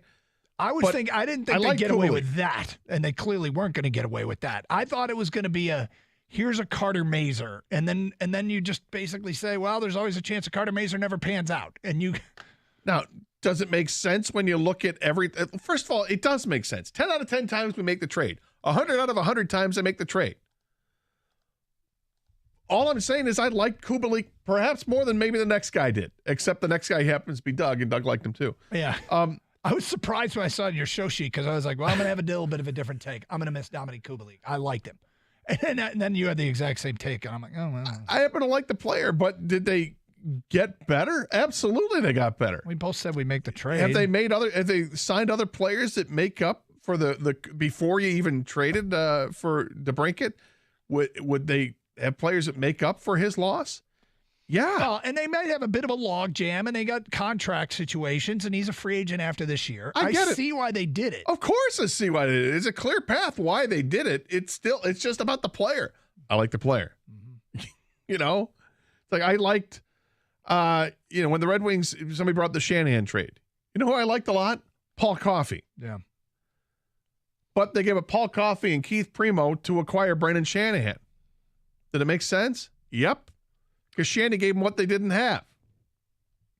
But they get extra toughness and the guy who can score 50 goals. Yeah, take him. The only thing, seriously, and I just to answer that question, the only thing that I seriously never, ever, ever want to get wrong as it pertains to this job is the serious legal stuff. Right? If my opinion on a trade doesn't work out, I'll deal with it. I still think, damn it, TJ Hawkinson's going to be an elite tight end. and Jeff Okuda is going to be worth it. Like, these are things that I get reminded of all the time. But I don't want to mess up any legal. Try and convict somebody on the air before. Sure. That does some real damage in the real world. DeBrincat can get back to 40 goals a season, but I feel like it isn't. DeBrincat can get back to 40 goals a season, but I feel like it isn't a home run deal. Is it a triple? Doesn't make him better. Like I heard some people say, I wanted a superstar. If there's access to a superstar, I would prefer a superstar. What's the access to the superstar? Maybe there's some creative deal out there that Stevie turned down. But would have included Kubalik. Don't. Why? Why are you doing that? Because it just makes me laugh that people they don't understand it. No. We're fine with the trade. I like the trade. Have you ever had a player that you like get traded? There it is. And that player, you knew the team was better after the deal, but you just liked the player? It was me with Paul Coffey. I want Yzerman to double down and go get Patrick Kane, DeBrincat's old lineman. I wouldn't mind that, but Patrick Kane just had some hip surgery, and he's got a long recovery, 4 to 6 months by reports. Mm-hmm. So you're looking at November when he can come back and play, and he's going to have to prove that he's healthy, and I imagine that there'll be plenty of opportunities for teams to take a look at him. I don't think anybody's going to sign Patrick Kane in the next few weeks. I think that's a signing that happens either during the season or right before the season because you get the reports that he's ahead of schedule or he's progressing nicely and he'll be fine. But I'm all for it. Did Kubalik play at Purdue, Doug? Come on, guys, let him go. We did. Finally, just endorse the trade, would you? Would you guys endorse the trade? We have. I'm not hearing it. Oh. I mean, you're the one that sees the ticket text come in, so we could sit here and mock you all the time, but you're doing what I'm sure. Yeah, I think it's hilarious, of course, because I'm not being made fun of. But, yeah, they're coming in a little bit. I think you guys really like them, and I don't know why the texts are turning this way on you guys. You know, it's kind of crazy. It's not like I loved Kubalik, right? Neither one of us was leg humping the guy. You know, it's not like your feelings for Reese Olson at this point or my feelings for, I'm still a big Torkelson guy. Mm-hmm. It's not like that, right? It's just, I like this guy on the roster. Maybe I should say Kerry Carpenter for me. That makes more sense. It probably does, yeah. Yeah. It's not even like that. It's just, I like this guy. He's a good player. Liked him. Thought he had some potential. That was the sting. But you got to give up something to get something. Yep. And, the conditional first-round pick, that's not enough. Throw a fourth-round pick, well, that wasn't enough. You need to throw a player in the mix. Who was it going to be? Every time I made out line charts, the guy who was expendable. Like when I was writing down the wings, what pairings might make sense, et cetera, what line might make sense. I was writing in the name Kubalik, and I was excited about it because I think what did it. Now I like writing the name DeBrincat better, so let's. I think what had us more on board with Kubalik was what happened at the end of the season. Played 8 games in the World Championships and scored 8 goals. Hey, wait a minute. Yeah. Red Wings need scoring. Maybe this guy can provide it. I mean, maybe he didn't score that much during the season, but now he's 27. So he's right prime his career. Yeah, he's only played a few years in the NHL. He's probably not going to change that much. Played overseas for a long time. 248-539-9797. Okay, so not the only thing that happened yesterday. There was also the MLB draft. It continues today.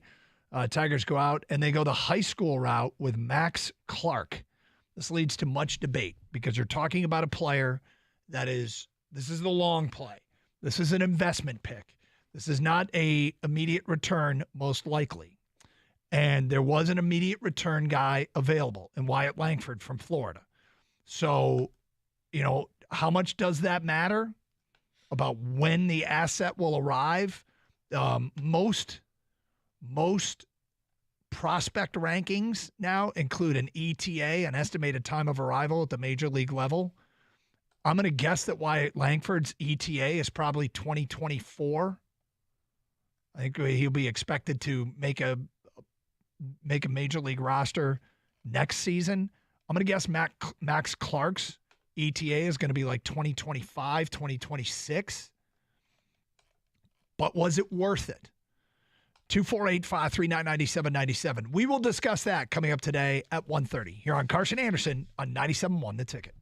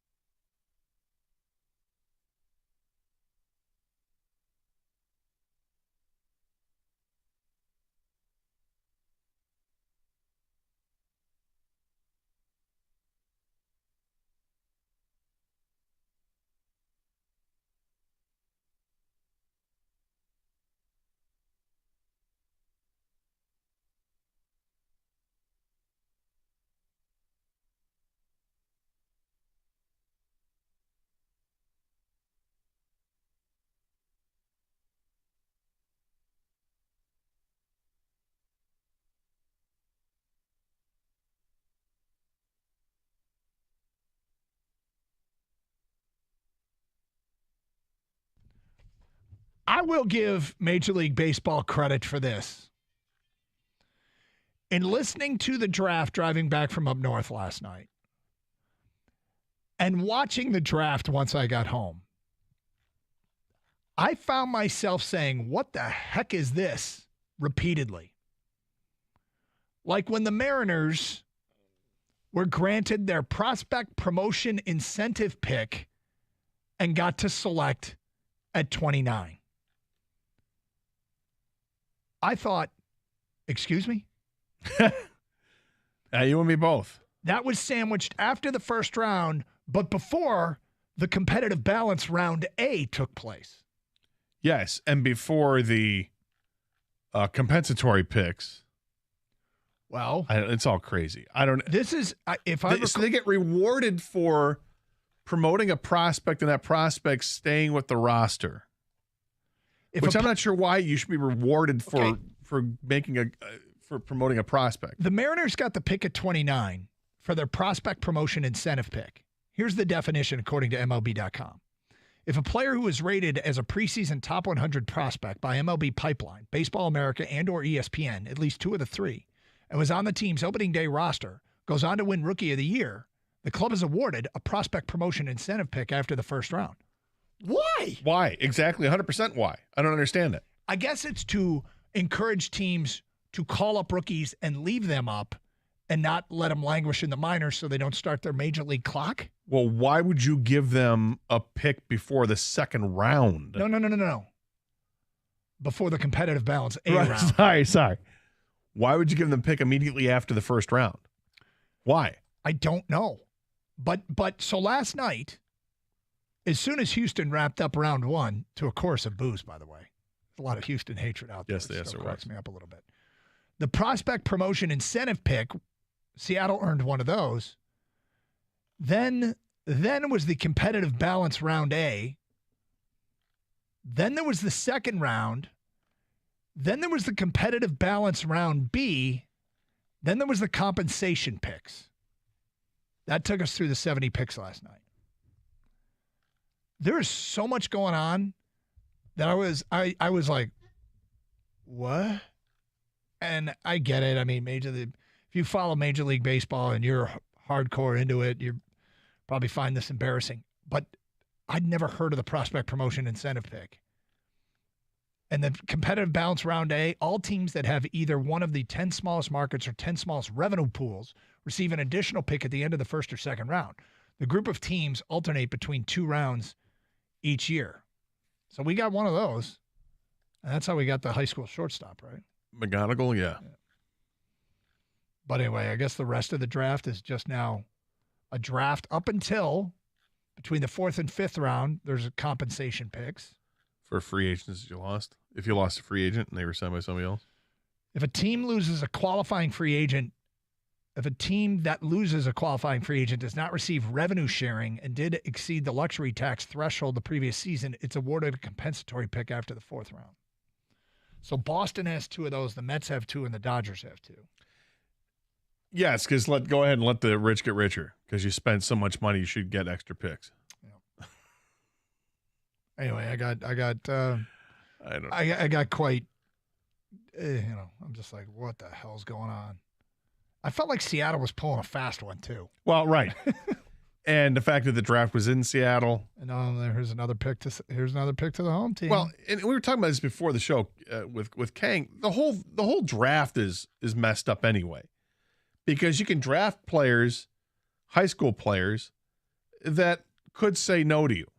Yep. Like you draft a high school player, it happens all the time. Yep. Draft a guy in the 6th round, and they're like, you know what? No, I'm honoring my commitment, and then you just lost that pick. Yep. And I think the Mets ended up doing that last year, and they ended up redrafting the guy this year. Same dude. Yeah. It happens. It happens all the time. But that's what's dumb. I don't know if it's dumb or not. It's just different. It's hard to follow.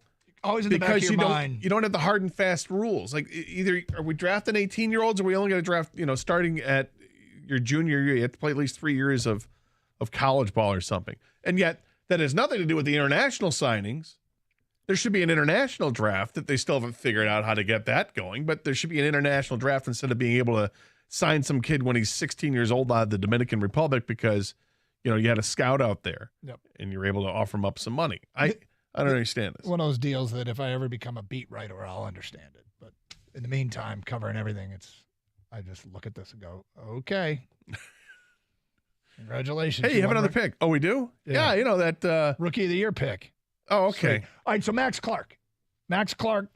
I heard this term a million times last night, toolsy. Yes. But it was probably said more about him than just about anybody. And a common theme, no matter who I read after the draft, MLB.com, The Athletic, ESPN, people were saying this guy was talented enough to go 1-1 in many of the recent drafts. It just so happened this draft had a couple of college-ready talents that are closer to being major league ready, I should say, but college talents that went at the top. But Max Clark in some of these recent drafts could have gone 1-1 because, hey, man, they say he's 5-tool. They say he's a 5-tool player. He can field, he can run, he can hit, he can throw, he can hit for power average. He's got them all. And I think I just listed 6 things. But anyway, that's right. He's a 6-tool player. That's impressive. He's incredibly talented. He's just years away. And so it's a draft and stash kind of thing. He will be in the minor league system. Riley Green went 2019, 2020, and 2021, I think, at the minor league level before he debuted last year. Is that right? I believe he spent 3 years in the minors and then was brought up. Yep. So and Clark is considered to be, I mean, it's talked about him rated higher than Riley Green was. Yeah. Well, he was considered. Some thought that he could be the first player taken because if Pittsburgh was going to do this whole thing with, and this again goes back to the 18-year-old stuff, that they were going to somehow an 18-year-old should be paid less than a college kid, even though you're taking them first overall. They're drafted below slot or above slot. It's all so stupid. But he was thought of as being a guy that could have gone first overall. ESPN had one of the writers, Kylie McDaniel, I think, had written out all the top 300 prospects. So this is before the draft, what he had to say about Max Clark at number, and he ranked him 5th. It says Clark has been right there with Jenkins for years at the top of this class and a near coin flip in these rankings. Clark is a different type of player with electric speed and a combat frame with shades of a bigger version of Corbin Carroll. One scout called him, quote, Johnny Damon with a plus arm. Clark will rank 29th on my minor league prospect list once he signs. So right away stepping into the top 30 of this person's rankings as soon as he comes to terms. And it sounds like he's come to terms because he knows exactly where he's slotted. Said, yeah, he's ready to go. I like to pick a Max Clark. It could have been easy to press the button and go with Wyatt Langford, and maybe we'll find out that should have been the thing that they did. But they went with a guy that had higher upside, a guy that had other skills that Langford will never have. Langford will never run like Max Clark. Langford will never field like Max Clark. Langford does not have the arm that Max Clark has. What Langford has over Clark is a bat that's probably closer to major leagues than Max Clark is because of the difference in age. He's got more power than Max Clark, but Clark will find that power as time moves on. You would expect him, he projects that way. But because he's got that speed element, and because rules have changed in baseball just this year that make it more valuable to have guys that can run because of the throws over the first base, the pitch clock, and the wider bases, I think it makes sense. This is not just some little thing. This is a bigger thing. And the Tigers, as an organization, they don't steal bases. They need guys that can. He can't. Well, it's just delayed gratification. And it doesn't matter who you are in college or high school. The trip to the major leagues is filled with landmines and trapdoors.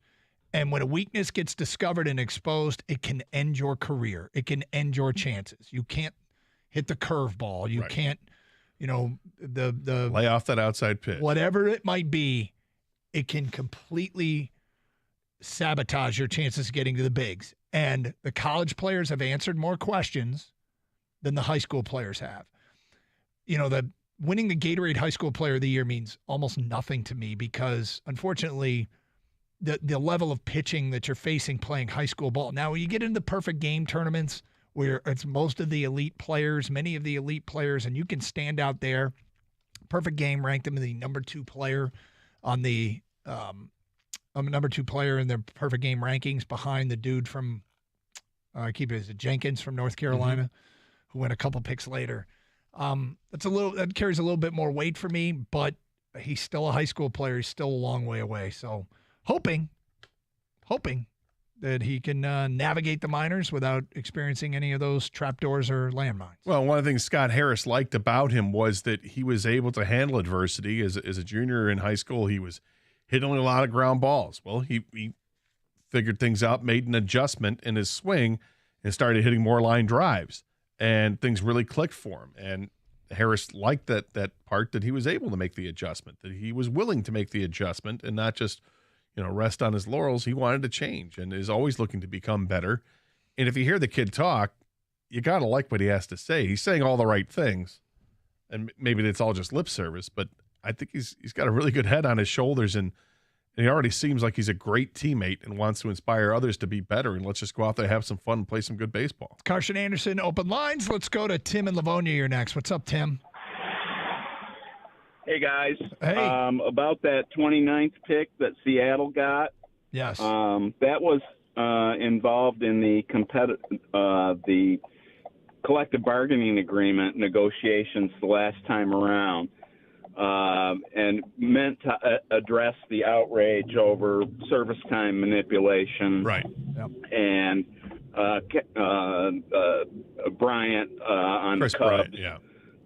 Chris Bryant. And so the way it works, they're going to have to jimmy that over time. It may or may not address the situation, but it was subject, all those terms in it, where it falls in the draft and how good the rookie has to do before you qualify. Let's just word it this way. All right, we'll just word it this way for Tiger fans, because this is what Tiger fans will care about. Colt Keith needs to make the roster next season, stay up on the team all season long, and the Tigers get a pick like that too. If he wins Rookie of the Year. Or if he's... No, you have to win Rookie of the Year. Okay. Yeah, which is, it feels like this is going to happen. How often is this going to happen? But they instituted a draft lottery this year because they didn't want tanking. Like they're trying to do something about teams at the end stopping trying to win. The lottery. AKA tanking. Yeah, they're doing the lottery. They've done this competitive balance thing to keep you from keeping your guys down so that they don't start their service clock. There's stuff going on. There's stuff going on to address what they deem problems, but it's still really weird to hear it actually play itself out. 248-539-9797. All right, speaking of guys that are down, we're going to see one called up, like now. We'll get to that at 148. 97.1 The Ticket.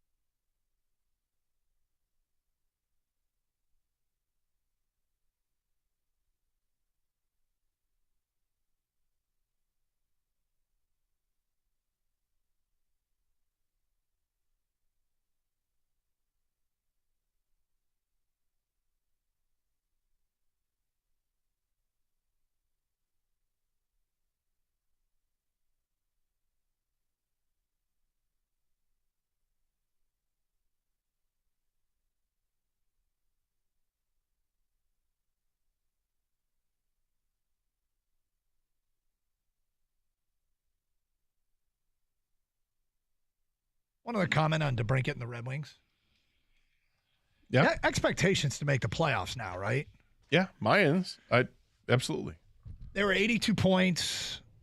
80 points. Were they 80 points and 92 made the playoffs? Is that what it was? Prior to that, though, or the year before, I think it was 100 points to make the playoffs. Red Wings finished with 80 points. Florida was the last team in with 92. The year prior, Washington got in with 100. They were the last team in. The year prior to that was COVID year, so let's go back another year. And then the year prior to that, let's see here. What am I looking at? This doesn't look right. We had COVID, so you're going before COVID. Wait, was 20? Did I? The 1920 season was COVID. 1920 season. Well, wait a sec. The 2021 season was also COVID because they played 56 games. So we got to go back to 2018, 2019. Yep, and the Wings had 74 points that season. 98 got in. So you got to push 100 points to get in. Last year was different. They didn't take as many points, but yeah, I got pushed for the playoffs now. There's some accelerant been added to this rebuild. I thought before the trade and signing of DeBrincat that this team was going to challenge for a playoff spot. Yep. Now that they've signed and traded for DeBrincat, or traded and signed for DeBrincat, I feel that it's a must that they make the playoffs, or it's my expectation, I guess, that they make the playoffs. Okay, so then the other thing is the Detroit Tigers have a roster spot available. Yes, they do. Because of sending down Marisnik. Yes, and they designated Jonathan Scope for assignment. That's right. So that's two players. And they activated Riley Green.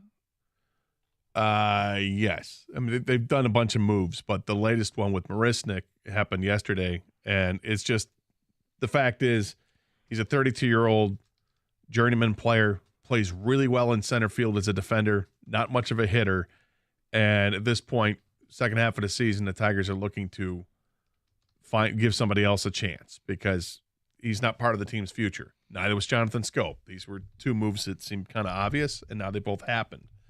So they have a roster spot available. Wingeter is the pitcher that was moved back to the 40-man roster, but he's staying at Toledo as a pitcher, and he's got to find his control. He's not the guy that's coming up, even though it was a roster move. Now they need to promote somebody from that 40-man roster, presumably, to come up to the team when they take on Seattle later this weekend. So here are your position players that are on the 40-man roster. Mm-hmm.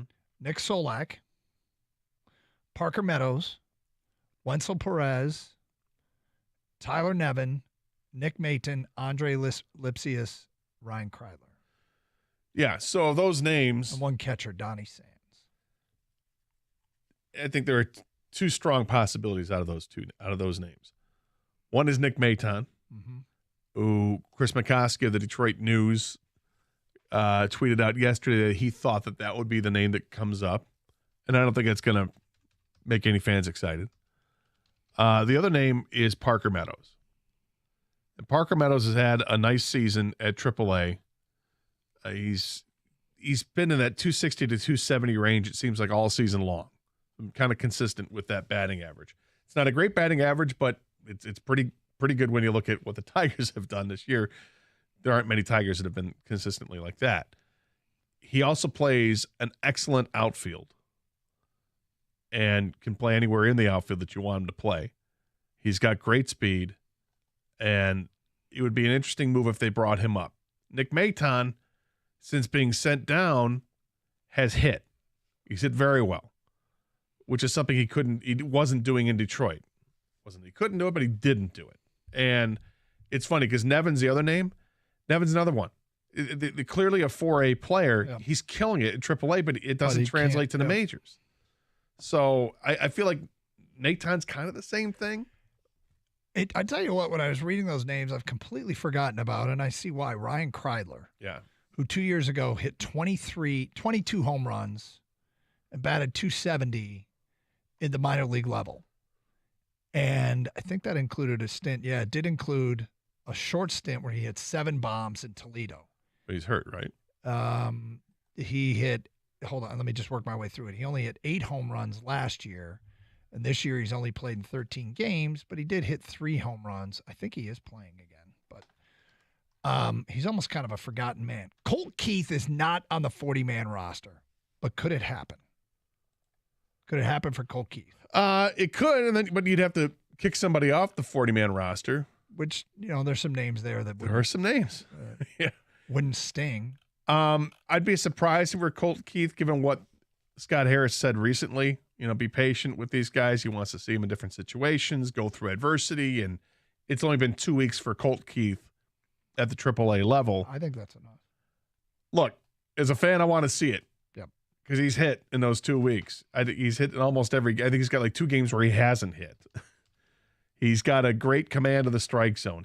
He's got a really good on-base percentage. He hits the ball hard, Doug, real hard. I'd love to see it. I don't expect it.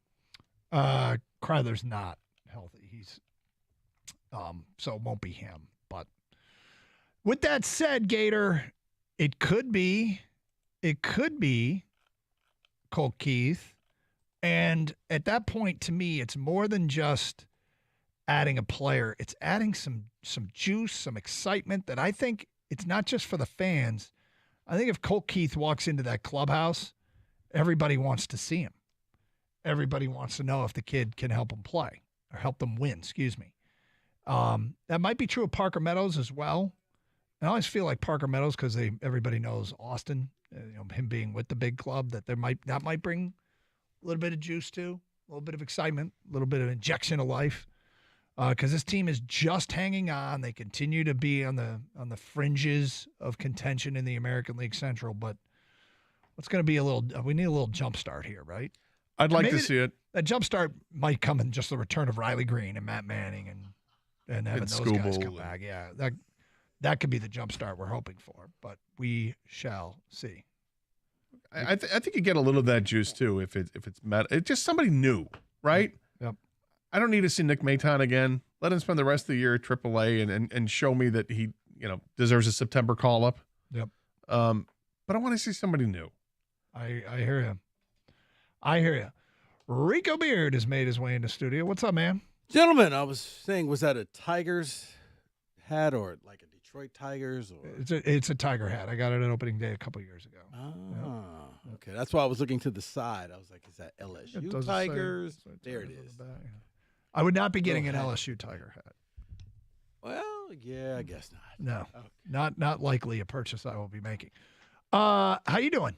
Good, man. How you guys? Good. Anything exciting this weekend? No, nothing much. Watched the roller coaster ride that was the Detroit Tigers. Yep. And the sad reality was, so I'm watching ESPN this morning, and they're showing, the playoff chase, and if the season were to end now type of thing. Yeah. And had you just won the game yesterday, yeah, you would have been in the graphic. I think, and it's sad that that's where we are right now. I think I noticed today they put the graphic up and we weren't on it. Right. And that is something that we here in Detroit, we have deemed that's an achievement. It's a the goal. graphic. When you are in a rebuild, the first step is to get on the graphic. And today was the first MLB graphic I saw, and we were not on it. Sunday's game capsulized the entire season in one day, where you felt good, and then the bottom fell out. Okay, you get a chance to redeem yourself, and you can't, and you take the L. So it's funny. I had a very similar feeling. I would not say I felt good. I felt better than I expected to, is the way I would deem the feeling in Sunday's game. I feel better. Well, see, I'm thinking, okay, but you know what? You're about to take the series from the Jays. Nope. Okay. Nope. All right, great. Sure. Wait a minute. Okay. Not so fast. It's now a tie game. We just lost. Yep. Mm-hmm. Eating Urban Meyer sad pizza. Oh, it's like right. Lucy pulling the football away, whatever you want to say. I mean, because it happened last week too. The 1-0 loss to Oakland's the same thing. I mean, it's unfortunate, and this team, unless this team goes and wins 8 in a row, something like that, gets on a nice winning streak, it's going to be hard to get people believing that this team is contending. It's the second half of the season now. We'll start to see if Minnesota's got juice to move things forward, If Cleveland does, it feels like it's one of those two teams, and yet the Tigers still are only 5.5 out. It's crazy. What do you got planned coming up next? Well, we're going to break down some DeBrincat trade. Since it finally went down, it was one of those like, wait, is this serious? Did this really happen? Because Rieger floated out every rumor and made it seem if it was the actual trade. And I was like, come on, Jeff, seriously, did it really happen? It did. Yeah. Just kind of now, what's next for the Wings? Plus, Mike's a little miffed about the MLB draft. All right. Things I never thought I would say in life. I look forward to that. Stay safe, everyone, and treat each other with respect. 97.1.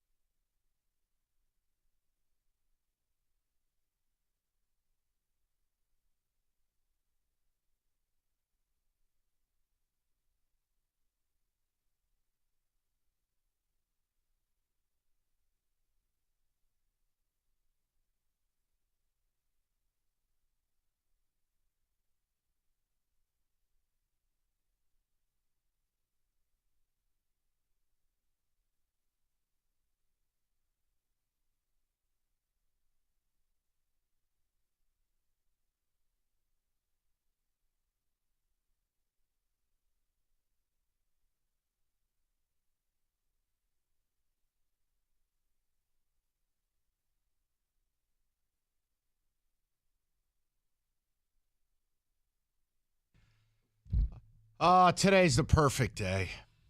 It's just perfect. Sun shining. It's summery. We're at the All-Star break, so I don't even have to look at the Tigers. And we got the man we've all wanted. We got a major move in this town. We got Alex DeBrincat for a song. I mean, really, it's the equivalent of finding the idiot in your fantasy league and robbing them blind. That's really what the deal looks like. It's a masterclass by Yzerman because the term, 4 years. The AAV, 7.7? Hey, how about this? Yeah. Not 8, not 8.5, not 9. You gave up a prospect that I don't think I need to care about, and somehow, second prize is a steak knives, a pick swap. Whatever pick is lower is what the Senators get. Tell me again why Dorian didn't want to talk before the draft? Because seemingly, Dorian put himself in a worse spot, and Yzerman took full advantage. You'd at least gotten pick 17? Something? He said he didn't want to take pennies and then proceeded to take pennies. No, he took lint. I mean, he you know what? Yzerman picked his nose and fed it to him. That's what happened here. I mean, Yzerman just seems Here's a booger. Enjoy. He seems like the ultimate negotiator where here's what I want to offer you. Well, what about this? Is that what I wanted to offer you? No. Okay, call me when you're ready to take my terms, and that's it. But here's I'll the be on the question. golf course. Look, Kenny's going to do a dissertation at 3 o'clock. Professor Cott will be hosting the lecture, and Kenny will do it at 3. We're going to get to Tigers draft. I do have thoughts. The NBA's weird in-season Rico Beard loose definition of basketball tournament thing. We'll do that. And we have to talk about what's going on at Northwestern with Pat Fitzgerald because it is one of the wildest stories you'll ever see. But DeBrincat's the main deal. Rico, here's how I wanted to start this. Simple. Simple is best. Because for weeks, well, years basically, there's been a battle. You have the Steve bots. Then you've got what I consider to be normal human beings. And then, of course, there'll probably be a small grouping of fringe maniacs who, for whatever reason, are upset. So here's my point. No matter what predated DeBrincat, okay, all of these second, third line, depth, center, middle 6 forward, bottom 3 forward, second pairing defenseman, backup goalie, forget all that. If we just look at what was the real mission statement of this offseason, Kenny and I have been talking about a season ticket player for how long? It was to get a first-line player to basically be Dylan Larkin's running mate for the next decade. That's what we wanted. That's what we got. So I just wonder, Rico. Now, believe me, you can't get people to agree on pizza. You can't get people to agree on whether it's nice out. I doubt I'll get people agreeing on this. Are we all just unified now? That no matter what part of the Yzerman Ponderosa you reside from, we are all in the same place. We're happy. We got a 40-goal scorer. We got him on a great deal. We didn't give up much to get him. It's a win. It's an A-plus job. It makes an offseason that was a C, and I think makes it an A. Right. If we're just doing simple grading. Because the depth stuff without DeBrincat, sorry. Doesn't make sense. There was no blood flow in the nether regions. But this is definite blood flow. This is walking hunched over. This is important stuff. So I just want to know that whether you are a dyed-in-the-wool, the man can do no wrong, you drink his bathwater Steve bot, or you're a Red Wings fan who goes, I love this man, and he's one of the best GMs in the game, but it's 5 years in, I need something, or anywhere between that spectrum, are we all unified that now winning phase begins? Meaning, Yzerman, no matter what you do or do not think about him, the results are what he will be graded on point forward. This year, playoffs. This year, 95 points. This year, entertaining product we want to watch. Full stop. Yeah. And every year forward that we don't make the playoffs, that's a catastrophic fail. So my point is, can we all be unified that no matter where we were, this is where we are? A, off season, got the guy, got him for a song, The depth moves make more sense once you get this guy. Enrico, everyone should be happy. Kenny, that's how I wanted to start the show. Not only that, not only is everybody happy, but maybe, Mike, it's a point where we're going to act like everything that was said during this whole DeBrincat saga gets tossed out the window, and we're just going to all start from bots? This point. It's funny. It's almost as if Alex DeBrincat is 6'4" today. Correct. Because I really don't think we're going to be getting calls about his height or that he's soft or that he's not a playoff player. He's not an Yzerman guy. Right. He only scored when he was with Kane. Plus, minus. Yeah. He doesn't play defense. No, see, we won't get that today. No. So I'm saying maybe we all agree if you're a non-bot, we're going to just drop that and act like those conversations didn't happen. We start from today. We start fresh. And we start fresh from people like us, Kenny, me, you, and a lot of Red Wing fans going, oh, my God, collection phase. Oh, my God.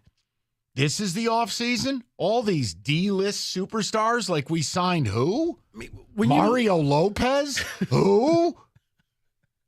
I mean, come on. Well, Screech is dead, so. Is he? Yeah. Had no idea. You didn't know that? So, sorry, I'm not up on Screech news. But looking at this deal, it makes you wonder, why did it take so long? Because it wasn't like it seemed like they had to negotiate money or the years. Steve won everything. I guess it was just a battle of attrition. I'm not budging from this spot. I'm not budging from this dollar amount. I'm not budging from this year. You have no leverage. So once you finally come around to realizing, as you would say, Mike, you're going to eat the pizza, I'm going to be right here with a warm slice for you. So, but yes, now I think everybody should be on the same page. Now I think we could just act as if all the slanderous things in the past few weeks can go bye-bye. Both for DeBrincat and Yzerman? Yeah. That makes sense. Now the question just becomes, are people going to accept that now results matter? Period. I think. Guys, bottom line, it's game on now. Not only do results matter, it's Steve's on the clock. So I think that's what people didn't want to. They didn't want to press the clock because then you got expectations. Then there was going to be pressure on Yzerman to get a winning product, and he was Steve. Mike, I'm not talking about you, okay? I'm talking about Red Wings fans didn't want to start this because once you start it, now there's expectations. Now you got to win, and if you don't, I got to say bad things about you. They didn't ever want to say bad things about Steve Yzerman. So, but now the clock starts. Grow up, honestly. That I've never understood. That you're allowed to ask questions of a GM in this town. It's okay. It's called being a fan. Right. I understand, but we've talked about this. He falls in a different category. Well, not in my world. And I said, I'm not talking to you. I know, but I'm sitting here. It's hard to not participate. That's why I looked at Kenny. People, I just want to know where we're at here. Are we all unified? I mean, again, I am not asking for – you don't have to love Alex DeBrincat, but it's going to be undeniable that he makes you better. He's not a superstar. He's a star. He's not a top 15 player, but he's a top 50 guy. He's a guy that Ottawa gave up the number 7 and I believe 32 overall selection to get. Another disastrous move. And I think you got him undervalued by the better part of $1 million a year where other teams might have paid it. And from a what did you give up routine, Kenny believes the prospect that you gave up was a underachieving nothing burger, and the pick swap, well, even an idiot like me can tell you won that part of it. But Kenny's dissertation will be 3. I just want to know, are we all unified? And now it's winning phase. Now results matter. Don't make the playoffs this year, failure. You know, don't move this thing forward. It's a fail. Like, it's time. Is it okay now to begin grading Yzerman? Year 5, full offseason, spending, star player up top, time to go. Now, again, if 17 guys hit the injured list, all with torn ACLs or their feet explode, well, clearly I'm not going to hold Yzerman accountable if you lose essentially every good player you have. But barring something catastrophic, it's got to be a 95-point team. It's got to be a team that makes playoffs. Now, if this is again, just so I don't hear the anecdotal army, if this is a weird year and the wild card point total is a new record high in the history of the league and you missed it by 1 98. point, right, and you got 97, I'm not going to scream. But you can't account for the anomalies, the injuries, the wild card stuff. It doesn't matter. Kenny, I'm just trying to disarm these people. That's it. I want to have a real conversation. Because to me, he did everything I wanted, which was go and get someone worth watching. Reinvest in Larkin. There's no scoring on this team. We need this. This guy is a really good goal scorer. He's a really good player that in a down year, in a town he didn't want to be in, he had 27 goals. He still would have led you in scoring. So, 248-539-9797. Yeah, we're going to get to the Tigers draft. I've got some thoughts. Rico's going to take you through this Northwestern thing, which is just, it's lunacy. And we may even have a little word on the NBA's lunatic idea of this in-season tournament, which I can't figure out at all. It's simple. Don't know what we're doing here. 248-539-9797. Are we united? And is Yzerman now on the clock? There's your two angles. Do whatever the hell you like with it. For years, we've talked about capital mortgage funding. Home purchase market is banana land. It's insane. Multiple offers, overbidding. If you do not go to an open house with a pre-approval, you're not getting the house. You need an experienced lender now more than ever. Over 30 years in the game, Harry Glanz and his team will get you settled quick. Pre-approval, make it as hassle-free as they can so that when you go to look at the house, you got an actual shot of getting it. 1-800-LOW-RATE. That's 1-800-LOW-RATE. They do what's right for the customer, and they've been doing it for a long time. It's Capital Mortgage Funding, 1-800-LOW-RATE.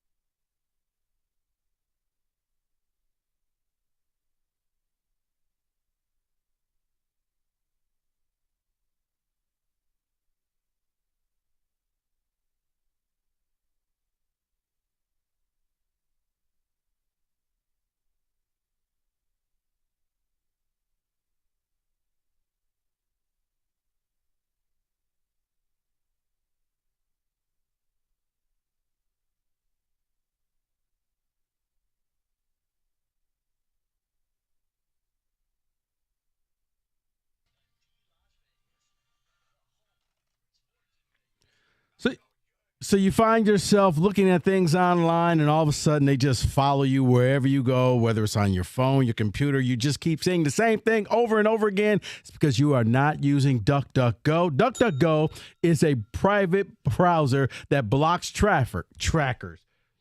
Let's try this again. It blocks trackers.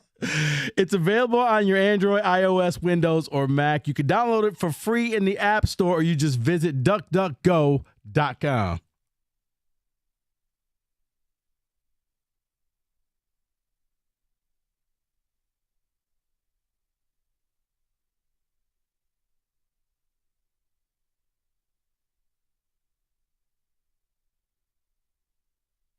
All right, let's go to the ticket text. We'll get to the calls. DeBrincat is a Red Wing. I think everyone should be thrilled. I never understood why people hated on the guy.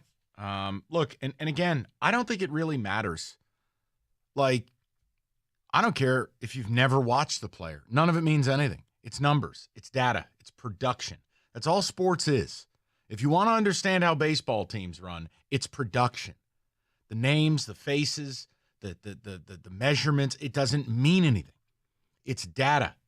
You have an X amount of number I need to acquire. If you are a Red Wings fan, you know that in order to get the most out of Dylan Larkin and to get the most out of Lucas Raymond, you needed that frontline sniper, that goal scorer, a guy with a shot that could change a game. That's what DeBrincat is. Okay, I don't care if you know his middle name, if you think he's too short, too tall, you don't like the way he smiles. Guys, you acquired a guy who on a regular year is going to score in the 30s. And I think in the good years, the great years, he will notch 40-goal seasons. That's it. So you don't have to have some big take. You can just say, hey, I don't know a lot about this guy, but I'm gonna learn. I'll watch more games because we acquired him. And that's the bottom line. We're in the interesting business, Rico. The Red Wings got more interesting. They got better. They're better defensively, no question. They certainly, after signing 17 backup goalies, have a better goaltending situation, security blanket-wise. You know what they have with their draft capital. And now you have a front line that at its best, with Larkin, Raymond, and DeBrincat, can be a top 10 line in this league. So, and I look at that wondering, by bringing in DeBrincat, is this going to elevate the play of Dylan Larkin? Yes. To become that guy that, like I said, how, I guess, the impact that he's going to have on this team, and helping those other guys become better scorers so that you're right. You hit the 95 points. You make the playoffs. You become a team that people just want to go down and watch. And once you make it in the playoffs, like I said, you never know what happens. But he's on the clock. This now begins your results phase. Started on Sunday evening once the trade was announced. Kenny, you wanted to say something. Go ahead, buddy. No, I'm just with you with the window being open. I thought the window being open was the Larkin contract, and I was thinking their Stanley Cup window is sometime within then. And now that they've got DeBrincat, this means we're trying to win now. This means that the window of winning things of substance is maybe within the next 4 years. I'll give you an example. If they're doing their job and they are more than in the mix, they're not at the bottom of the graphic, but they're also not in the President's Cup here, like President's Trophy. Like you are holding one of the wild card spots. You know what we're going to talk about? Buying. That doesn't mean you empty the cupboards and do something stupid, but we are in a buying phase, that we are in a winning phase. No, Kenny, I'm with you. You want to do a few ticket texts? We'll go to the callers. Alex DeBrincat has never looked taller, gentlemen. Steve with a masterclass in patience and negotiation. That's from Tom and Flat Rock. Tommy, you know what I'm talking about is when people would call up with their little 3x5s and it was, well, he's too short, he's soft, he's not a playoff player. It was almost like you weren't holding Yzerman to a standard that, look, the guy wanted to be here. He's a talented player. And I'm sorry he's not this perfect player, but he's way better than anything you have. And he has a very particular set of skills that you don't possess. Mm-hmm. That's what always killed me is people scoffing at a 40-goal score. Like, well, and again, it's better than what you have. It was the same thing we went through with Piston fans, and Pistons, well, and the writers to a certain extent. This idea that Cam Johnson was a homeless person selling bootleg DVDs. He's just a role player. Right, except he would come here, have a bigger role. He's had a linear growth chart. He plays plus defense and is a 40% shooter from deep. That will make Jalen Duren better. But he wouldn't be your leading scorer. Like, He doesn't need to be. But did you hear the zip on the pass from LeBron? It's the same thing, Ken. It's right up there with DeBrinket's too short. All right. Exactly. Okay, cool. Well, he's not Steve's kind of guy. Let's go to Mike, 97.1. Mikey, what's going on, buddy? Hey, good afternoon, guys. Good Hey, afternoon, I got Mike. a quick question for you guys. Are you guys doing the Stoney and Wojo Invitational this summer? I'm glad you asked. Tomorrow, 2 to 6. Really? Tomorrow is the Invitational. Both gentlemen will be here. Roberto is currently in discussions, ranking out the drops and the songs. Nice. Her timing was perfect. Perfect. That's the best thing. But guys, the Red Wings' time to make the playoffs is now. Why not? He has his coach. The only player that's left is Larkin. You could argue Larkin probably might be like the first or second best player on this team, arguably now with DeBrincat. I'm excited. I think a lot of people are like doubting Yzerman, but I really truly believe that hockey rebuilds do take 7 or 8 years when you're building from the ground up, unless you can have an expansion draft, apparently. So I'm very excited. What do you think about that, Mike and Rico? I don't agree with the 7 or 8 years, but that's a battle for a different day. I'm just not programmed that way. Look, we wanted this guy or someone like him for how long? You listen to the show all the time, Mike. This, to me, it's time now. Now the results matter. Now they have to go out and be a playoff team because you can't wait any longer. No one is holding them to some Stanley Cup contention timeline. But if you're not even making the playoffs, you're just no damn good. Now, they took a step forward last year. They sold at the deadline. We all know they lost their last 5 games, but they took a step. But now this year has to be the move. And I don't want to hear about, Buffalo's ascending too. Well, why? Well, the East is tougher. Also, why? Because it's the same principle as what we talk about with Michigan State. And it's like, what do you hear Rico or I going, but the Big Ten East is so hard. Why? Win. That's what you're paid to do. So now it's time. And I think this year, this may be the only year that just making the playoffs is good enough. Agree totally. After that, okay, now you need to win some games. You need to win some series. You need to do some things.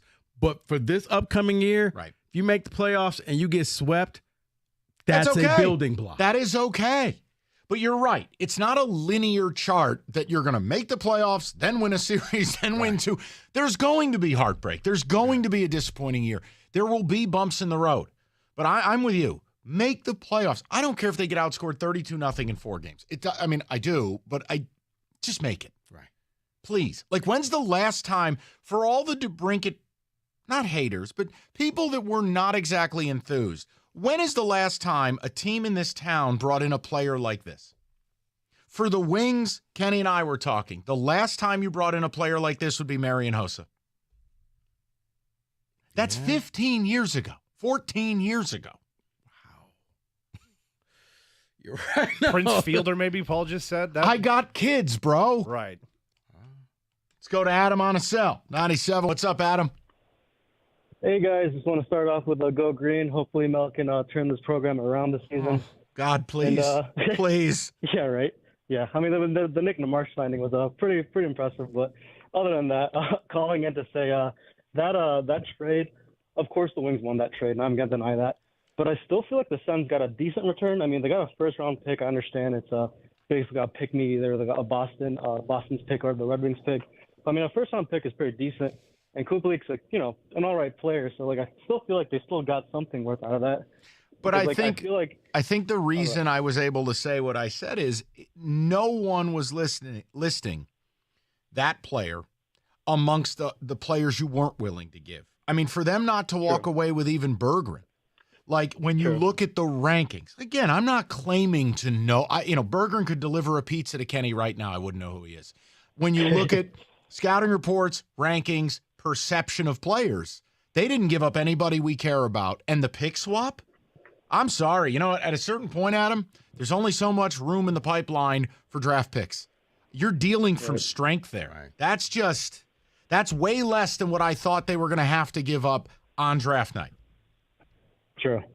No, without a doubt. But now, is Yzerman on the clock in your mind? It's winning time now.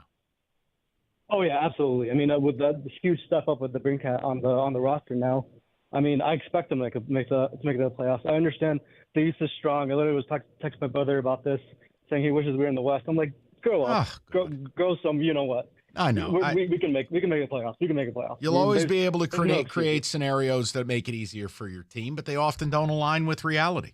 Go ahead. Kenny's amped today, so I'm just going to let it.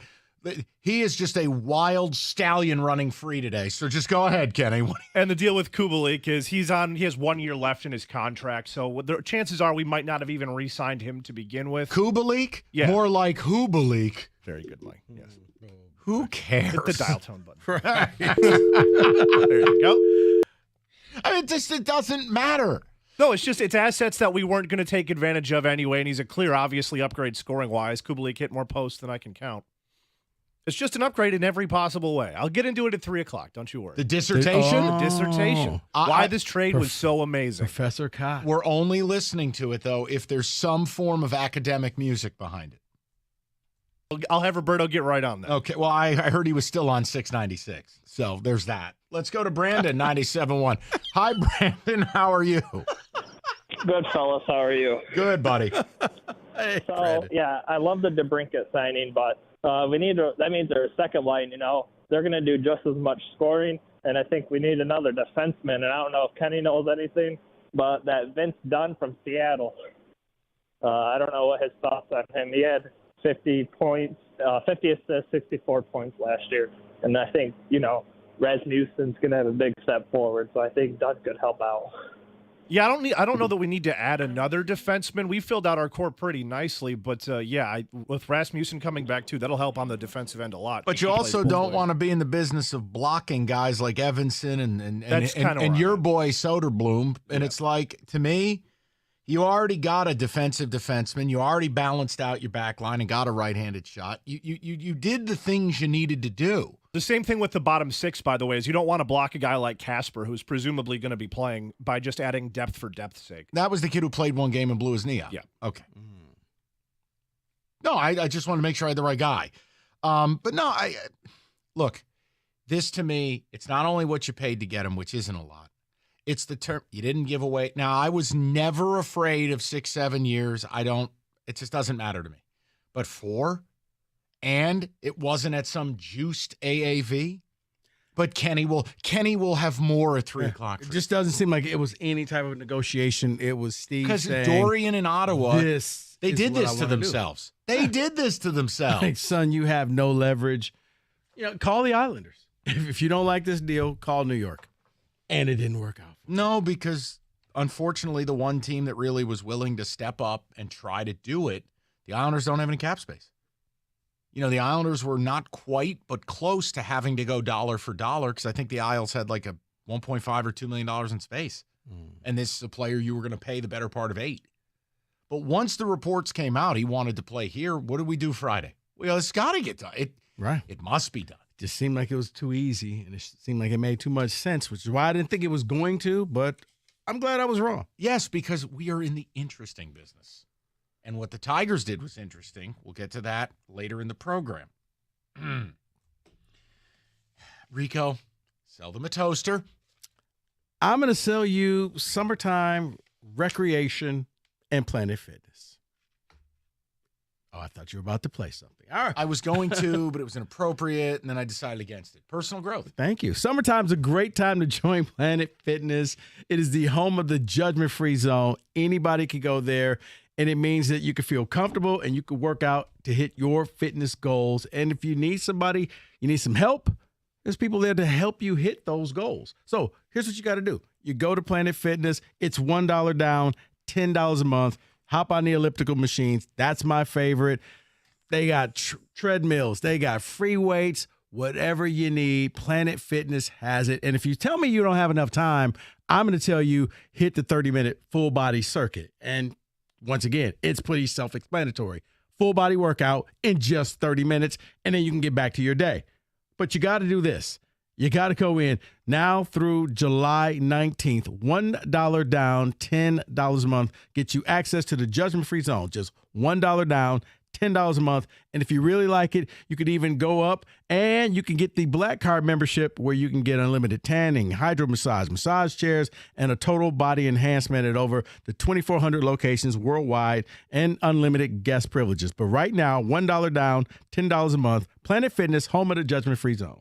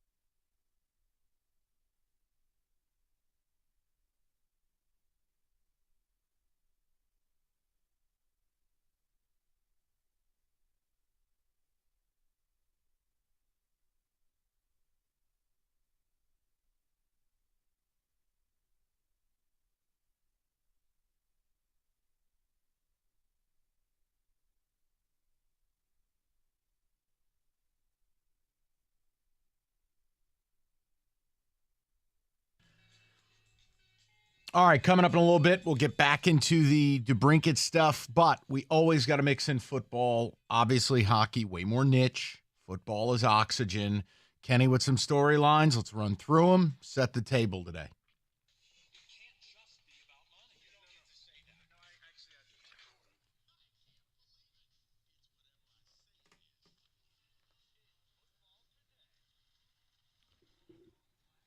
So Netflix will be coming out with a series in 2 days called Quarterback, featuring Pat Mahomes, Kirk Cousins, Marcus Mariota, produced by Peyton Manning's Omaha Productions Company. We talked about our love for docs, and is this going to be one of those things that we end up watching? No, because I find the three people they've selected almost completely uninteresting. The one I will watch is what Netflix just paid $50 million for. It is going to be the football version of Last Dance, a 10-part series on Jerry Jones and the Dallas Cowboys. That I will watch. But Kirk Cousins? What? Mariota? No. Mahomes? I don't care because it probably features. See, I think the people around him who I can't stand. But see, I think it won't. I think it'll just be him, which is fine. Now, if it goes that route, then I'm with you. But I mean, I can appreciate greatness. I'd like to see Patrick Mahomes. Okay, how about this? Meet me in the middle. Yeah. Out of the 3 quarterbacks, 2 of them needed to be interesting to watch the show. Fair. Kirk Cousins makes vanilla ice cream look exciting. So the latest on the D-Hop saga, the Titans are aggressively pursuing him and others saying that they're in no rush to sign him before he's out of camp. Is there a rush on him or is there no rush on him? I'm not. In what perspective? From ours here in Detroit? From him signing somewhere. Is it him not being interested from other teams or? No. Well, okay. How long have I been telling you? The word's out about this guy. He was essentially exiled like Napoleon the last 3 weeks of the season last year. I don't think teams want a 31-year-old, wrong side of 30, diva with a PED suspension in the background and demanding 130 targets. Oh, and still wants to be paid like the best receiver in the game. Mm-hmm. So no, Kenny, I'd say there's not much of a hurry. I'm not being sarcastic to you, but what along the line that I just said is attractive? Nothing. But he's still a name, and a lot of people think that, he's going to be the DeAndre Hopkins from a few years ago, and I would simply tell you no. Whatever fan base gets him will hate him probably by week 5, and you're going to be like, this is why Arizona and Houston wanted him out of town. Think about it. Those are 2 pretty bad teams that held picks 1 and 2. They didn't want him. And both could have used him, and both said, there's the door. You can just leave. And good teams don't want him because DeAndre's too stupid to lower his asking price. So tell me again how bad you want to win. And DeAndre's going to be, he wants to be the number 1, which is why I do not ever want to see him as a Lion. I tell Lions fans all the time, like, we could just go get him and he can help. No. It will be a problem in the locker room. You're right. He still thinks that he is the guy. He's the man. He needs a little bit of an ego check. And if he lowered his asking price or maybe just became a better player, teammate, I think he would have a job by now, Kenny, but there's a reason why he's still available. More updates coming out of Titan camp. Malik Willis has, quote, outperformed rookie Will Levis this offseason, but Willis could still get cut per team reporters. Willis threw 0 touchdowns and 3 interceptions last year. How does this end for Malik Willis? I remember people saying that he was going to be the next coming and the Lions should take him.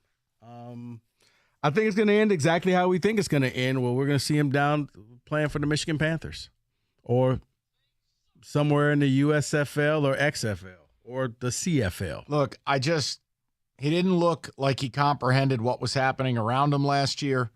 I always worry when you come out of – what I compare it to is this. Blaine Gabbert. Everybody remembers Blaine Gabbert at Mizzou.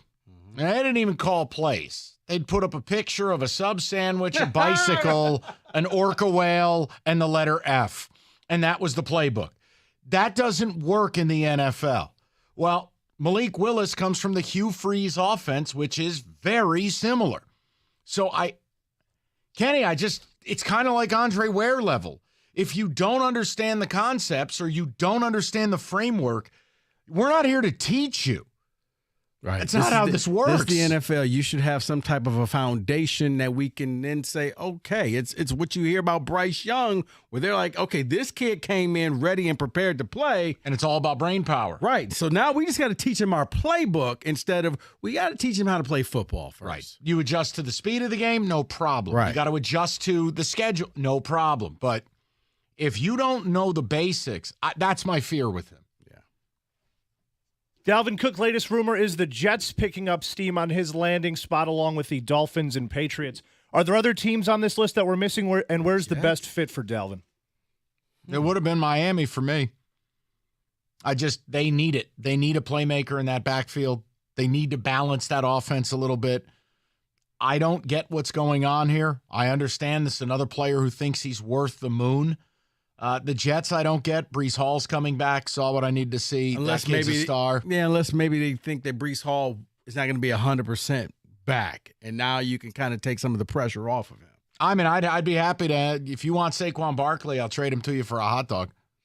See, I was going to say, what about your Giants? No. In the event that Saquon holds out for the year. I don't even know how to answer that. I mean, what's Dalvin taking? $10 in a Central Park carriage ride? Like, what am I paying this guy? He's going to want big money. I'm saying, what if you can get him on a 1-year deal? F it, sure.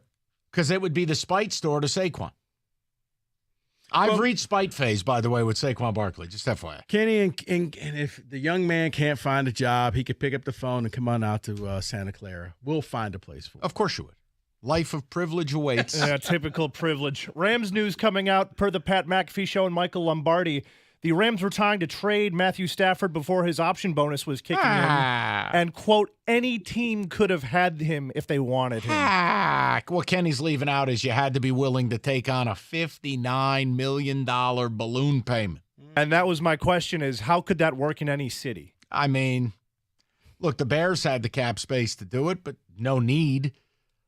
Look, the Rams, one other thing that Michael Lombardi had said, I believe, was like the Rams are seriously looking at Caleb Williams like, hey, if we're just winless, we get this guy in L.A. Stafford just signed a 4-year extension. You just hate to see it.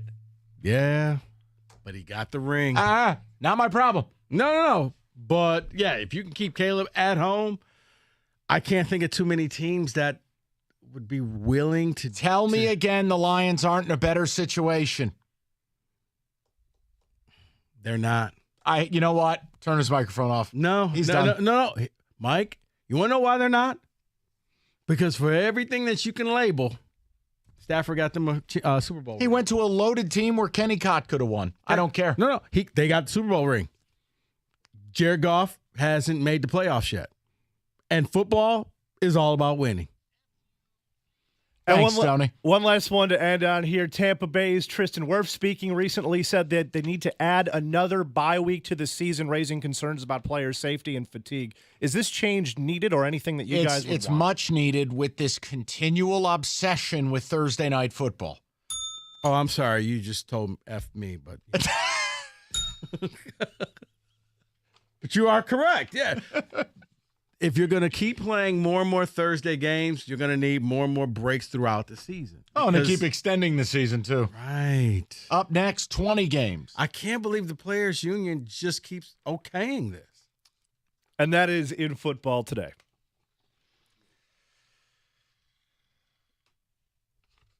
We've talked about Northville Lumber for quite some time. Oldest company in the state, largest Trex decking outlet in the country. Nobody stocks more. Nobody sells more than Northville Lumber. Contractors, homeowners bought enough product to cover 26 football fields. There is a reason Northville Lumber sells that much Trex decking. They stock it all right in their warehouse. No lead time, no wait orders. It's right down the road. All colors of Trex decking, railing, lighting, you name it. Some as low as $1.59 a foot. So if you need a deck built, stop on in. You need someone to build it, they'll introduce you to a Trex certified pro. All you need to do is call Northville Lumber today or go to northvillelumber.com. That's northvillelumber.com.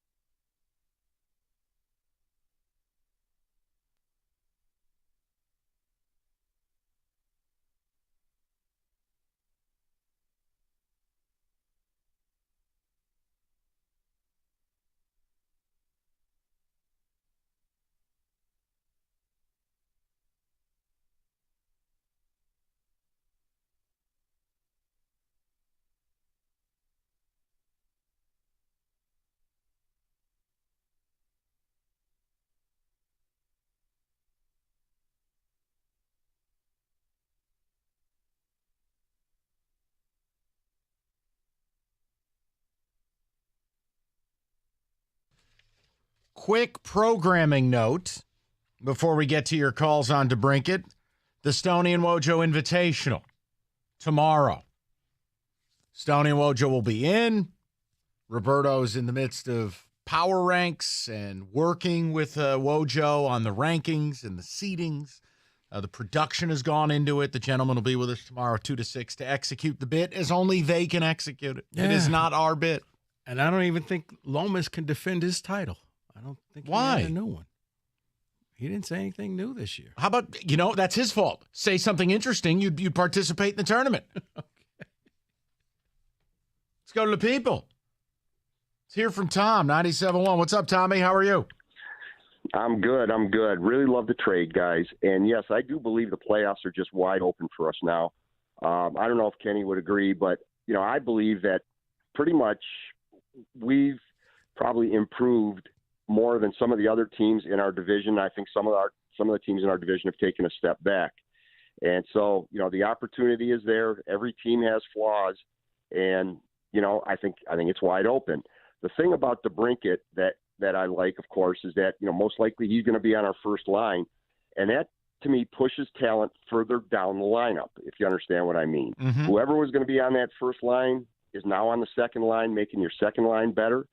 And I'll go out on a limb here, and I'll bet you Raymond's going to be playing on the second line, which I think will be good for him because he'll play against lesser talent, and that just puts more talent on our second line. Curious what you guys think. Tom, it's the same principle as when you add a bat to the lineup. Yeah. And you just you expand the lineup. You deepen it. No, there's no issue with your comment at all. And do you agree, just for the record, Yzerman now, the winning phase begins. He is on the clock. That the results begin to matter now, even to the deepest of Steve Bott. It does.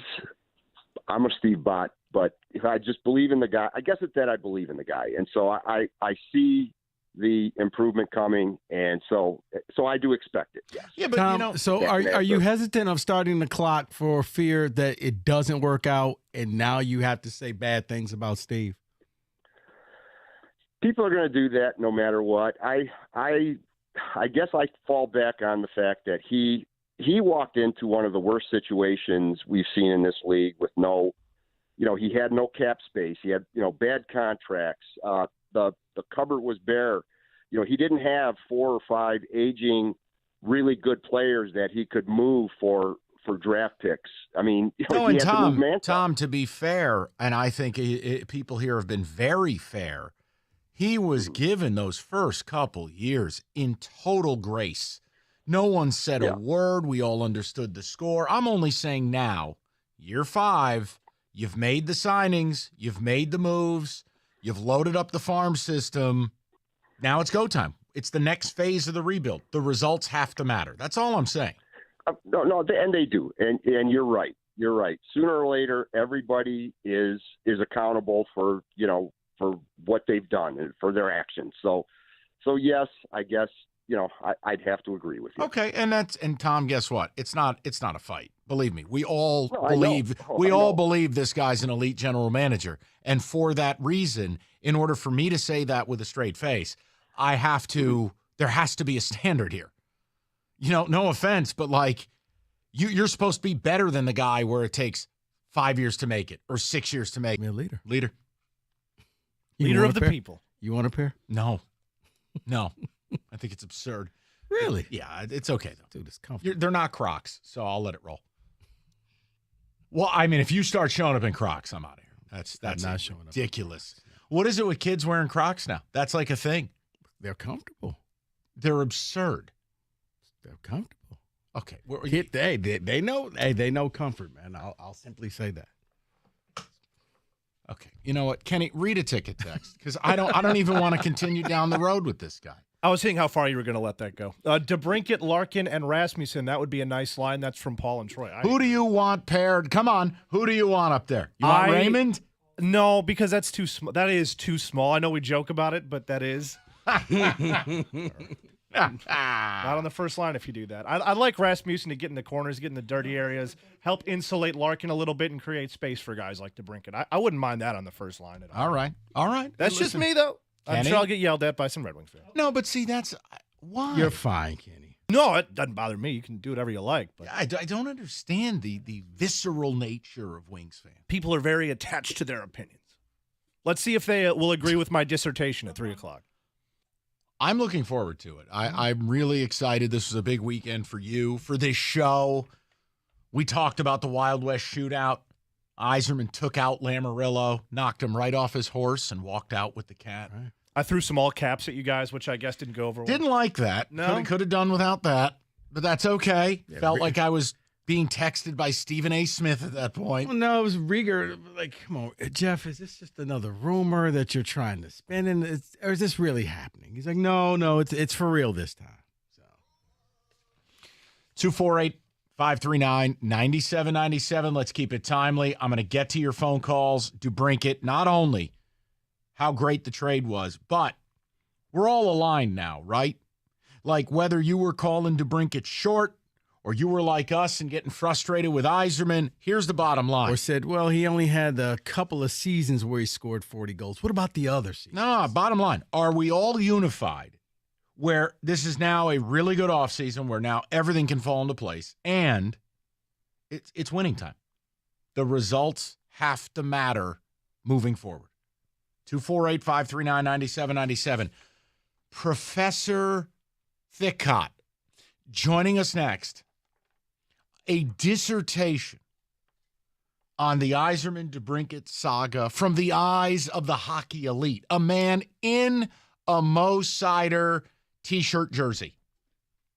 A man fully Red Wing geared. Professor Cott. And he owns Emeritus a Rob status. Lowe league-approved hat. Instead of the NFL crest, he owns a CCM hat. I just hope both teams have fun hat. The NFL logo hat. Exactly. You are Rob Lowe. We hear the dissertation next. 97.1. All right, so here's the deal. All-Star break upon us. Little power down, but FanDuel, you can bet the Midsummer Classic. You can. National League's even money. I don't know how Rico feels about it. I'm sure he'll have some ridiculous home run prop for that. The point is FanDuel has more ways to play, more markets to bet in. Somebody get me odds on Ellie De La Cruz just showing up to the All-Star game and playing, even though the league's too stupid to add him. Don't even want to talk about that. All righty, it's FanDuel, FanDuel.com/ticket. That's FanDuel.com/ticket. Risk-free bet. You get the home run props on Tuesdays, the whole bit. 21 and up, present Michigan. First online real money wager only. $10 deposit required. Refund issued. Non-withdrawable bonus bets that expire in 14 days. Restrictions apply. See full terms. FanDuel.com/sportsbook. Gambling problem. Call 1-800-270-7117.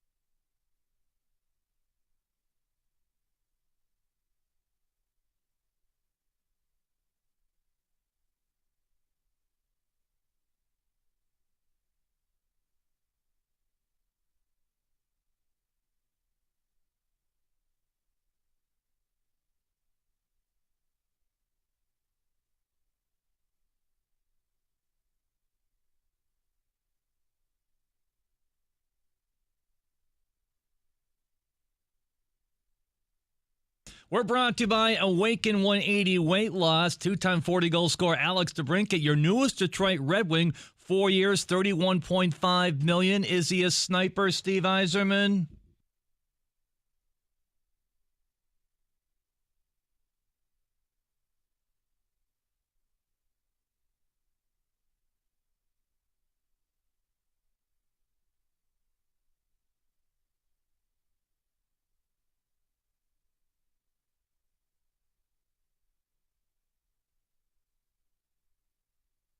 San Jose Sharks just moments ago signing former Detroit Red Wing Philip Zadina to a one-year, $1.1 million deal. So he left potentially up to $3.4 million on the table by leaving the Wings. Tigers grab Oregon high school pitcher Paul Wilson in round 3. MLB draft continued today, rounds 3 through 10, 11 through 20 tomorrow. Highlight yesterday, the Tigers taking slugger Max Clark at number 3 overall.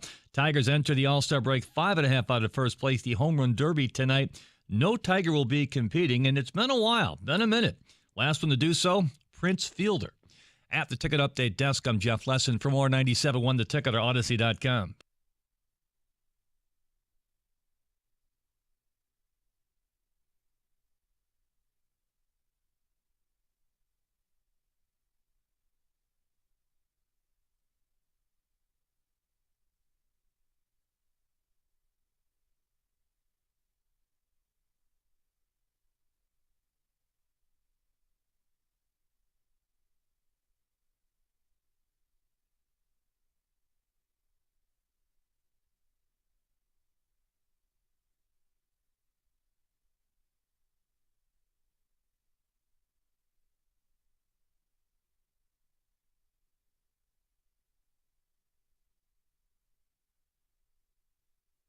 Three o'clock banner day. Got some thoughts later on the Tigers draft. No, I'm not angry. I think we need to talk through a few things. Also, what the hell is going on at Northwestern with Pat Fitzgerald? Rico with that story. Also, your thoughts on Slides with Socks by Rico. But right now, DeBrincat in town. It's what we all wanted. I think it elevates the offseason to a place where we can all agree. Now, clearly, there are going to be some people, sounding like the Hamburglar today, rubble. He's too short. He's not this. He's not that. Whatever. Those people, I'm sure they're a ton of fun at parties. There is a limited number of guys in this league who will ever score 40 goals. You got one of them. And if you believe in Dylan Larkin and the way you paid him, you sure do, then can we stop with the whole he only produced in Chicago routine? Last year he played in Ottawa and still scored 27 and still would have led your team. I'll put the over-under at DeBrincat goals as a Red Wing in his opening season here at 34.5, and I'll take the over. See, I would go with the over as well because I think you're going to find out, like he scored in Chicago, what you got in Dylan Larkin. And I think that's going to help elevate him to getting to that over 34.5 goals. Now, we promised you a dissertation. Kenny Cott is our resident Elliot Friedman. Kenny Cott is a no-nonsense individual. Kenny Cott is a hockey elite maven. Well, Kenny had complete all-caps thoughts on everything that transpired this weekend. So with that in mind, we wanted to start the second hour and allow Kenny Cott to be the spokesperson for this radio show and give you our feeling on the DeBrincat deal as we then get to your phone calls. Professor Cott, are you prepared? I'm very prepared. We have some subpar production here, too. I'm sure We're we ready do. for it. I'm sure we do. Live from 696. A little pomp and circumstance. What is this? This is the dramatic reading music. What if I told you? This is the we can't play the 30 for 30 bed music. Oh, God. This is called the copyright waltz. Right. This is 25 for 25. Noted. So the first thing, I took notes last night as I was sifting through this trade because I found many things noteworthy. Cut his mic off. You know what? I'm just trying to deliver the people I know. what they want. This is a low-risk contract. 4 years, under $8 million. And God forbid, if he doesn't work out, it's less money and less term that you'd be signing a free agent or him during free agency to. So there's silver lining if it doesn't work out. That's number one. And the cap will go up by the time his deal is falling off the books by around $10 million. So It's like he was never here. It's like he was never here at a 4-year deal. That's, to me, risk management that Steve Yzerman has done a great job in this trade at. Number 2, everyone was expecting we'd lose one of our top prospects, a Casper, an Edvinson. Some people were even throwing around the name Mo Sider, Lucas Raymond. Who said Mo Sider? Idiots on the Twitterverse, Michael. Well, there's your first problem. But we didn't even give up Jonathan Berggren, a name that was even I and you were throwing around. We didn't even give him up. And that, I believe, is the price of Pierre Dorian waiting for just a little bit too long to pull off this trade. This music, Kenny, it makes it sound like you're on a boat that's going down. We're on the opposite, Mike. This is not good. Doesn't sound that way. This doesn't sound happy. I don't have any happy music beds in the system. Okay, go ahead. All of a sudden, the graphic pops up on the screen. Kenny never made it back to shore. Kenny, 1997, 2023. So, Steve, I don't know if I want to call him a liar. I'm not going to call him a liar. But what I will say is he had us all believing one thing was true for the better part of, let's call it a month, based on his comments in the draft, based on his comments before the draft. So he manipulated the truth, is what you're saying. He may have worked his way around the truth in a manipulative manner. And he had made us all look foolish for doubting that he would end up with a big splashy player. And he made us all, quite frankly, worry about it. So, again, thank you for lying to me if that's what you were doing, Steve. Please continue to do it for the following years to come. The next one, we still have picks in every round of the draft next year. And we can reload at any point with our prospects. We have trade capital. We now have draft capital that you thought, hey, if you're getting a DeBrincat, you're going to lose a Simon Edvinson or a Marco Casper or a draft pick that you don't want to part ways with. Well, no problem there. We still have draft capital next year, and we still have all of those guys. So another thing that Steve Yzerman did right is retain his assets. What about Donovan Sabrango? I was going to get to Sabrango, but let's start with Kubalik.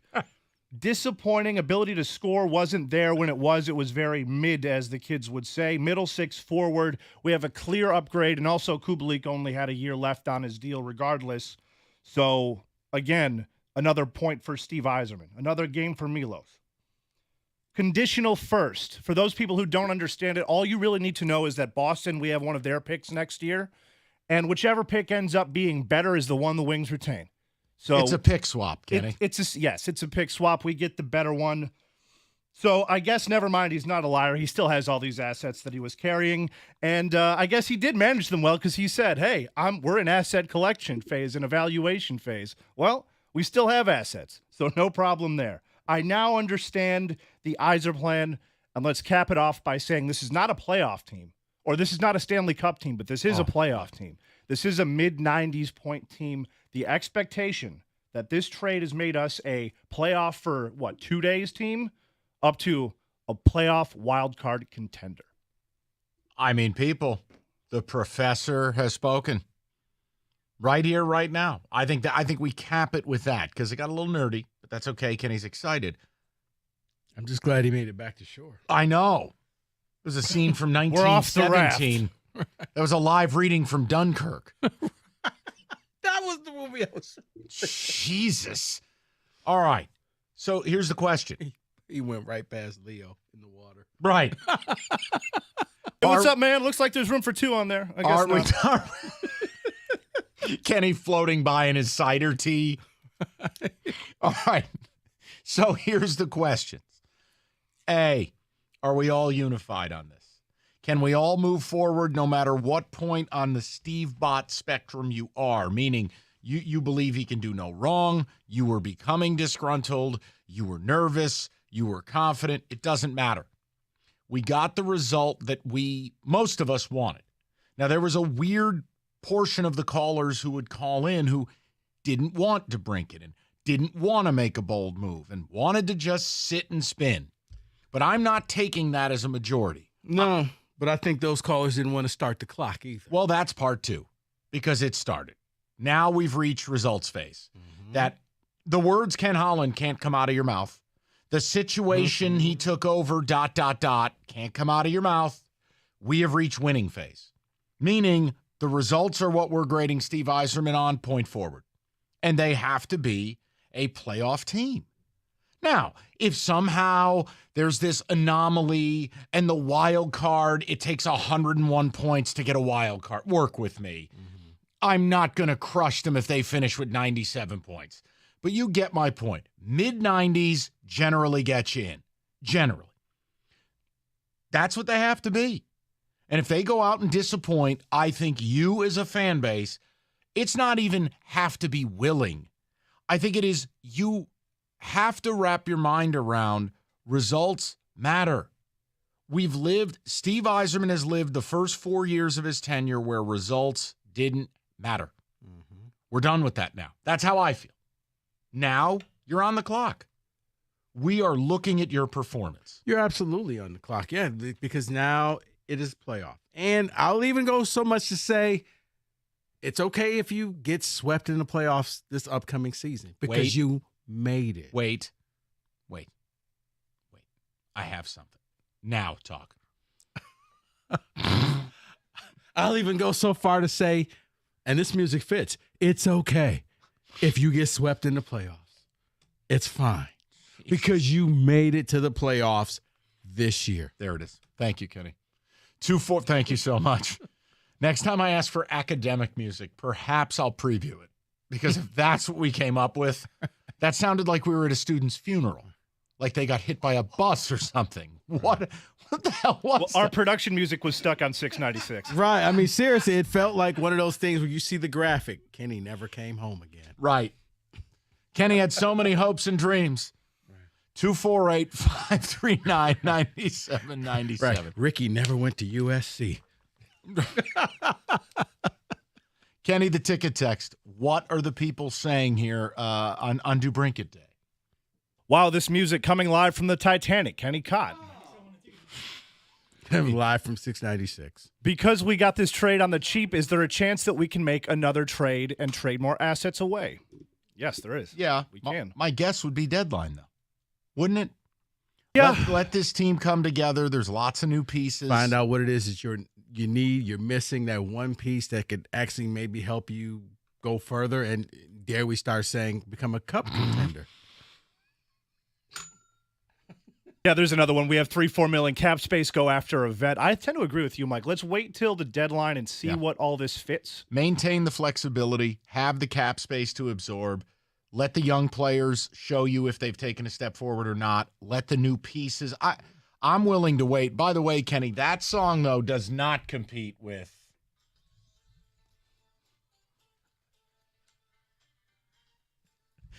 And don't worry, I've already sent that song. Clear front runner in the Invitational tomorrow. It has to be. The what was that? Nishkov. This one wouldn't make the play-in game. Well, I've already sent that song to my contacts in Philadelphia. We are going to have that for when he makes his Flyers debut. Oh, no, I meant Kenny's song. Oh, no. It's right up there. Come on, man. This is like me announcing I'm leaving. Right. I mean, seriously, the only thing that's missing is the shivering dog in the cage under this music. Right. Mike has retired his state fandom. He now roots for Georgia. Welcome aboard, buddy. Usually the transfer portal works the other way around, and we send guys to you. I know. Thanks. Wow. Thanks a lot. But I'm privileged. I know. It's hurtful. 248-539-9797. We're going to get your phone calls and hopefully no more sad music. Next, 97.1. We all know somebody that thinks they have the best life hacks. Like, you know what? I know how to get around on the freeway, even though I've never heard of this thing on the app. Or you can use your wireless hotspot for your internet at home, but like those hotspotters don't know that there's a much better way to hack, a much better hack out there. Xfinity gives you 99.9% reliability internet, so you don't have to settle for just using your phone for home internet. It means you can get more gaming, streaming, looking up other life hacks that are actually work on your connected devices.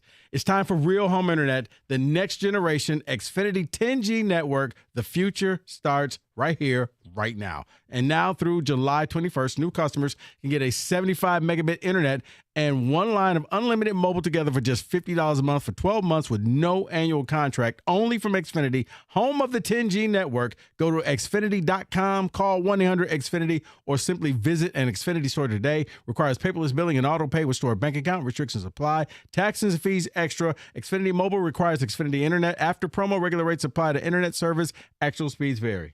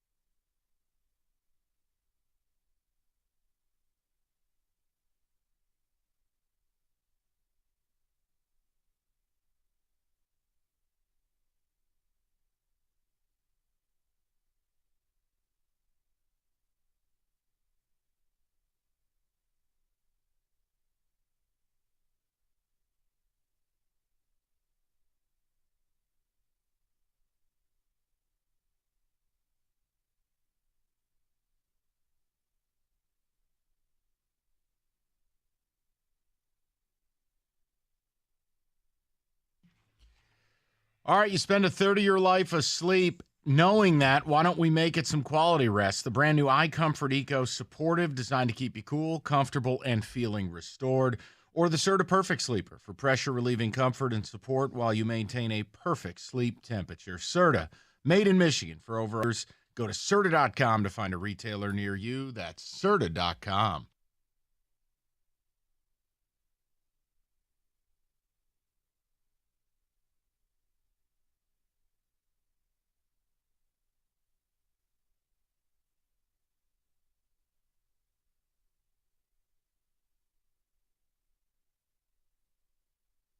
All right, straight to the people.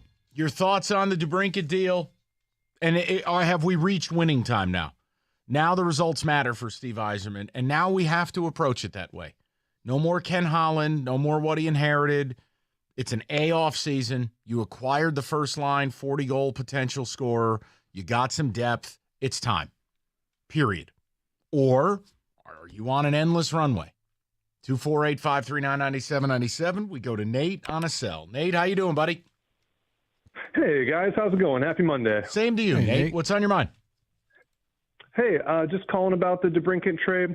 I was listening to the morning show earlier, the midday, and a caller was talking to Gator and basically saying that he's not sure if DeBrincat's going to be in our Stanley Cup window, and saying like we're still might be 4 or 5 years out. I just can't believe there's still people out there that think we're still 4 or 5 years away from competing in a cup for a cup. If we're at that point, if we get 4 or 5 years down the road, that means something went wrong and Yzerman's draft picks aren't working out and he's not making the moves, and it'll be time to reevaluate. Look, I think there's also a difference, and I didn't hear this, so I'm not going to go crazy on it. But I mean, Nate, there's a difference between competing for the Stanley Cup and actually winning one. Now, look, if they're not even competing for it, if they're not making deep, meaningful playoff runs, I'm with you, Nate. It's a complete failure. But what I'm not going to do is like, hey, they got to the Stanley Cup Finals and lost a brutal 7-game series. Guy, Nate, you know this. Kenny and I talked about this. You know, it was this idea, Rico, that hockey is like no other sport. There is a luck element in the playoffs, unlike any other sport. Off a skate, off a nutsack, off the pipe, off the goalie's mom, into the net. And you're like, well, I can't game plan for that. Yeah, and I 100% agree. Like, I mean, I grew up going to the state, the playoff 25 years in a row, and we won 4 cups during that time. And you live with the heartbreak, but the expectation is, hey, this is where we're at. This is where our goals are. Yeah. It's to win a Stanley Cup every year. And whether that happens or not, you take some, you win some, you lose some, but that has to be the goal. Yeah, and you know what? Phase 2 is getting to that point. Becoming a Stanley Cup caliber team, becoming a consistent playoff team, and then phase 3 is how do we get over the hump? It's unless you have one of these miraculous, almost like what the Panthers did, right? Where the Panthers had this barely get in, underachieving year, and then all of a sudden take out the Bruins and make their way. Sometimes it just happens to you. Right. But in general, most teams, you ascend to that level, and it's like what I'm dealing with the Celtics. Okay, phase 3. How do we get over the hump? Yeah. But now we're in phase 2. There can be no more for phase 1. Yeah, for the Panthers, it was more of we weren't supposed to be there. We made our way in. And then in the playoffs, it really was, let's just get this team and drag them to the deep end of overtime, and that's where we're going to beat them, in overtime. And they found ways to get it done. They're going to have higher expectations this year based off of that. But but make the playoffs here. That's it. Now the Wings have to be a fixture in the playoffs. And then, obviously, we all hope for the lightning in a bottle and you win the Stanley Cup on your first meaningful run. But, I can't hold them to that standard. That's hard to do. Sure you can. No, I'm kidding. I mean, hockey's weird, man. Hockey playoff. I mean, one bounce. No, it is. I mean, you don't want to win the President's Cup because that's a guarantee you're not winning the Stanley Cup. Oh, the President's Trophy? I mean, the President's Trophy. No, you're thinking the NBA Cup, the Mario Kart Cup, or whatever the NBA is setting up. We'll get to that later in the show. Brad on a cell, 97.1. Hi, Brad. How you doing today? Good. How are you guys? Good, Brad. What do you got for us here on DeBrincat, Yzer plan, the whole bit? So I really like DeBrincat. I think it's very exciting to have a player of that caliber playing for us. I think it's just absolutely great. My one concern is, have we drafted enough players? Do we have the draft capital and the talent? Because if we do make the playoffs, now we're back drafting in the high teens, 20s. Are we just going to be like we were, just perpetually making the playoffs but not really doing anything? Well, here's what I'll say to you. If that is the case, and I want to make sure I say this very slowly because I don't want the Steve bots after me. If that is the case, then Steve Yzerman didn't do his job. He has had 5 years and a bevy of picks, and I don't want to hear about lottery luck. You had a lot of time to build a depth of system the way you're talking about, Brad.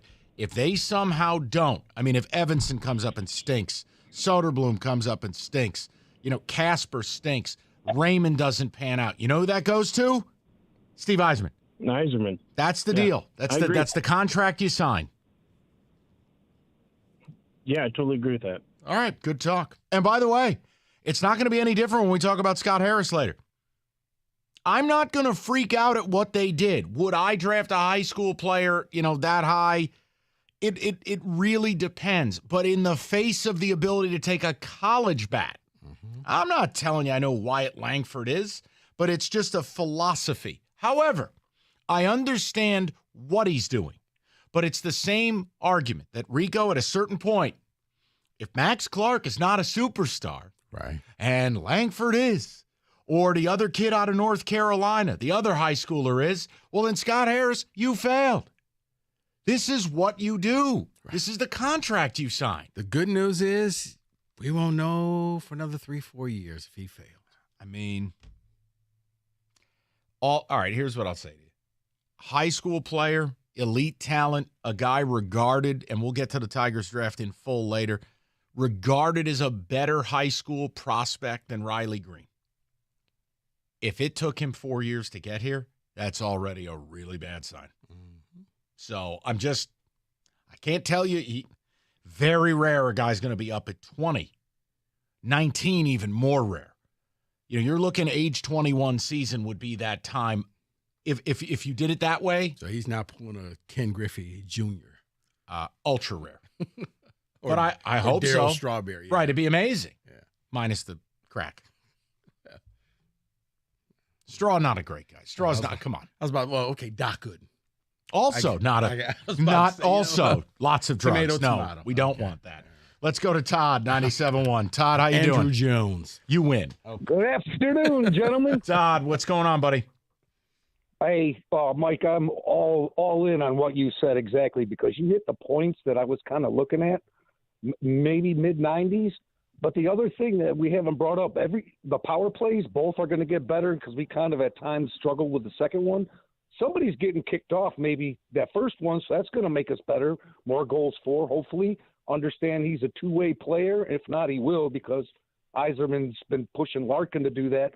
But more importantly, come late February, early March, they still have capital and assets that they can go get that rental player and make that 94 turn into 104. I mean, I don't know. We've never had that possibility, but it looks like he's got that possibility now. I like this. Yeah, and Todd, that's the whole premise here. You put yourself in a position now. There is no more selling at the deadline. There is no more kicking the can down the road. You're in winning phase, and the clock starts now. To where my son, go ahead. No, you're fine. You're fine. Go ahead. My son, right when I seen that they did the trade last night, my son called me because he's been following this. Come to find out, he wouldn't tell me, but he was following the Ottawa NHL.com or whatever, something out of Ottawa. So he said no matter what, he knew this was coming. And he said that Yzerman's not done because he's following another team. And I'm like, give me more. He said, no, not yet. I was like, you're kidding. He still thinks that. How's your son holding out on you like this? No respect in your household. This kid is out of line. He's 29. He was 5 years old when the Wings won the Cup in '97. So he's been he passed me. I was like, wait a minute. What did I turn you into? My wife calls him a hockey bot. So that's all I wanted to say. Todd, listen, I tell you, we got to straighten this kid out. You're his dad, for Christ's sakes. He owes you that information. Well, he wants to try to impress the dad. You know what, Todd? Here's what we're going to do. You hand him the invoice for what he cost you raising him till age 18, and then go, here's the deal. Information or invoice. One of the two. It's holiday and birthday dinners is all I got over him, guys. That's right. Well, that's fair. I can't believe he's not sharing. Poor Todd's out in the cold. The son goes, I have a great story. I can't tell you, Dad. Not yet. Jeez. Don't want to. Yeah, he didn't want to jinx it. That's all. It's like the no-hitter being thrown on Saturday. You don't want to jinx it. Mike hates baseball. It's not a real no-hitter. It's a real no-hitter. It's not a real no-hitter. Was it any hits? It's a combined no-hitter. It's fun, but it's not a real no-hitter. Were there any hits by the Blue Jays? Was there one player who procured no hits? Well, it was 3. But it's made not it more the difficult. Same. It's not the same. Made it difficult. No, it's not the same. It's a no-hitter. And it's not the same when you lose the series. Still a no-hitter.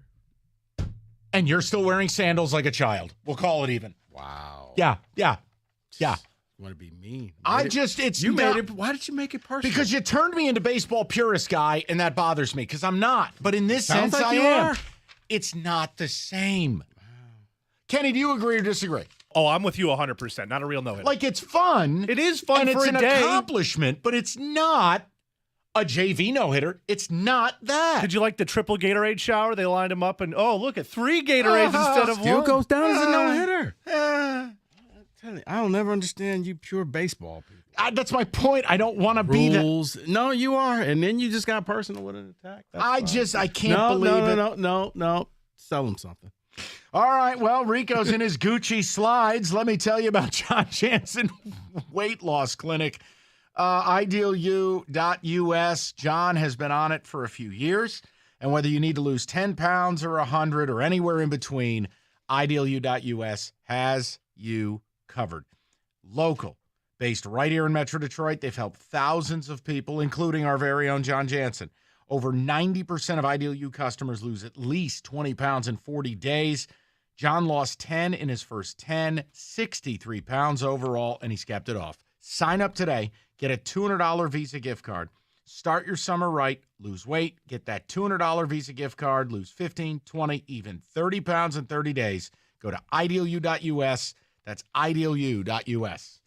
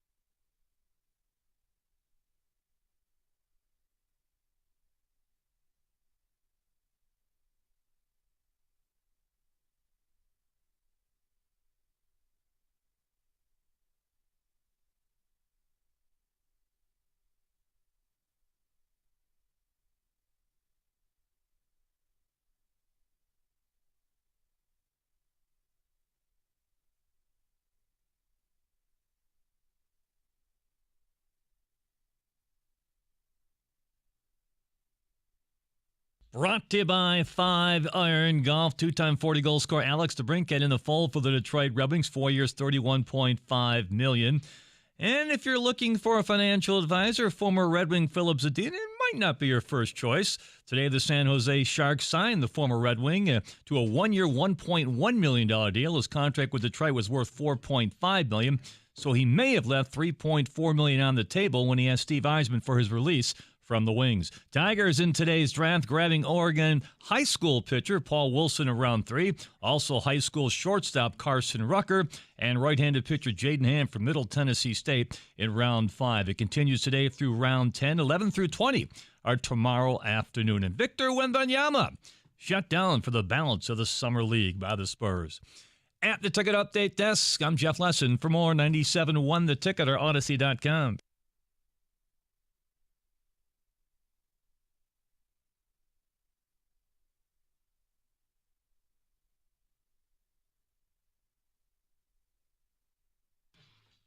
All right, couple of notes for you, and then we'll get to the NBA wraparound, Tigers draft. If you missed anything, we've done damn near 90 minutes of the Alex DeBrincat offseason, Iser plan, all of it, Odyssey.com rewind.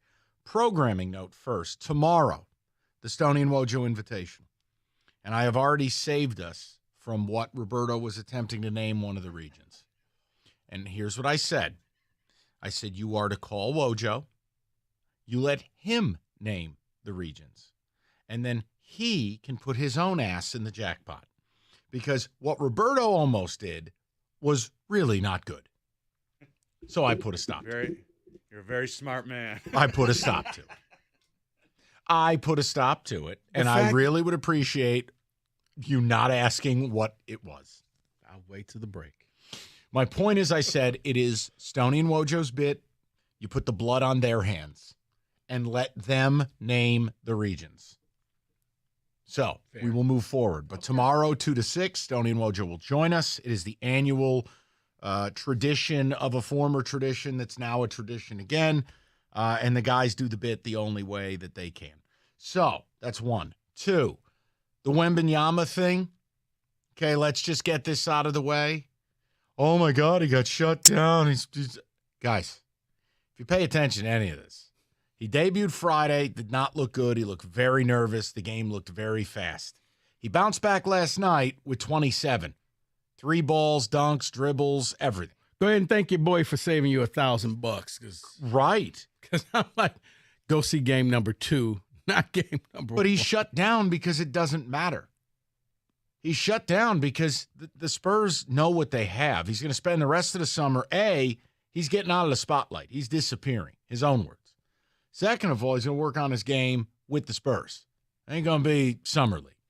Now, the last thing, I wanted to just do this housekeeping note.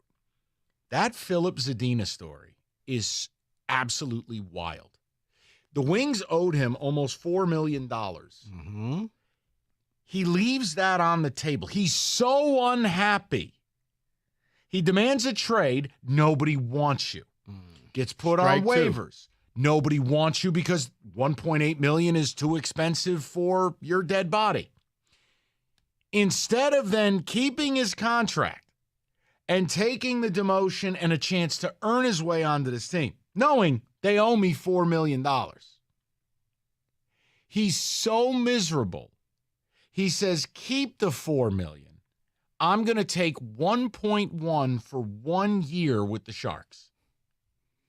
Now, am I stupid in thinking he was just going to go home?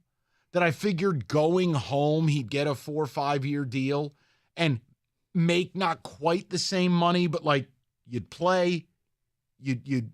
Am I nuts? He'd make good money for a decent amount of time, as opposed to a 1 year flyer where you throw $3 million in a blender. Is what he essentially just did. Kenny, how much of this is spite store where he just wants to show you guys all made a mistake? Watch what I do this year. And if he's betting on himself and it works out for him, then I guess more power to him. But in the right here, right now, yeah, he's throwing $3+ million in a blender. It's stunning to me because when you get put on waivers and nobody wants you for 1.8, what the hell you think you're getting on the open market? I was just like, how much do you have to hate your employer to do what Zadina did? And it wasn't like he was a valuable employee. He was a fourth-line player at best. That was his ceiling at this point. He's no longer going to be that high expectation Ken Holland draft pick anymore. The guy who said he was going to make the other teams pay. He's going to fill your nets with pucks is what he said. Oops. So, yeah, not a great story. Let me get to Matt, and then we'll get the ticket text, and we'll wrap the DeBrincat stuff. Go ahead, Matt. What's going on, buddy? How's it going? Good, Matt. What's up? Just wanted to maybe pour a little cold water on the expectations here for the Wings this upcoming season. It's not because of what they've done. I think they've made some really good moves. But if you look at the rest of the division, you still have the Leafs. You still have Tampa Bay. You still have Florida, who was in the Stanley Cup Finals. You still have Boston, and you still have Buffalo, who's up and coming. I think squeezing into a wild card spot is going to be a tall task for them. I think they'll sniff it, but I don't know if they're going to get there. Okay, so I guess my question would be, are you upset that they did it, or are you just saying you're not moved by it? I'm not moved to say it's playoffs or bust, and it's disappointing if they don't get in. I just think that it's not because of the Wings themselves. It's about the rest of the division. It's a really, really tough division. And when you're playing against those divisional opponents, I think they're still another year away from, playoffs being a realistic expectation. Look at the betting odds. They have the seventh best betting odds to win the division right now behind the team they traded with, Mike. Right, but my point to you is, look, the betting odds don't dictate what your team is going to be in 3 months, 4 months, 5 months. The Lions were a long shot to make the playoffs last year. They were in the last week of the season with a shot to be in. And what were their odds at 1-6? Look, the other thing, Matt, I know it's crazy. They were only in the playoffs for 18 hours, and then the back-to-back in Ottawa happened, and I get it. They sold. But, Matt, if we can't expect the playoffs now, I don't know what to say, man. Like, at a certain point, if we can't expect it in year 5, then what are we doing? Oh, I totally get it. I totally get it. I think it could be an expectation. I'm just not seeing it just because of division. You've got the team that was just in the Stanley Cup Finals, right? You've got the Leafs who are once again trying to go for it. Boston, Tampa. All right, and Matt, you're not wrong in anything you say. They're in the tougher conference, and they're in the tougher division within the conference. Noted and noted. Yes. But you're always going to be able to make an excuse. Okay? Whether it's you, whether it's for a friend of yours, whether it's for your favorite team. You will always come up with an excuse. You will always be able to paint your team out to be a victim. Hell, look at Michigan fans. It's all they do. I'm not into that. You hired this guy because he is different, because he is better. Like in year 5, after they had a really nice offseason here, it's time. I don't want to hear about division, team. No, come on. We're asking to make the playoffs in a league where more than half the league makes it. Right. Yeah. Jesus, Mary, and Joseph. Come on. 248-539-9797. Whether it's an IRS collection or audit, civil or criminal, or even the Michigan Department of Treasury, you need Maurice and Jerry from Abraham and Rose. They will represent you, handle your tax problems, and take on the IRS. They will advocate for you, fight for you, and guide you through the entire experience. The IRS could take away your peace of mind, hit you in the wallet. You're going to need lawyers.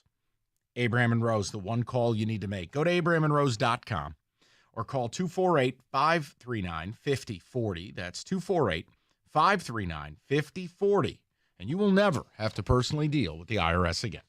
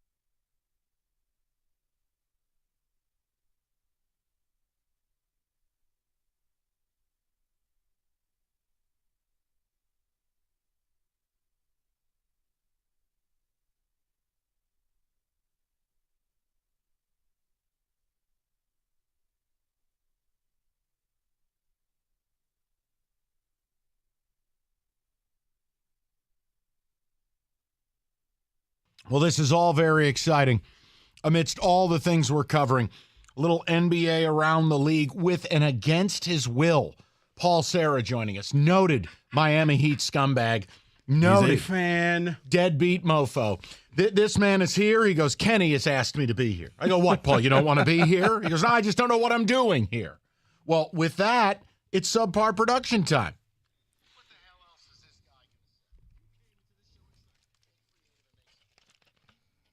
Ah, there it is. That dime store production. Why am I a scumbag Miami fan? Because they beat the Celtics? Because of what you said to me leading up to it. Quote, I don't even know what to do. All my teams do is win. Close quote. They were at the time. That is enough.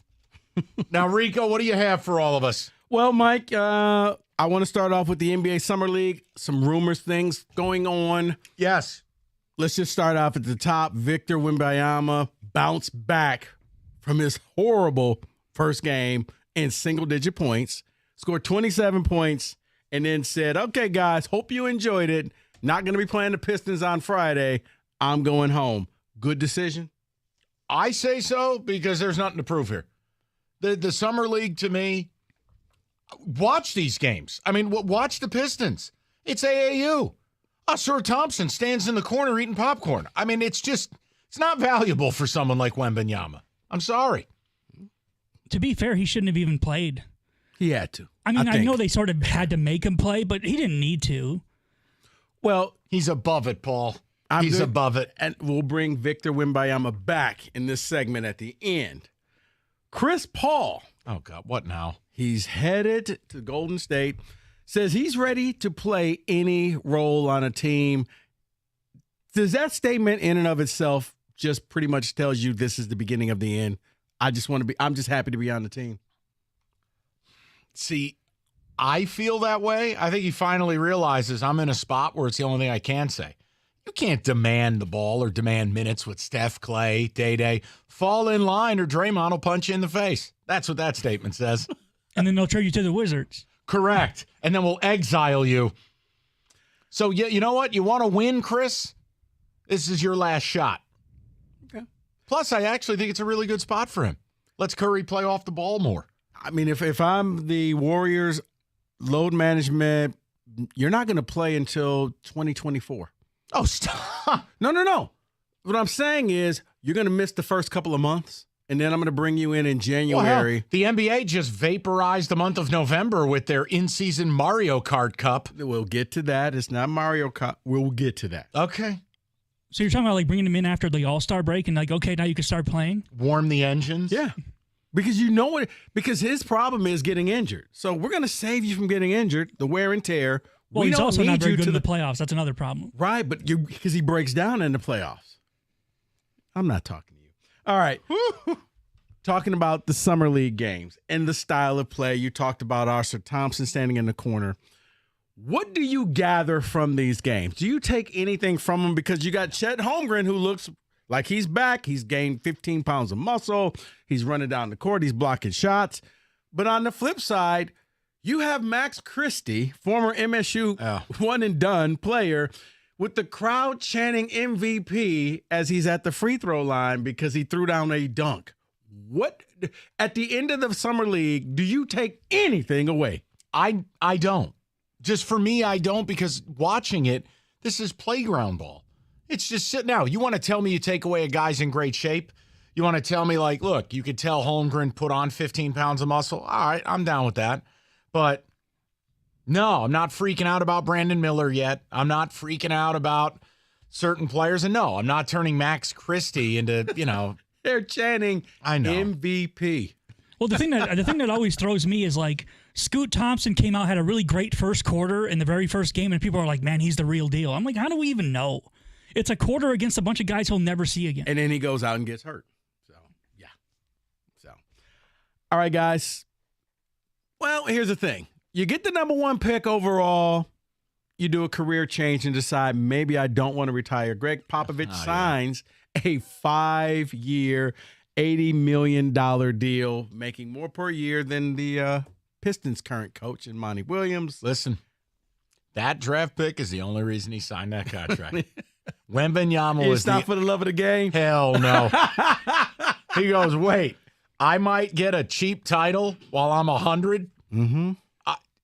You can't tell me they don't get Wembanyama. Pop is out. Yeah, a week later, he's like, oh, yeah, I'd come back for that amount of money. Reinvigorated. Yeah, Wembanyama brought the Fountain of Youth with him from France. So, yeah. How old is Popovich? I want to think, if I read it correctly, he'll be 74 by the end of this contract. He's going Hubie Brown. Yeah. Remember when Hubie came back and coached the Grizzlies at like age 90? It wasn't 90, but yes. Now close. Hubie's 118. Close. Couple more real quick.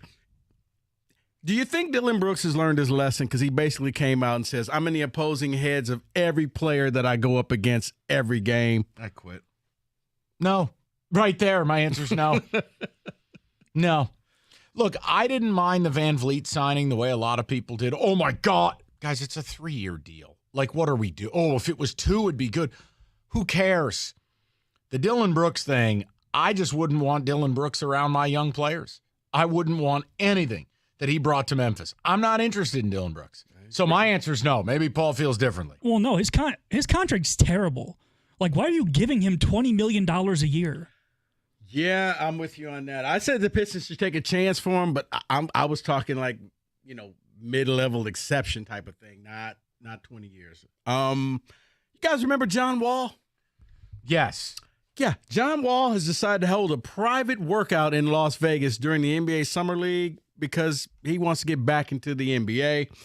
Teams that are interested, or at least showed up for the workout, the Portland Trail Blazers and the Boston Celtics. I'm good with it. It's not that John Wall can't play. It's that John Wall made so much damn money and he was on tanking teams and they basically kept him away. Now, again, is he ever going to be the John Wall we thought he could be, or for a little bit was? No. But if you're telling me a playoff team wants to bring in John Wall to give you 14 minutes a night in a playoff series, I'm good with that. So contractually, he's turning himself into Russell Westbrook, where he's just basically going to take league minimum from here on out. I mean, that's kind of what I'd be offering, yes. Yeah, I agree with Mike. I think what's hurt him in his career, obviously, he's made a lot of money. He's played for a lot of bad teams. Injuries have also hurt him. But, yeah, if you can get him for a reasonable deal, he's a proven veteran. He could do things for a team that makes the playoffs. Dame Lillard still don't have a trade, but new teams are starting to get talked about. You know about the Miami Heat, your boys. Which he'll end up at. Jazz, Clippers, 76ers are asking around saying, hey, would you be interested in coming to play here? Is this just Miami or bust, or can some other team sway him into going there? I'll let Paul go first. He roots for those dirtbags. I think it's Miami or bust for Dame, but I don't think Miami obviously can offer them the most. So they're going to have to take what Miami can give them, unfortunately, for the Trailblazers. Oh, you need a 3 or 4 team deal. That's the only way it's going to work with Miami. Yeah. The thing I don't understand is Dame Lillard, I'm about winning. I'm about the grind. Well, then why are you not willing to go to better situations? Good. Go to Miami where it's you, Jimmy Butler, and Bam Adebayo, and 9 league minimum players. And they could win the East with that, though. That will not happen. The Celtics are back. And I just don't. I mean, Rico, you agree, right? The Celtics are back? There are places Dame could go where he'd be in a better position to win than the Heat. It's not the Heat's fault. No, and if anything, you would have thought that even though it's a different sport, he would have learned from DeBrincat. Once you say, I'm only going to one place, you've killed the leverage. You have zero leverage, and you'll take whatever we give you because we know where you really want to go. I still believe this gets done, and Brooklyn's the 3rd team, and Ben Simmons ends up in Portland.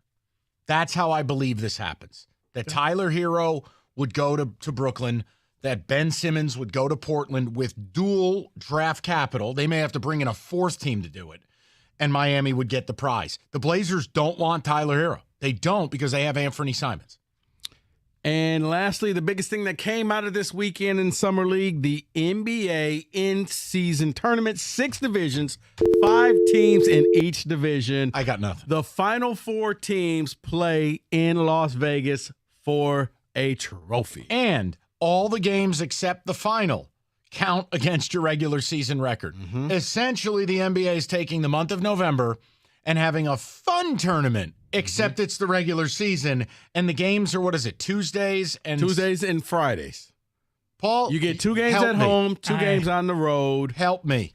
No one can help you with this, Mike. It's dumb. It is a dumb idea.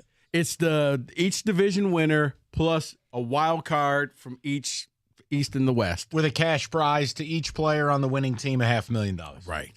But you know what good news is? You got to see Victor Wembanyama on the stage. Kay Cunningham was out on the stage representing Detroit. And the genius of it all is you win all these games to get to the championship, and the one game that actually matters in the tournament doesn't actually count on the record. Correct. But you get the trophy. Also correct. I don't like it. That's just my opinion. All right. That is your NBA Summer League edition Blitz. Fast break. 97.1.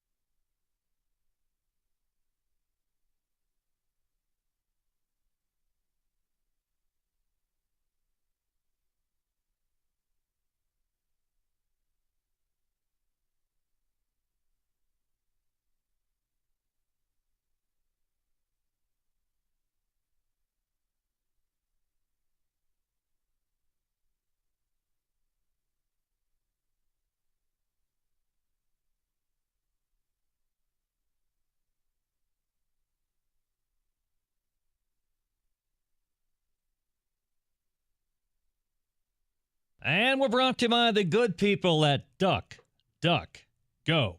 Two-time 40-goal scorer Alex DeBrincat is a Detroit Red Wing. A new deal he has, 4 years, $31.5 million. Hello, Steve Yzerman.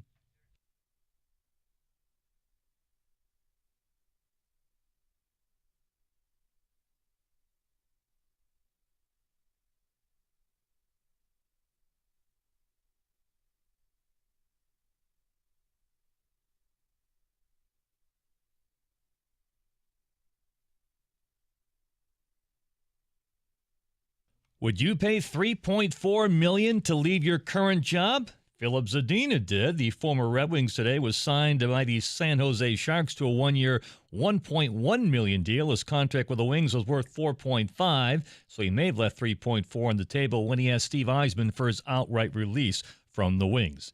Tigers grabbing a couple of pitchers. Oregon high school pitcher Paul Wilson in round 3. Also high school shortstop Carson Rucker. And right-handed pitcher Jaden Ham from Middle Tennessee State in round 5. The draft continues through tomorrow. And Victor Wembanyama shut down by the Spurs for the balance of the Summer League in Vegas. At the Ticket Update desk, I'm Jeff Lesson. For more 97.1 The Ticket or Odyssey.com.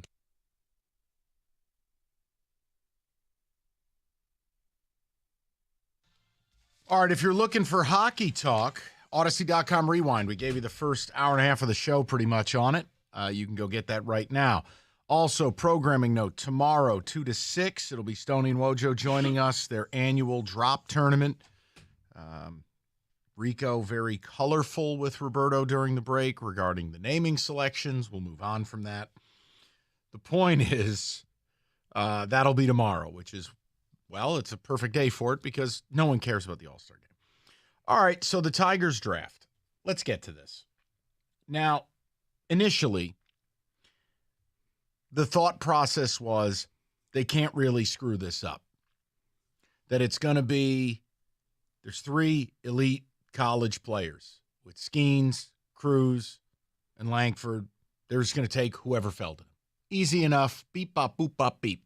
There was even a conversation about the Pirates doing what they normally do and underslotting a player, meaning they would take someone who was really 4 or 5 or 6 saving money, and maybe Cruz or Skeens falls to you. Well, that didn't happen because the Pirates actually nutted up and just drafted the appropriate guy. So at 3, I thought the prevailing thought is, okay, well, the Tigers will take Wyatt Langford, the outfielder from Florida, slugger, college bat, and you know what? If things break right, second half of next year, he could be here. They didn't. And they took Max Clark, a high schooler. Now, this is not a Max Clark thing. I don't know Max Clark from a hole in the wall. This is the thing that I don't like drafting. First of all, drafting a high school arm in the top 10 is ridiculous. That's why I hated the Job pick versus Marcelo Meyer. Meyer's now one of the 5 best prospects in baseball, and Job is, throwing low A ball. and again, looks good doing it, but right. I mean, high school arms get hurt. Full stop. Well, now you got a high school bat. So I thought of you because I really tried to go, okay, what am I presenting to the listeners? I can't blowtorch the pick, but I was frustrated because I look at Torkelson and Green and Colton Keith and Justin Henry Malloy as kind of this core 4. And they need help now, not 3 years from now or 4 years from now. They need help now while you have them under contract, team control, runway. Right. And I think what Scott Harris is telling you is this. They believe the upside on Max Clark is so much higher than Wyatt Langford that they took him. And Scott Harris's comments are, look, I know 5-tool player gets thrown around a lot, but I really mean it. This guy has it all. The problem? The high school. Mm-hmm. And the level of competition. And again, he played in the under 18, but he's a Midwestern kid. He's not from Texas, not from California, Indiana. Not from Florida. What you did in Indiana against high schoolers doesn't mean anything to me. Oh, but he had a 700, on base percentage. No, okay. but see, hold on, not to interrupt you, but there's something to what you're saying because you see the same in football. Correct. Because I've often said a kid from Texas, California, or Florida, they're more advanced when they get to college because you can play year-round. Right. There's a thing called snow. You got to go inside. You can't do everything that you want to do when you're in Cali, when you're in Texas, when you're in Arizona, Now, when you're he played in at the Florida. showcase tournaments, allegedly played well. Right. So here's my point. I thought of you and your guy, Dr. Strange. Okay. What are our odds of making it out of this? And there's one scenario. I'm standing over there. There's one. If in order for this Max Clark pick to work out, he must be a superstar because they risked it for the biscuit. Now, I like when GMs do this. I'm not being a hypocrite saying I would have preferred the college bat, but I like the fact that Scott Harris is taking his professional life into his own hands. Max Clark, you are drafting on the idea of a ball player, not the actual player. That when you read analysts and they say, well, he's the toolsiest player. He has the most raw ability. Okay, that's great. I've also read, heard, listened to, well, in other years, he would be taken number 1 overall. This is all well and good. Right, but that's this year.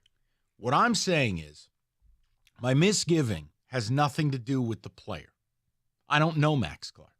And maybe 3 years from now, we're looking at our version of Corbin Carroll or Ellie Dela Cruz or J-Rod or Bo Bichette, whomever. But those 3 years it will take, minimum.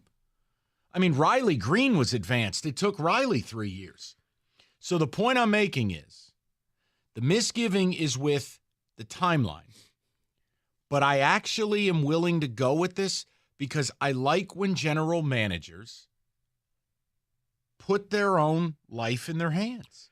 If this kid is not a star, and Wyatt Langford shows up in the league next year and is a good player, that's a bit of a boondoggle. Now, you're right. Things get uncomfortable for Scott Harris. That pick told me one thing. Well, a couple things, but the main that thing. you hired people from Tampa Bay, which he did. Yeah. Because they And almost Tampa, exclusively draft high schoolers in the first I think round. like 7 out of the last 9 or 10 drafts, they draft Sounds right. high schoolers.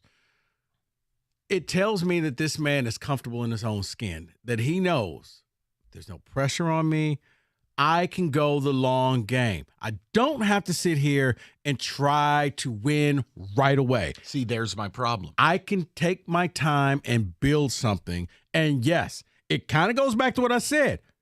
That 7-year rebuild, throw it out the window. You're starting a brand new rebuild. Okay, and you're not wrong. But here's my problem. And I'll say it with a straight face, and I know you'll laugh at me. Rico, they could win the division next year.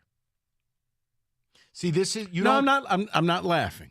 But they could. There's a difference between winning this piece of crap division and winning a World Series. Yes. He has the mindset like you like and appreciate.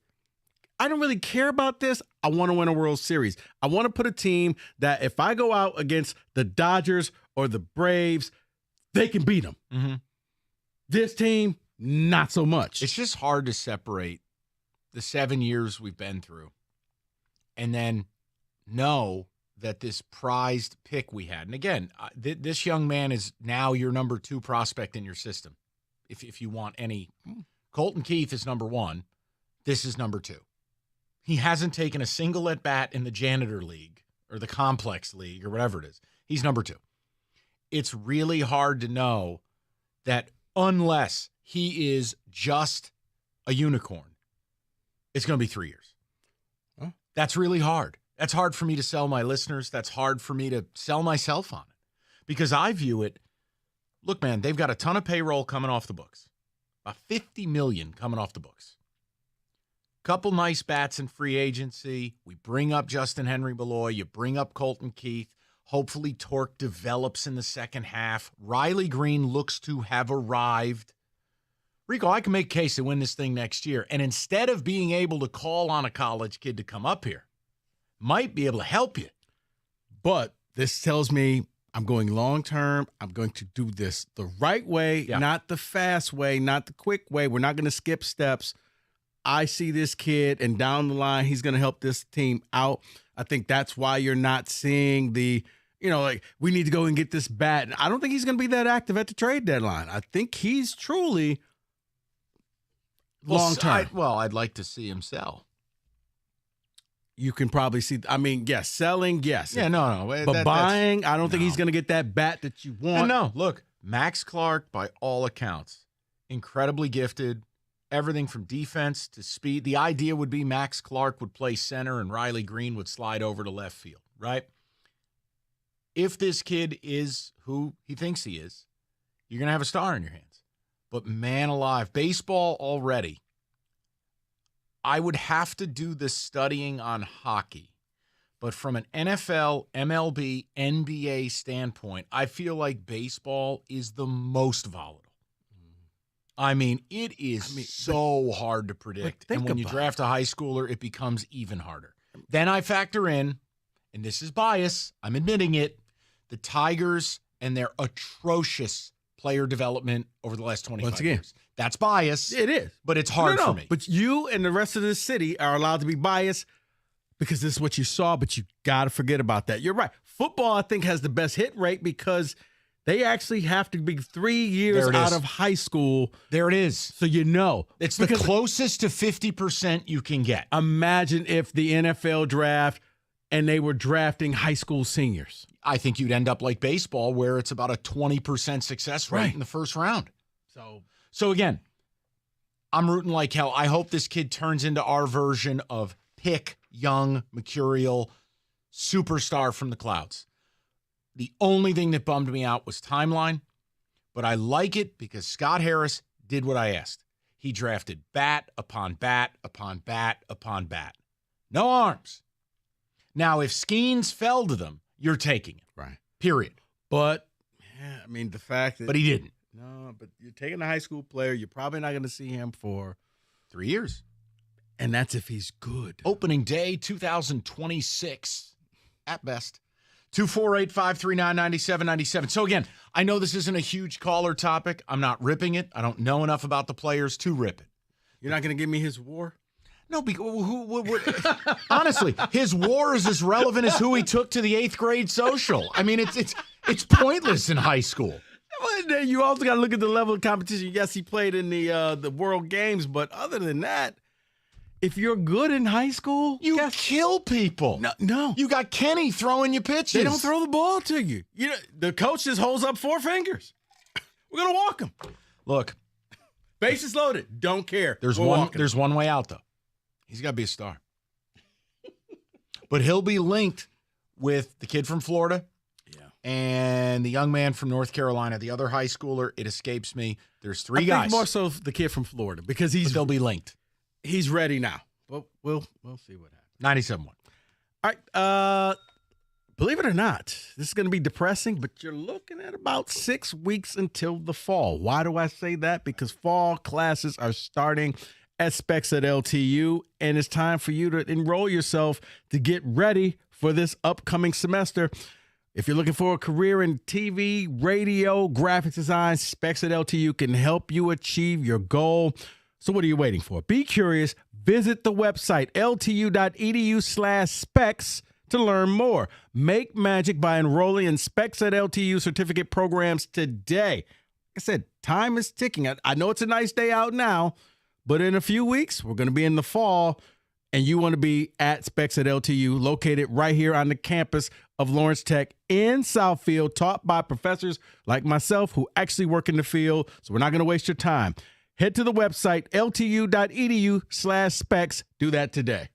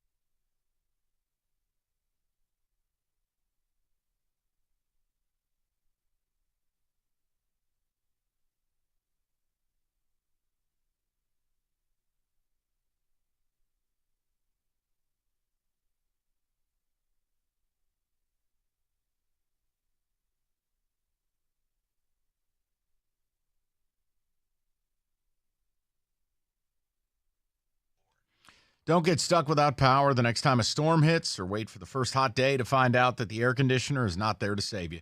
Mastercraft Heating, Cooling, Plumbing, and Electrical has you covered with a $78 air conditioner tune-up. Get that AC in tip-top shape. Save on your energy bill. Mastercraft, they got generators in stock as well. Schedule that tune-up today. Visit mastercraftheating.com.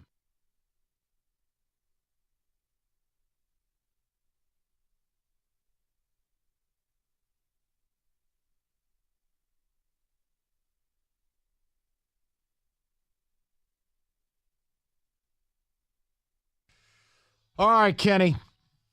Ticket text. Then we get to the callers. We're going to get to this Northwestern story, which continues to blow up.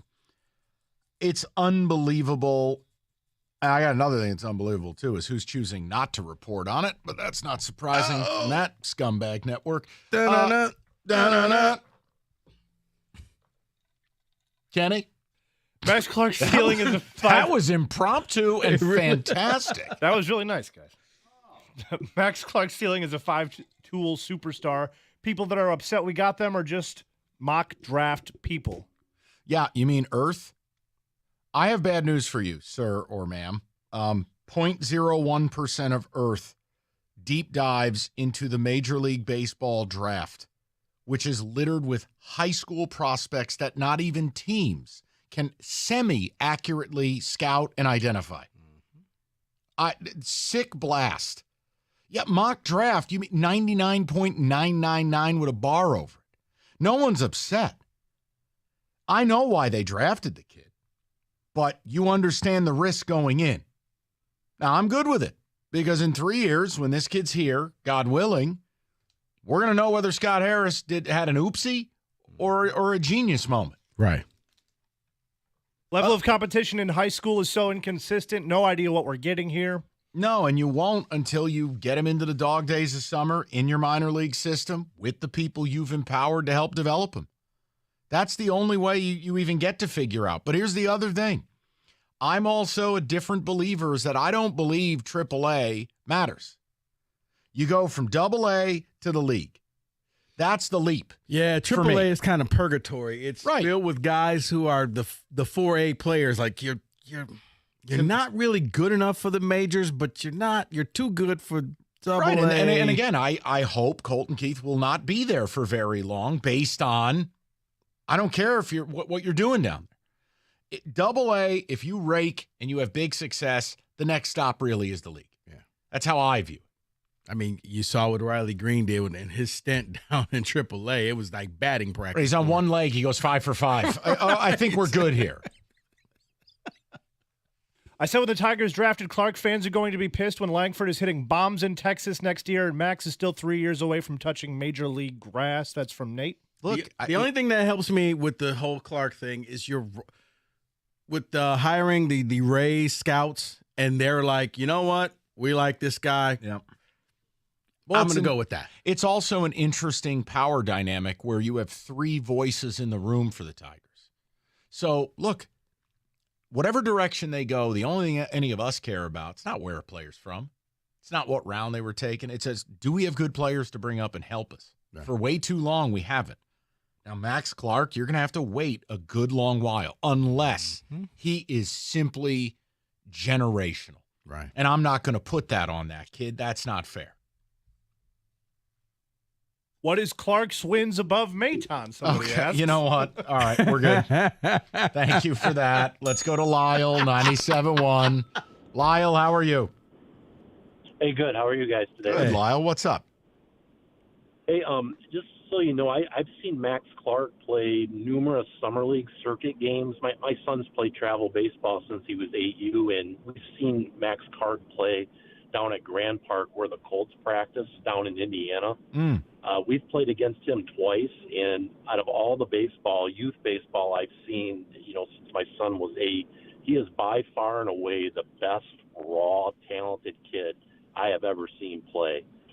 He's just a phenomenal player. If Riley Green made it to the league in 3 years, I think Max is probably going to make it in 2, and he will play center field. I mean, he throws 97 from the mound pitching in high school, and playing in high school. I mean, I think he batted like 700. Now, granted, that's high school baseball, but just put that in perspective. I mean, you still have to be able to put the ball in play with a cylinder. Basically, you got to square a baseball up. And I mean, if he made it here, what I've seen, if he made it here by September of 25, that is as fast track as it gets. I mean, Lyle, you've nailed it as far as the description of the player. I mean, he'd be first overall in some other years, but you also know you are immersed in travel ball and high school baseball. Lyle, you know the risks really well about taking high school players high in these drafts. It's very difficult. 100%. I don't disagree, but you also have to remember he was going to go to Vanderbilt. He committed to Vanderbilt, and he was going to start in center field. I mean, he's that good. Yeah. There's other kids that we've seen in the Catholic League around here in southeastern Michigan. There's a kid out of Catholic Central that's going to play center field down in Alabama. I mean, there's some really good baseball here in southeastern Michigan, and just because they're from the Midwest, you got to remember these kids are playing almost year-round. They're going to perfect game tournaments and major league stadiums, and Clark has hit bombs like at Tropicana Field and different places like that with a wood bat. So, I mean, I'm telling you, he is not just your average run-of-the-mill high school kid. That no, and Lyle, Lyle, I'll say it again because I hope you're not putting words in my mouth. No one has said he's a run-of-the-mill high school player. No. I've said multiple times he'd be 1-1 in other drafts. Like, let's be clear. This is just a differentiator between the college perceived more advanced player and then look. Because you're going to get more time playing actual baseball. Now, it sounds like the kid traveled, but when you could just go down to the park or wherever in certain states because it's warm year-round, it's like this is their winter time. You have an advantage. I just wish he would have gone to Vanderbilt and I drafted him in 2 years. Okay? Like, I just like the idea of playing college baseball. I like the idea of being more physically mature. I like the idea. In 2 years to see, you know what? Maybe we graded this kid too high, or you know what? This kid is the real deal. And again, there's no guarantee of success. Like, Andrew Vaughn was supposed to be a superstar when the White Sox got him. He's a guy I wanted the Tigers to take out of Cal. Andrew Vaughn's been, you know, like there are plenty of college bats that don't work. Hell, Torkelson being one hasn't worked yet as we head to age 24. He's getting there. Oh, okay. He went from having the worst year in history to making some improvements. But Rico, we're a long way from going Spencer Torkelson will be here a decade and is a plus player. That's fair. I get it, man. There's risks everywhere. Your best player here in Detroit was a high school player. See, I thought Torkelson was probably that, okay, you got your can't-miss guy, and I'm rooting for him. But we all are. We want to win. But, yeah. Look, he had the big bat at Arizona State. You're like, okay, he's ready. Well, and not. Hungry Howie's 50 years of flavor, 50 years creating delicious pizza.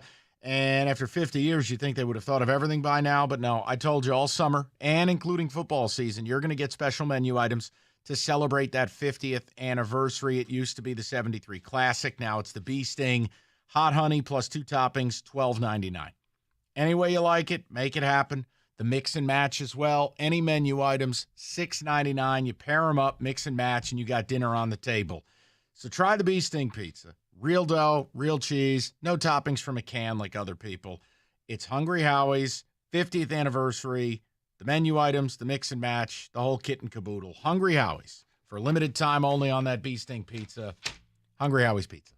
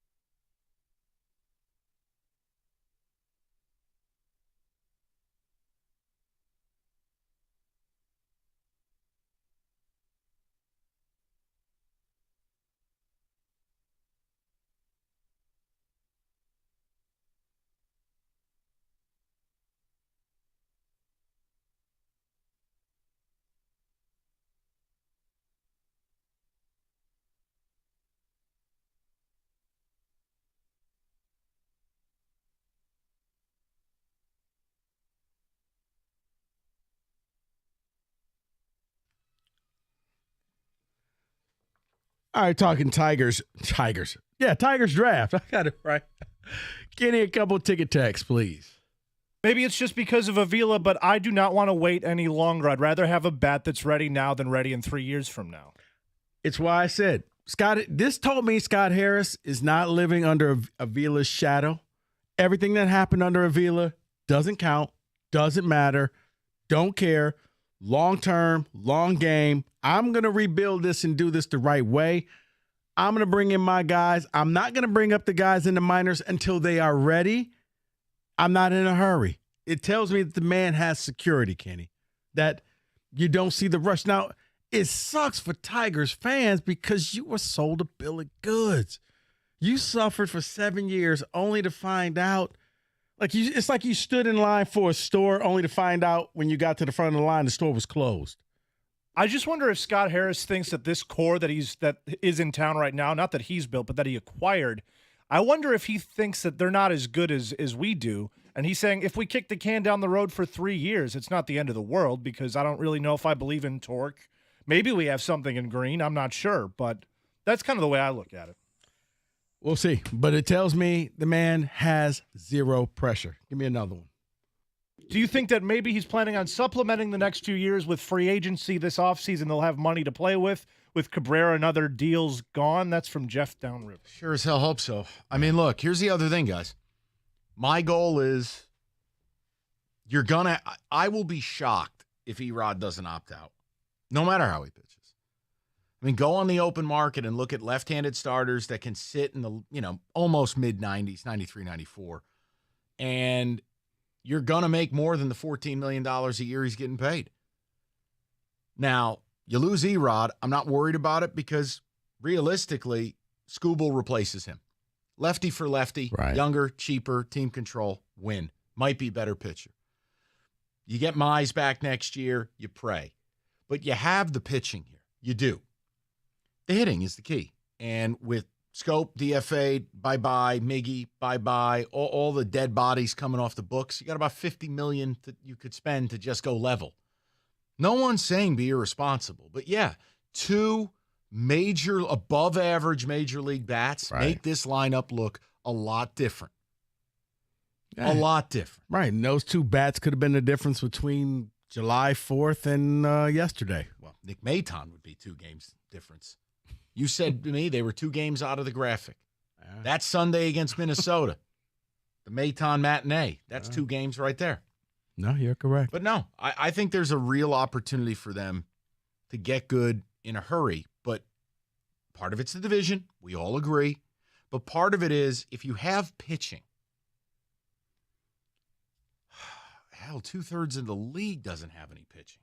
If you have pitching, you can figure it out.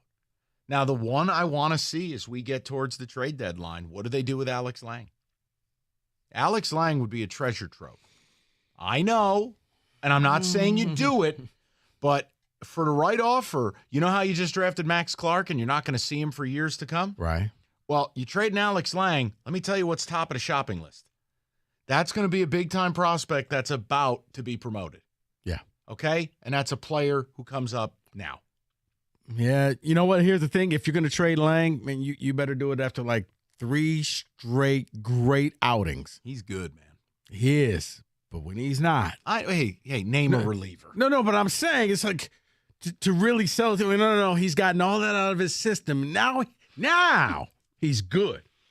But yes, I hope they supplement the farm system by spending. It doesn't mean being egregious. It doesn't mean being outrageous. We're not going to carry a $370 million payroll like the Mets. No one's asking for that. Spare me those straw man arguments. We're asking for the Tigers to have what we consider a league average payroll. Man, I'm watching the Mets just fall apart. You just, I tell you, you hate to see it. Hey, Max, yeah. You couldn't happen to nicer people. I mean, how do you? Wow, yeah. What do you tell your fans? Because you went out and bought everybody. There's no place for you to go. Really, thirst quenching. You just. I mean, we're talking about buying 2 mid-level bats. Kenny, who do you want? I'm at the Mets funeral, and I'm throwing popcorn in the casket. Keep playing your stupid song. Mike's the guy that shows up just to say, I just wanted to make sure you were dead. I'm the brother in Succession. Yeah, just wanted to make sure you were dead. Okay. Yep, dead. Sorry for your loss. All right, let's go to Dre, and then we're moving on from the Tiger Draft stuff. If you want to brink it, Odyssey.com Rewind, it's there for you on demand. Dre, 97.1. What's up, buddy? Not too much. How you doing? Are you here to talk to me about Asur Thompson standing in the corner in Summer League? I'm not. But I gotta admit, but he is very athletic, and I like the experiment they're doing with the Durant and Wiseman to see if it can work. We all know they probably can't because Durant's not a true forward, but whatever. They're gonna give it a shot, and we'll see how it all works out. But anyway, Mike, I gotta give you a little bit of crap before I talk about the Tigers. For one, are you ready to come home on your boy Trout? Look, we all know like the first 8 years of his career, he was quote unquote the next Mickey Mantle, and he was a fantastic talent. He still is, one of the best all-around players in the game. He can't stay healthy. I know. I gotta keep it real with you. I know. And his career is kind of trending to being a disappointment. To be honest with you, it's not all his fault. But I'm not talking about just team success either. I'm talking about health, man. I mean, for God's sake, you would have thought his first 8 years in the league, this kid's gonna be hit 3,000 hits and all that good stuff. And I don't know, man. Just saying. Look, all I'll say is this: when you have a career OPS of 1,000. You're one of the great ball players of my lifetime. Now, you want to tell me he gets hurt too much? I can't argue. You want to attribute the team's lack of success to him? I'm going to fight you a little bit because let's face it, no one man is going to carry any team. They have Ohtani and Trout. Still can't win. They can't get to the playoffs, man. It's incredible. And I trust me, I'm gonna get to the Tigers, but I was just listening to some baseball talk driving home one day, and they was talking about the situation the Angels are in. Like, they got to trade Ohtani. They can't just let him walk. And I'm like, man, if I was an Angels fan, it's frustrating being a Tigers fan. But imagine being an Angels fan. You have two generational talents. You can't even make the playoffs. No, anyway, and the problem is you're also not in a position to pay him $600 million. I think San Francisco could be involved. The Dodgers will be involved. The Mets will be involved. I think Ohtani's going to be a Dodger. The Mets can't be involved. Oh, yes, they can. Steve Cohen is a maniac. Problems away. Just spend those problems away, baby. That a baby. That a baby. When it comes to the Tigers, I think Rico's spot on. I think it's clear that Scott Harris is playing the long game here, and I don't mind it in terms of, look, man, if your read on this kid is that, and I'm not going to say he's Mike Trout, don't get twisted, but if your read on him is like, okay, no, this is a true 5-tool kid, and he's advanced, then, okay, I'm going to trust Scott Harris' judgment, and it better work out. I'm not, because baseball, man, honestly, especially when it comes to the draft, it's such a crapshoot. Yeah, guys like Trout, I think, was 21st overall. I think Coleman Carroll was 19. Yeah, 16th or something like that. Yep. Yeah, man. It's just, and I'm not saying that happens every year, but it's like, it's so hard to project how guys are going to turn out. And so it's hard for me to get very passionate or angry one way or the other. I just didn't want any pitching. And I'm glad they didn't do that. Amen. And that was my baseline. Just draft bats. Yeah. Now, again, would I have preferred on surface taking a college bat? Of course I would have. But they're telling you what they think of Max Clark, and they got to be right. They can't afford to not be right. You're right. And guess what? We all want to see, not only do we want the Tigers to get good quickly, but we also want to see that excitement and see that nice talent on the field. But here's the thing. I was thinking about it. Well, let's say Max Clark is fast-tracking. His ETA is 2025, 2 years from now. Well, a year and a half from now, really. Oh, wow. Well, let's say by the end of next year, after his first full summer circuit, because he's not going to play that much this summer, if at all. We hear that Max Clark is trying to be a top 5 prospect in baseball with an ETA of 2025, maybe early 2026. We're all going to be excited. Of course. And that's going to help. That's going to help. And we'll be more excited, Dre. And Dre, we're up against it. Always good to hear from you. You know that. Like, if they supplement with free agency, it buys us more patience. All right, John Jansen, the Weight Loss Club. You want to lose 10 or 100 pounds or anywhere in between, it's idealu.us. John lost a ton of weight with him.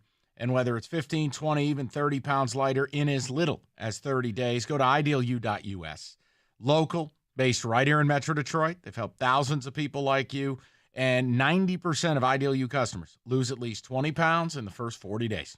John lost 10 pounds his first 10 days and 63 pounds overall, and did it with Ideal U. If you want to get involved, idealu.us. Sign up now, get a $200 Visa gift card. Start your summer right, lose the weight, get the gift card. John did it, so can you. Go to idealu.us. That's idealu.us.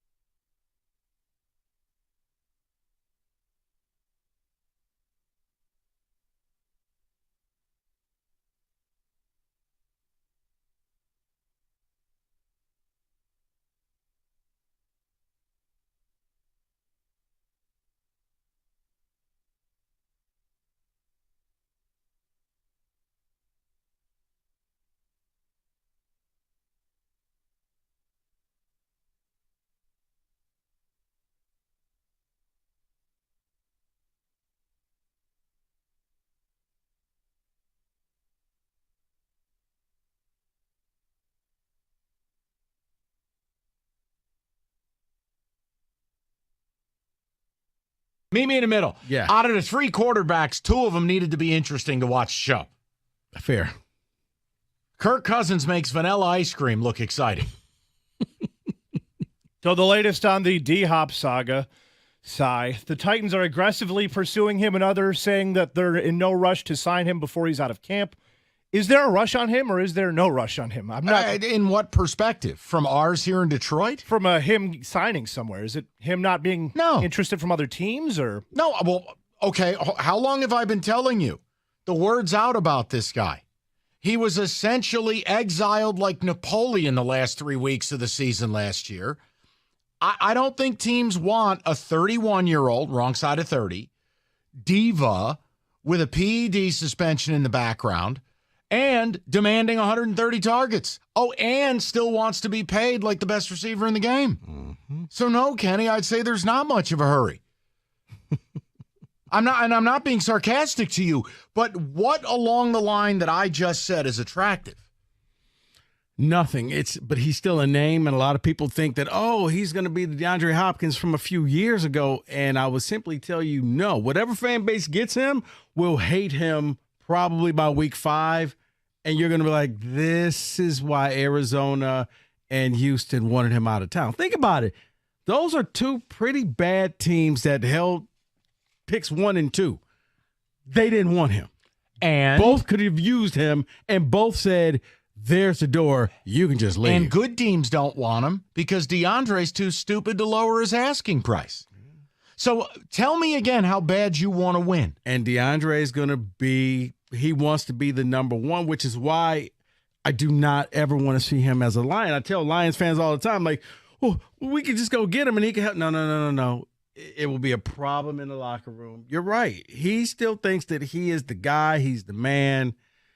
He needs a little bit of an ego check. And if he lowered his asking price or maybe just became a better player, teammate, I think he would have a job by now, Kenny, but there's a reason why he's still available. More updates coming out of Titan camp. Malik Willis has, quote, outperformed rookie Will Levis this offseason, but Willis could still get cut per team reporters. Willis threw 0 touchdowns and 3 interceptions last year. How does this end for Malik Willis? I remember people saying that he was going to be the next coming and the Lions should take him.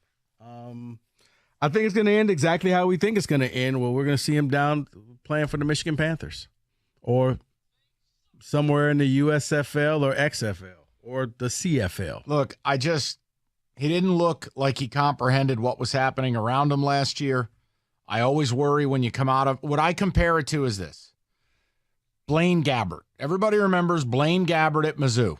And they didn't even call plays. They'd put up a picture of a sub sandwich, a bicycle, an orca whale, and the letter F. And that was the playbook. That doesn't work in the NFL. Well, Malik Willis comes from the Hugh Freeze offense, which is very similar. So Kenny, it's kind of like Andre Ware level. If you don't understand the concepts or you don't understand the framework, we're not here to teach you. Right. That's not how this works. This is the NFL. You should have some type of a foundation that we can then say, okay, it's what you hear about Bryce Young, where they're like, okay, this kid came in ready and prepared to play. And it's all about brain power. Right. So now we just got to teach him our playbook instead of, we got to teach him how to play football first. Right. You adjust to the speed of the game, no problem. Right. You got to adjust to the schedule, no problem. But if you don't know the basics, that's my fear with him. Dalvin Cook, latest rumor is the Jets picking up steam on his landing spot along with the Dolphins and Patriots. Are there other teams on this list that we're missing, and where's the best fit for Dalvin? It would have been Miami for me. They need it. They need a playmaker in that backfield. They need to balance that offense a little bit. I don't get what's going on here. I understand this is another player who thinks he's worth the moon. The Jets, I don't get. Breece Hall's coming back. Saw what I need to see. Unless that kid's maybe a star. Yeah, unless maybe they think that Breece Hall is not going to be 100% back, and now you can kind of take some of the pressure off of him. I mean, I'd be happy to. If you want Saquon Barkley, I'll trade him to you for a hot dog. See, I was going to say, what about your Giants? No. In the event that Saquon holds out for the year, I don't even know how to answer that. I mean, what's Dalvin taking? $10 in a Central Park carriage ride? Like, what am I paying this guy? He's going to want big money. I'm saying, what if you can get him on a 1-year deal? F it, sure. Because it would be the spite store to Saquon. I've reached spite phase, by the way, with Saquon Barkley. Just FYI. Kenny, and if the young man can't find a job, he could pick up the phone and come on out to Santa Clara. We'll find a place for him. Of course you would. Life of privilege awaits. Yeah, typical privilege. Rams news coming out per the Pat McAfee show and Michael Lombardi. the Rams were trying to trade Matthew Stafford before his option bonus was kicking in. And, quote, any team could have had him if they wanted him. What Kenny's leaving out is you had to be willing to take on a $59 million balloon payment. And that was my question is, how could that work in any city? I mean, look, the Bears had the cap space to do it, but no need. Look, the Rams, one other thing that Michael Lombardi had said, I believe, was like the Rams are seriously looking at Caleb Williams like, hey, if we're just winless, we get this guy in L.A. Stafford just signed a 4-year extension. You just hate to see it. Yeah, but he got the ring. Not my problem. No. But, yeah, if you can keep Caleb at home, I can't think of too many teams that would be willing to. Tell me again the Lions aren't in a better situation. They're not. You know what? Turn his microphone off. No, he's done. done. No. Mike, you want to know why they're not? Because for everything that you can label, Stafford got them a Super Bowl. He went to a loaded team where Kenny Cott could have won. I don't care. No. They got the Super Bowl ring. Jared Goff hasn't made the playoffs yet. And football is all about winning. Thanks, Tony. One last one to end on here. Tampa Bay's Tristan Wirfs, speaking recently, said that they need to add another bye week to the season, raising concerns about player safety and fatigue. Is this change needed or anything that you guys would It's want? much needed with this continual obsession with Thursday night football. Oh, I'm sorry. You just told F me, but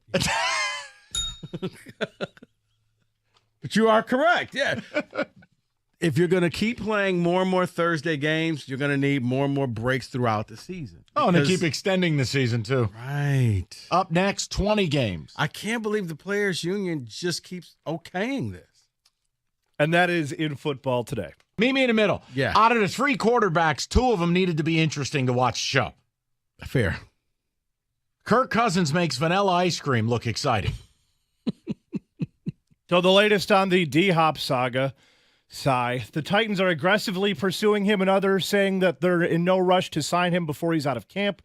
Is there a rush on him or is there no rush on him? I'm not. In what perspective? From ours here in Detroit? From him signing somewhere. Is it him not being interested from other teams or? No. Well, okay. How long have I been telling you?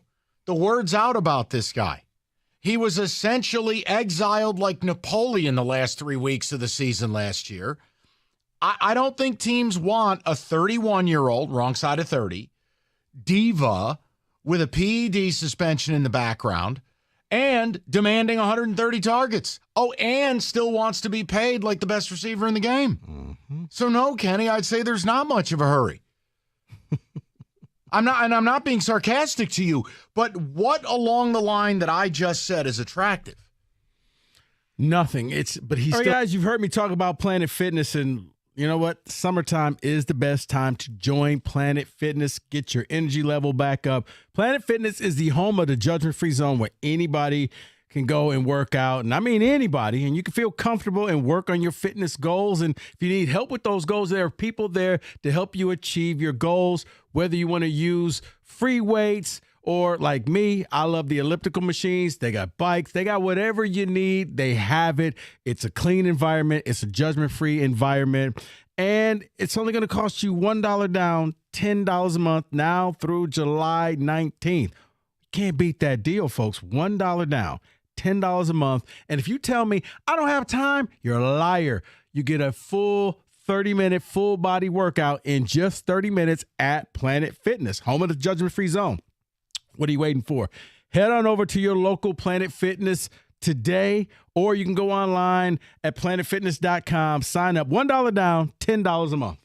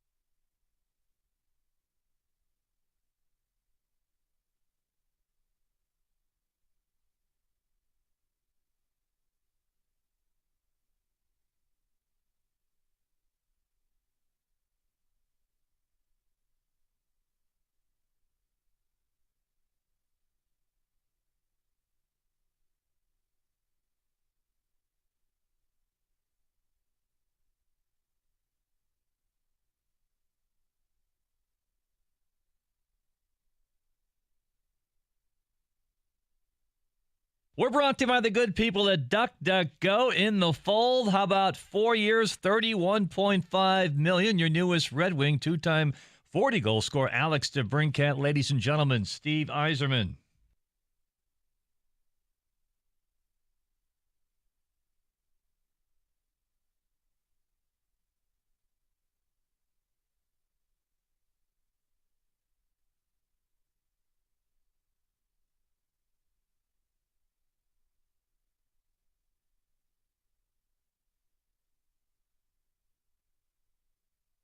Meanwhile, Tigers busy in the MLB draft today. Day 2, of course, yesterday. They take slugger Max Clark out of high school. He was the number 3 overall selection. Today they had a couple high school pitchers and one pitcher from Tennessee State, a catcher from Wake Forest, and a shortstop or two from Pepperdine. It continues 11 through 20 rounds tomorrow afternoon. Victor Wembanyama shut down for the balance of the Summer League by the San Antonio Spurs, and State of Kentucky becomes the 37th in the union to legalize sports betting. As recently as 5 years ago, only Nevada had full legal sports betting. There could be as many as, count them, 44 states allowing it by the end of 2023. At the Ticket Update desk, I'm Jeff Lesson. For more 97.1 The Ticket or Odyssey.com.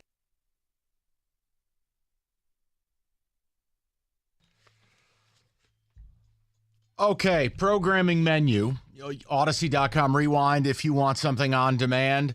Alex DeBrincat, we talked about it for damn near the first 2 hours of the show. You want it, use the app, rewind, go get it. We talked about the Tigers draft just last hour. That's there for you. What we're bringing up now is kind of one of these stories that started small and is now exploding. And leave it to a student newspaper to be doing the real reporting. But that's what's going on. No. I'm being sincere. Oh, no. I give them all props and credits for actually going out and doing it, because a lot of people would feel like, well, I got too much to lose. And the student newspaper's like, screw that. There's a story there. We're going to report it. Too much to lose to who? The point is, I want to let Rico take you through this, because what's going on at Northwestern with Pat Fitzgerald, it is, to say the least, wild. And what started as a suspension, this is heading to a different place. But Rico, give the people the background, and then there's even breaking news on this today. There is, and I'm going to simply say this, guys, and Roberto, no songs are going to be made because this is a serious topic, okay? The fact that you have to say that to a 45-year-old man, good Lord. I know, but I'm just saying. We really need to analyze what we're doing here. No songs or anything like that. But the Daily Northwestern came out with a story, an anonymous former Northwestern football player came out there and said that there was alleged hazing incidents going on the team. And for incoming freshmen, if they deemed that you were a screw-up or you were doing things wrong, you would have to face punishment. And a lot of the punishment detailed inhumane hazing, such as restraining players while players acted as they were having sex with them, and naked bear crawling and naked slingshotting with exercise bands, or something called the car wash, where you had to spin around the locker room naked from go to point A to point B. And it came out, and Northwestern heard the allegations. Apparently they investigated and said, okay, Pat Fitzgerald, the head coach, you're going to be suspended without pay for 2 weeks.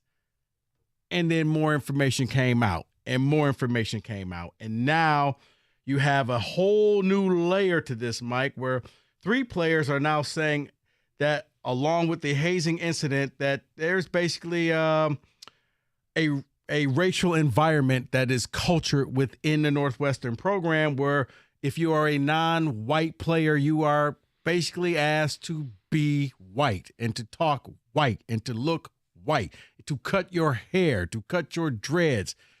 Pat would come and say it's the Wildcat way, but he wouldn't ask white players to cut their long hair. But if you had dreads, you had anything like that, you had to basically step in line. And there was actually a player, Ramon Diaz Jr., a Latino offensive lineman who played for there. He actually came out on record and said, oh no, I'm not going to be anonymous. I'm going to tell you I was on the team and this is what happened. So a lot of things are going on in Northwestern. But as far as the punishment, your name would go up on a whiteboard. And if you saw your name on the whiteboard between the Thanksgiving and the Christmas holiday, you had to basically pay for your screw-ups throughout the season. And that's where you got into the weird punishment of not like running laps or push-ups or is it carrying equipment or cleaning equipment or things like that. But like so we can get to Pat Fitzgerald in a minute because I think this is heading to a place where I begin to question whether Fitzgerald survives this. What started as a suspension, well, news comes out. It's not a lone wolf. Right. It's a lot of former players, and it puts it in a position where you look at it and you go, how exactly did Pat Fitzgerald not know? Now, we'll get to that in a second. Here's where the more mass appeal angle to it. But then you also have players who come out and say, no. Great man, great program, none of this happened. But the problem I have when people do that's not the Pat Fitzgerald I know. And listen, I'm very careful with that too, because friendships get in the way. You like somebody, you're not going to run to the microphone and impugn them.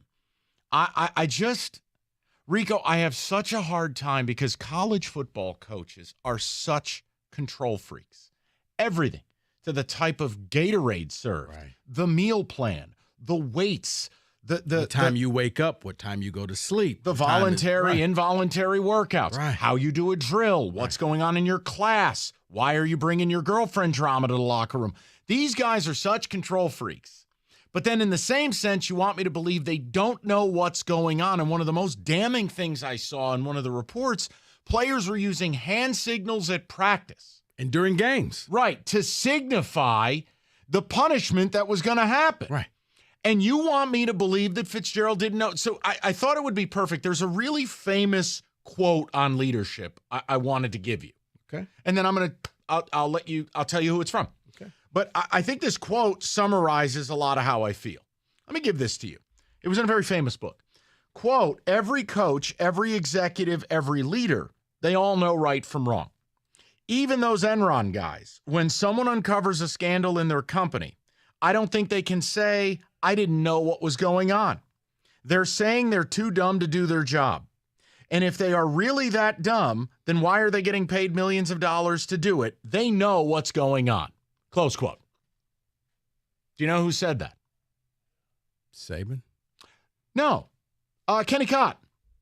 I'm going to guess one James Harbaugh. No. Oh, that was actually a real guess. No, it'd be Bo Schembechler. Oh. Bo knew. The point is, as hypocritical as that statement is, because everyone will tell you, well, that's not the Bo I knew. His own words. You can't be the CEO of a football program. And then the very culture that defines the business you are the CEO of is toxic and rancid. In this case, barbaric. Sadistic, with sexual hazing. Right. You can't be the CEO and not know. That's the reality. You can't. So as much as part of me has always sneered at this quote because people would tell you, well, Bo didn't know what was going on. No. You're never going to get me to believe that. The point is the quote has value. Because when you are, whether you are Jim Harbaugh, Mel Tucker, Ryan Day, Pat Fitzgerald, all the way down to whatever, Will Luttrell, who coaches North Texas or whatever, you have to know. Right. Now, if one player's doing something that's off the reservation, no, I don't hold you accountable. Now, you have to handle it correctly. Right. Once you find out, yeah, not the Nate Oates way, but you have to do it correctly. But when there is a culture that has developed to the point that there are standard practices going on, nicknames for punishments, hand signals. Right. It's on a whiteboard and allegedly called the Shrek's list. And if you're on the Shrek's list, well, then that means that you may get naked slingshotted across the locker room. And guys, I'm not trying to oversimplify it, but I mean, we do pay these college coaches millions of dollars. They walk around campus, they have carte blanche. Mm-hmm. They control the amount of pieces of broccoli their athletes eat. You can't all of a sudden go, I had no idea. I have a hard time with and that. now Northwestern is saying, maybe we stepped in too soon. Maybe we should have waited because it looks like it's just this 2 weeks. Now, the funny thing is, Evan and I talked about this on the 5 Star Zone. Big Ten Media Day is coming up in 2 weeks. So, I know. Hey, Pat, don't really care about your starting quarterback. Do care about your program. Could you tell us what's really happening at Northwestern? Well, here's the other thing. They got a lot of booster money to build their new stadium, the new facility. They're building basically a mini SoFi on Lake Michigan. And this is their perfect coach. Now, I get it. They're off a 1-11 season, but in fairness He's to untouchable. Pat Fitzgerald, perceived to be. My question just becomes, what is the way out here? Right? We use your Doctor Strange analogy. There's only one way out. Somehow, Pat Fitzgerald was blissfully unaware of all of it. How am I supposed to believe that? If you're Northwestern, you're going to have to go through and you're going to have to figure out what really happened. You're going to have to go and possibly look at security cameras that you have in the facility to see, okay, did this take place? Because allegedly all of this happened. But if it didn't, well, if it goes the way of Duke Lacrosse, you can't just kick out your own guy because no one will ever coach for you again because you turned on your local hero and you didn't believe him. So if you're Northwestern, you pretty much got to shut down everything and have the most intense 6-week investigation so that this is done and completed before the start of the season. The problem, and I'll throw the number out, 248-539-9797. I can't tell you whether he should be fired. I'm telling you from the outside looking in, I'm starting to wonder how he survives. That's not me saying I demand it. I don't know enough. The point I'm making is now you don't just have the hazing. You have this, I don't even know what to term it, this racial, accusations of racial inequality within the program are almost attempting to whitewash your players. Right. Okay, now you're dealing with 2 wars on 2 fronts. Right. You know what happens? You don't win those wars. No.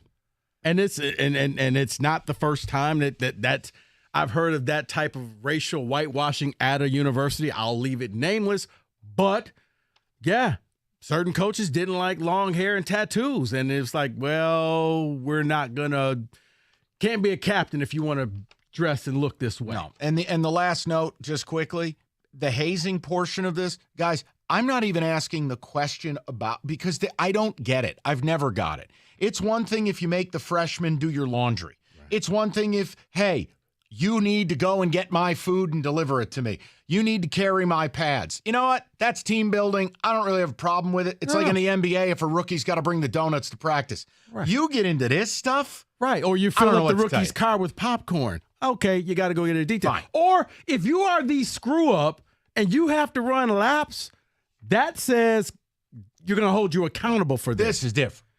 I'd be hitting the portal. The second they said, oh, well, you got to do this slingshot. Well, what is that, a drink? No, we're going to slingshot you across the room. Portal, please. I'm out. Portal. I'm out. Why are you going to the portal? Portal. Do you know what they were trying to do to me? And portal. Yeah. All right. Summer is here. Road trips galore. People going up north all the time. Moran Buick GMC will make sure you are all set. 23 GMC Acadia, flexible third row of seating. Make room for everyone and everything. If something's wrong with your vehicle, you go to MoranExpress.com. You know the standard procedure.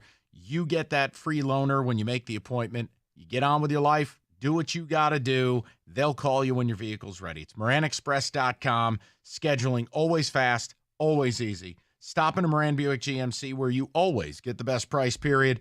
It's on Telegram, just north Eureka and Taylor, or at MoranExpress.com. It's Moran Buick GMC. We are professional grade.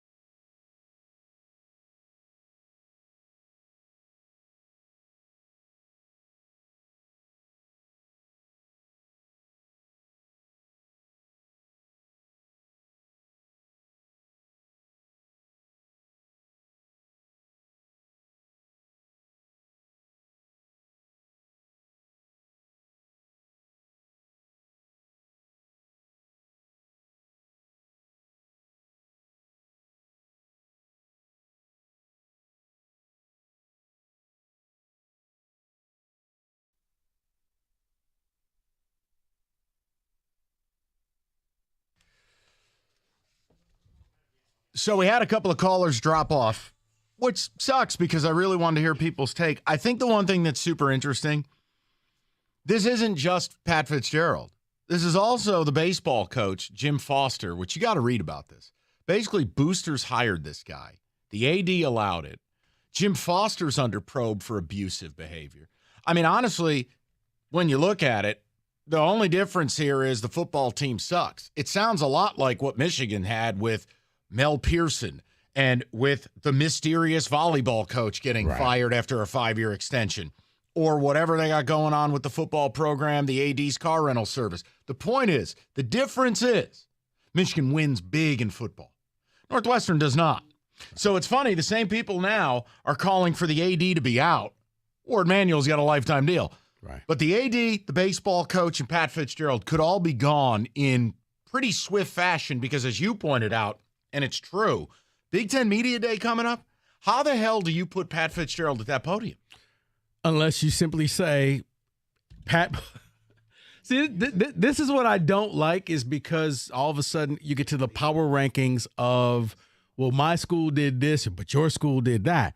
But it's similar to, heck, when you know, during the whole thing with what's going on in Michigan, Harbaugh just got up to the podium and was like, look, I ain't answering those questions. Ask me about the team. Ask me about the season. I'm sorry. Harbaugh can do that because he's Jim freaking Harbaugh. Understand. Pat Fitzgerald off 1-11 can't pull that off. If you're Northwestern, you got one of two options to go. Well, three. Either you fire him beforehand, you don't send him to media day, or he's told, guys, I can't answer this question. It's an ongoing investigation. Now, I can keep saying this over and over again, or you could ask me real questions. But you agree with me. Saying I didn't know that was happening is not a good enough defense. I don't believe that from any football coach, because you're right. I mean, the way practices, everything is so meticulous to the time you're there. Coaches strategically have in their office glass walls that happen to look out over to a football field. So technically I'm not at the practice, but I can see who showed up. I can see who's there. Or you got to scan a card in that, oh, by the way, it goes to the coach on the email, or who showed up at 6 a.m., who showed up at 6:30. So they know everything. They know down to the snacks that you eat, everything. So when this happens, and well, I have no idea. Really? You think he gets clipped? No, I don't. I think somehow. Really? I don't. I think Northwestern will find a way to keep a guy off a 1-11 season. Mm-hmm. Because he is. Mike, it's one of those. No, because he's their guy. Does the AD keep his gig like Ward? If he keeps him, yeah. Yeah, I think. What do ADs have to do to get fired around here? You can't fire him because it's hard enough to get players into Northwestern, especially for football. You got to be smart, okay? Plain and simple. You can't just be general studies and you get accepted. You got to have real credentials. So he's accepted that fact. A real coach is not going to go to Northwestern because you're set up to fail. You can't get the players you want to recruit. Wouldn't this make it even harder to get players there with keeping your head coach? I was going to say.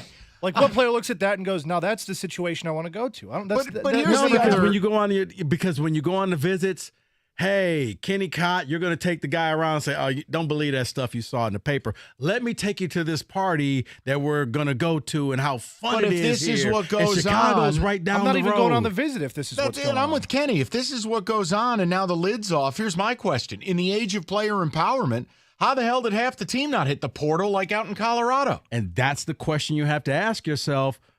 Why didn't they leave if this was going on? So was it going on? That's why I said Northwestern has a lot of questions they have to answer, Mike. But what day is Big Ten Media Day?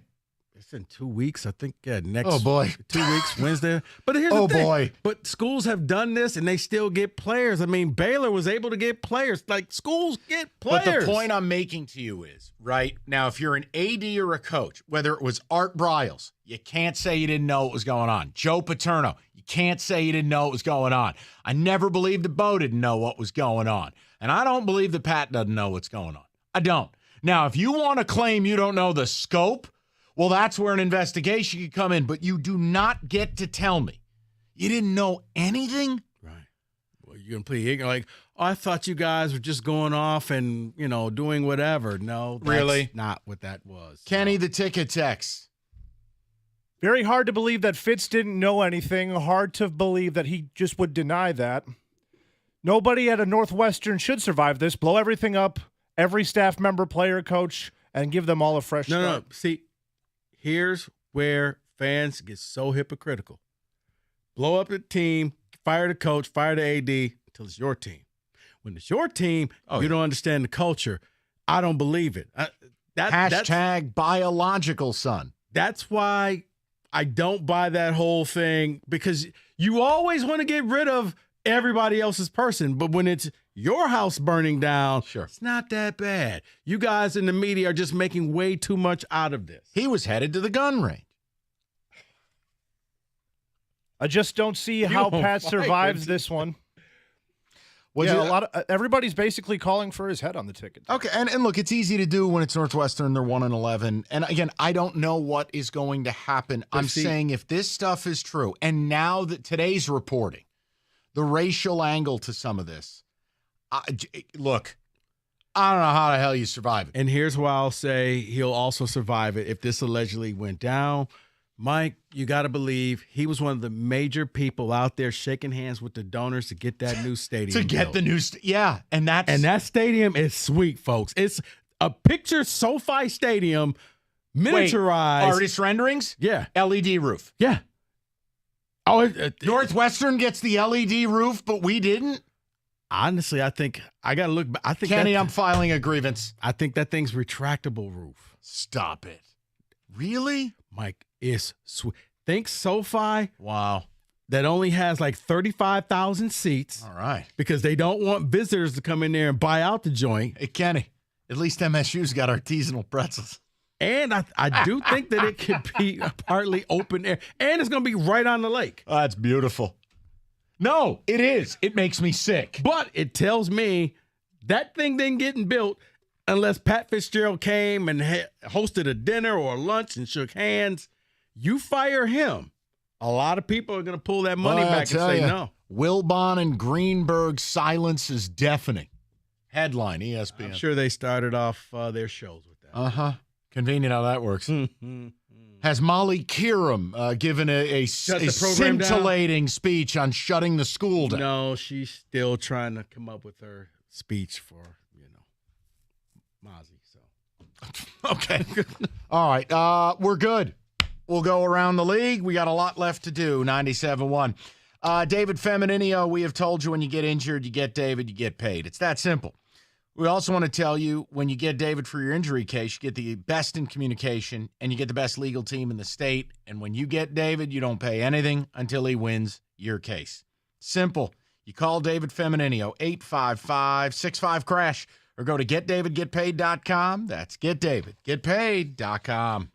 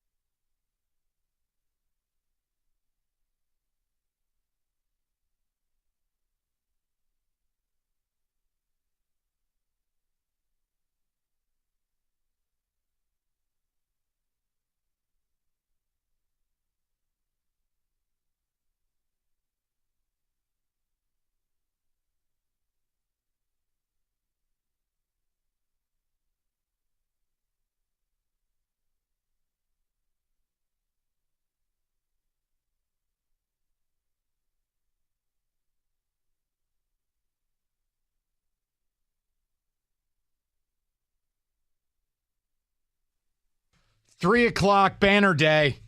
Got some thoughts later on the Tigers draft. No, I'm not angry. I think we need to talk through a few things. Also, what the hell is going on at Northwestern with Pat Fitzgerald? Rico with that story. Also, your thoughts on Slides with Socks by Rico. But right now, DeBrincat in town, it's what we all wanted. I think it elevates the offseason to a place where we can all agree. Now, clearly, there are going to be some people, sounding like the Hamburglar today, rubble. He's too short. He's not this. He's not that. Whatever. Those people, I'm sure they're a ton of fun at parties. There is a limited number of guys in this league who will ever score 40 goals. You got one of them. And if you believe in Dylan Larkin and the way you paid him, you sure do, then can we stop with the whole he only produced in Chicago routine? Last year he played in Ottawa and still scored 27 and still would have led your team. I'll put the over-under at DeBrincat goals as a Red Wing in his opening season here at 34.5, and I'll take the over. See, I would go with the over as well because I think you're going to find out, like he scored in Chicago, what you got in Dylan Larkin. And I think that's going to help elevate him to getting to that over 34.5 goals. Now, we promised you a dissertation. Kenny Cott is our resident Elliot Friedman. Kenny Cott is a no-nonsense individual. Kenny Cott is a hockey elite maven. Well, Kenny had complete all-caps thoughts on everything that transpired this weekend. So with that in mind, we wanted to start the second hour and allow Kenny Cott to be the spokesperson for this radio show and give you our feeling on the DeBrincat deal as we then get to your phone calls. Professor Cott, are you prepared? I'm very prepared. We have some subpar production here, too. I'm sure We're we ready do. for it. I'm sure we do. Live from 696. A little pomp and circumstance. What is this? This is the dramatic reading music. What if I told you? This is the we can't play the 30 for 30 bed music. Oh, God. This is called the copyright waltz. Right. This is 25 for 25. Noted. So the first thing, I took notes last night as I was sifting through this trade because I found many things noteworthy. Cut his mic off. You know what? I'm just trying to deliver the people I know. what they want. This is a low-risk contract. 4 years, under $8 million. And God forbid, if he doesn't work out, it's less money and less term that you'd be signing a free agent or him during free agency to. So there's silver lining if it doesn't work out. That's number one. And the cap will go up by the time his deal is falling off the books by around $10 million. So it's like he was never here. It's like he was never here at a 4-year deal. That's, to me, risk management that Steve Yzerman has done a great job in this trade at.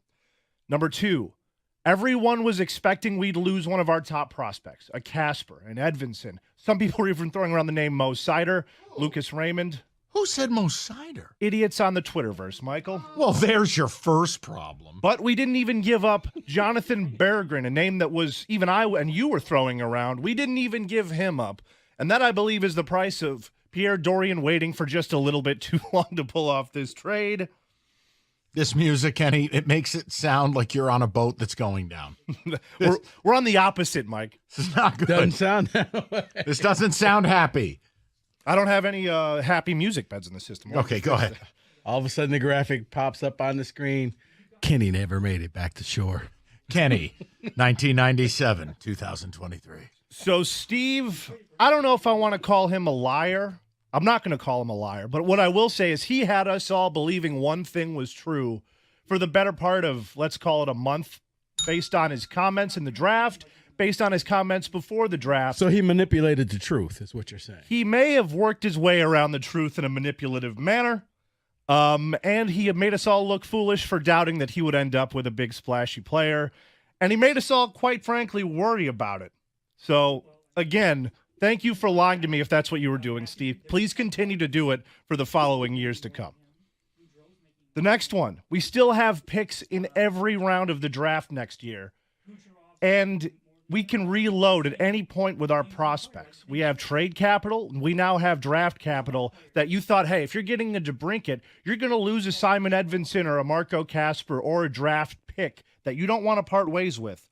Well, no problem there. We still have draft capital next year, and we still have all of those guys. So another thing that Steve Yzerman did right is retain his assets. What about Donovan Sabrango? I was going to get to Sabrango, but let's start with Kubalik. Disappointing. Ability to score wasn't there when it was. It was very mid, as the kids would say. Middle six forward. We have a clear upgrade, and also Kubalik only had a year left on his deal regardless. So, again, another point for Steve Yzerman. Another game for Milos. Conditional first. For those people who don't understand it, all you really need to know is that Boston, we have one of their picks next year, and whichever pick ends up being better is the one the Wings retain. So it's a pick swap, Kenny. Yes, it's a pick swap. We get the better one.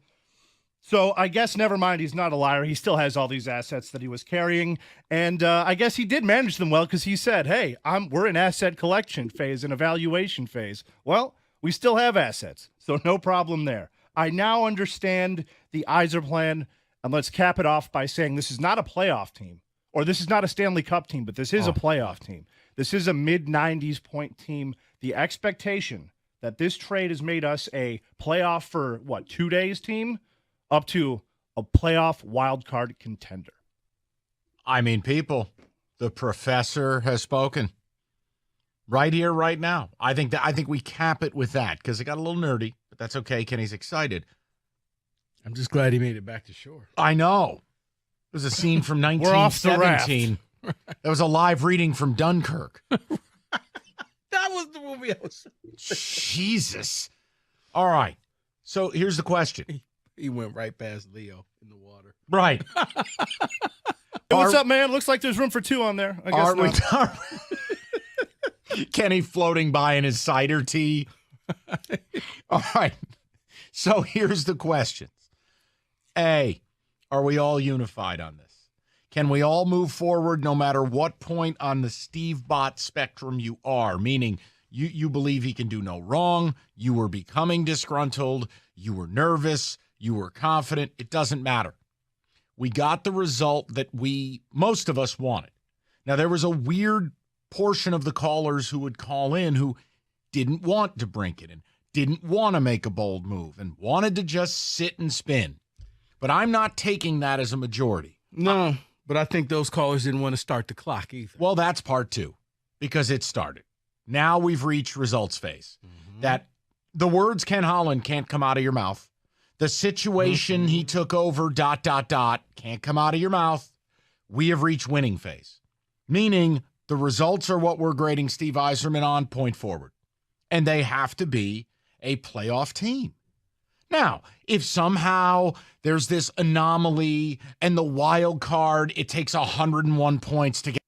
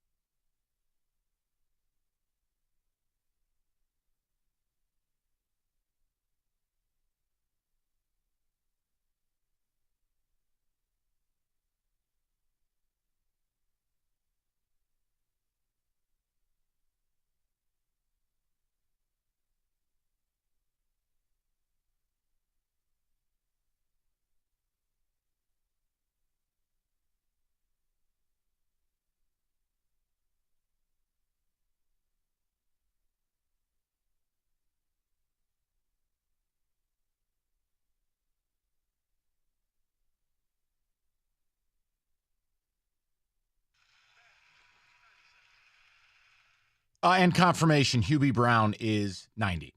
Old Nation, one of the few independent breweries in Michigan, and now they have a great new brew pub in Williamston, home base. If you're driving across the state, maybe you're heading to the west side for a beach weekend, stop by the brew pub. Great food, the full lineup of beers for sampling.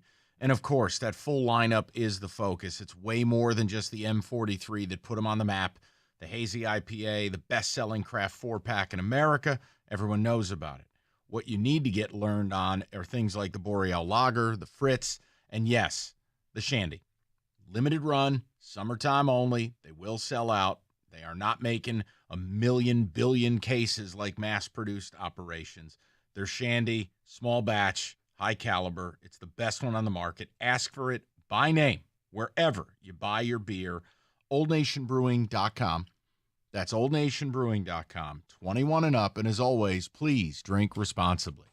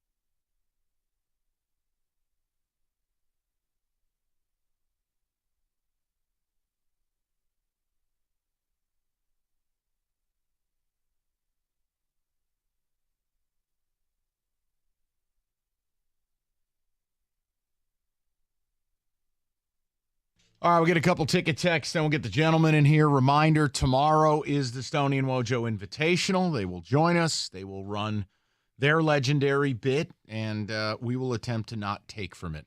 We have put the production work in. We have leaned on Wojo. We get to use the actual, the old theme song that they have? Or I believe that would be still in the system. Okay. We've never taken it out. Okay. Well, we can use that production for sure. Oh, yeah. It's in somebody's folder. We'll find it. We got to what keep we the won't old be production doing bits together. is letting Roberto name the regions. Yeah, that would be a mistake. We're letting management handle that one. All right. when you just have conversations with him, you just feel exhausted afterwards. It was a moment. No, I just had another one with him. Even better. Yeah. Riggs, what's up, man? I got a question for you guys. What's wrong? So Wojo's going to be in for 4 hours tomorrow with you guys. Right. Do we know if he's going to work the 6 o'clock show that he normally works afterwards? I mean, he's going to be exhausted. No, we know the answer to that. He's probably not going to. No. That's the same reason he That doesn't seem fair. The same reason he hoes you out and leaves at 8 every night. Yeah, it's not a great feeling. Yeah. It shouldn't be. Yeah. It's actually quite ridiculous, to be fair. Yeah, it's like every woman I ever But dated you know before this. my wife. You're the backbone of that operation. Speaking of Stoney and Wojo, looks like Stoney and Costa's going to have DeBrincat on tomorrow morning. 8:30, correct? 8:35. Yeah. Okay. Yeah. There you go. Big move. We had a big day with that the first 2 hours of the show. We talked Tigers draft. We got into Pat Fitzgerald a little bit. Covered a lot of ground today. I heard. I love the DeBrincat talk. We're going to talk about that at 6 o'clock. It's winning phase. It feels good, doesn't it? It Like does. yesterday felt good. It really did. And you know what felt feels good? Now the Steve Bots can't do this routine about it's okay to take 6, 7. No. Yeah, I heard your topic at 2 o'clock. What do most people say? I think most people are on board with Yeah. us. But Gotta make again, plays. They're on board, but It's going to be tough to make the playoffs. but they got it. They're still hesitant to start the clock because that means if Steve fails or something goes wrong, you got to say bad things about your hero. I heard the midday guys were upset about losing Kubalik. Huh? Doug and Scott were upset about losing Dominic Kubalik. or as Now, I said to Kenny, Hubalik. Who cares? he had 20 goals last year. Doesn't matter. 27 years old, a free agent after this year. Exactly why you dump his dead body. I agree. I agree. So I got a question for you guys, though. What? And I don't know the answer. And I don't think it's just me. What? So I was driving around today, and this is like the 15th or 20th time it happened to me. This is such a lead up. He kills me with this. What? Some dude flips me off, right? For no good reason. He rolls up next to me, rolls down his window 15 seconds to make sure I see it, Mhm. and he's like laughing and smiling as he's flipping me off, right? Okay. This happens all the time. Why are people flipping me? Is it the car I drive? Do people not like the electric car drivers? Is that what it is? Are there certain cars out there that people have such disdain for that they feel the need to tell you about it? Okay. That could be a reason because I do hear people making fun of the electric cars. But I think the bigger reason, Rigger, is you need to look in your mirror and They ask, don't know me. why? What are you doing? I'm not doing anything. When you're driving. I'm not doing anything. I'm a good driver. I don't look at my Because phone. I can't recall the last time anybody ever flipped me off while driving. You drive a cooler car, I guess. I don't know. What do you want from me? No, I just think people, I don't know. People on the road these days, it's something special. That's all I can tell you. I mean, the traffic, the construction, it's maybe just that all people- plays. I don't know. People but not paying attention, people getting angry at everybody all the damn time. I don't know, man. I don't have a good answer for you. I don't think it's because they don't like you on radio, if that's what you were leaning into. No. I mean, how would they know it's me? No, I think it's I think it's his car because you do have people who just It's a car. like Jansen constantly makes fun of your car. Well, you know. Yeah, but like I make fun of you. No, but that's a John problem. That's Right. not a Jeff problem. No, but Jeff it's like enjoys what he drives. Who Why cares? would John care what anybody drives? John uses diesel for crying Can out we loud. please? This is not. I don't care if that's what makes John happy. Go do it. John has 100 kids. He's happy. Let him do it. I don't care.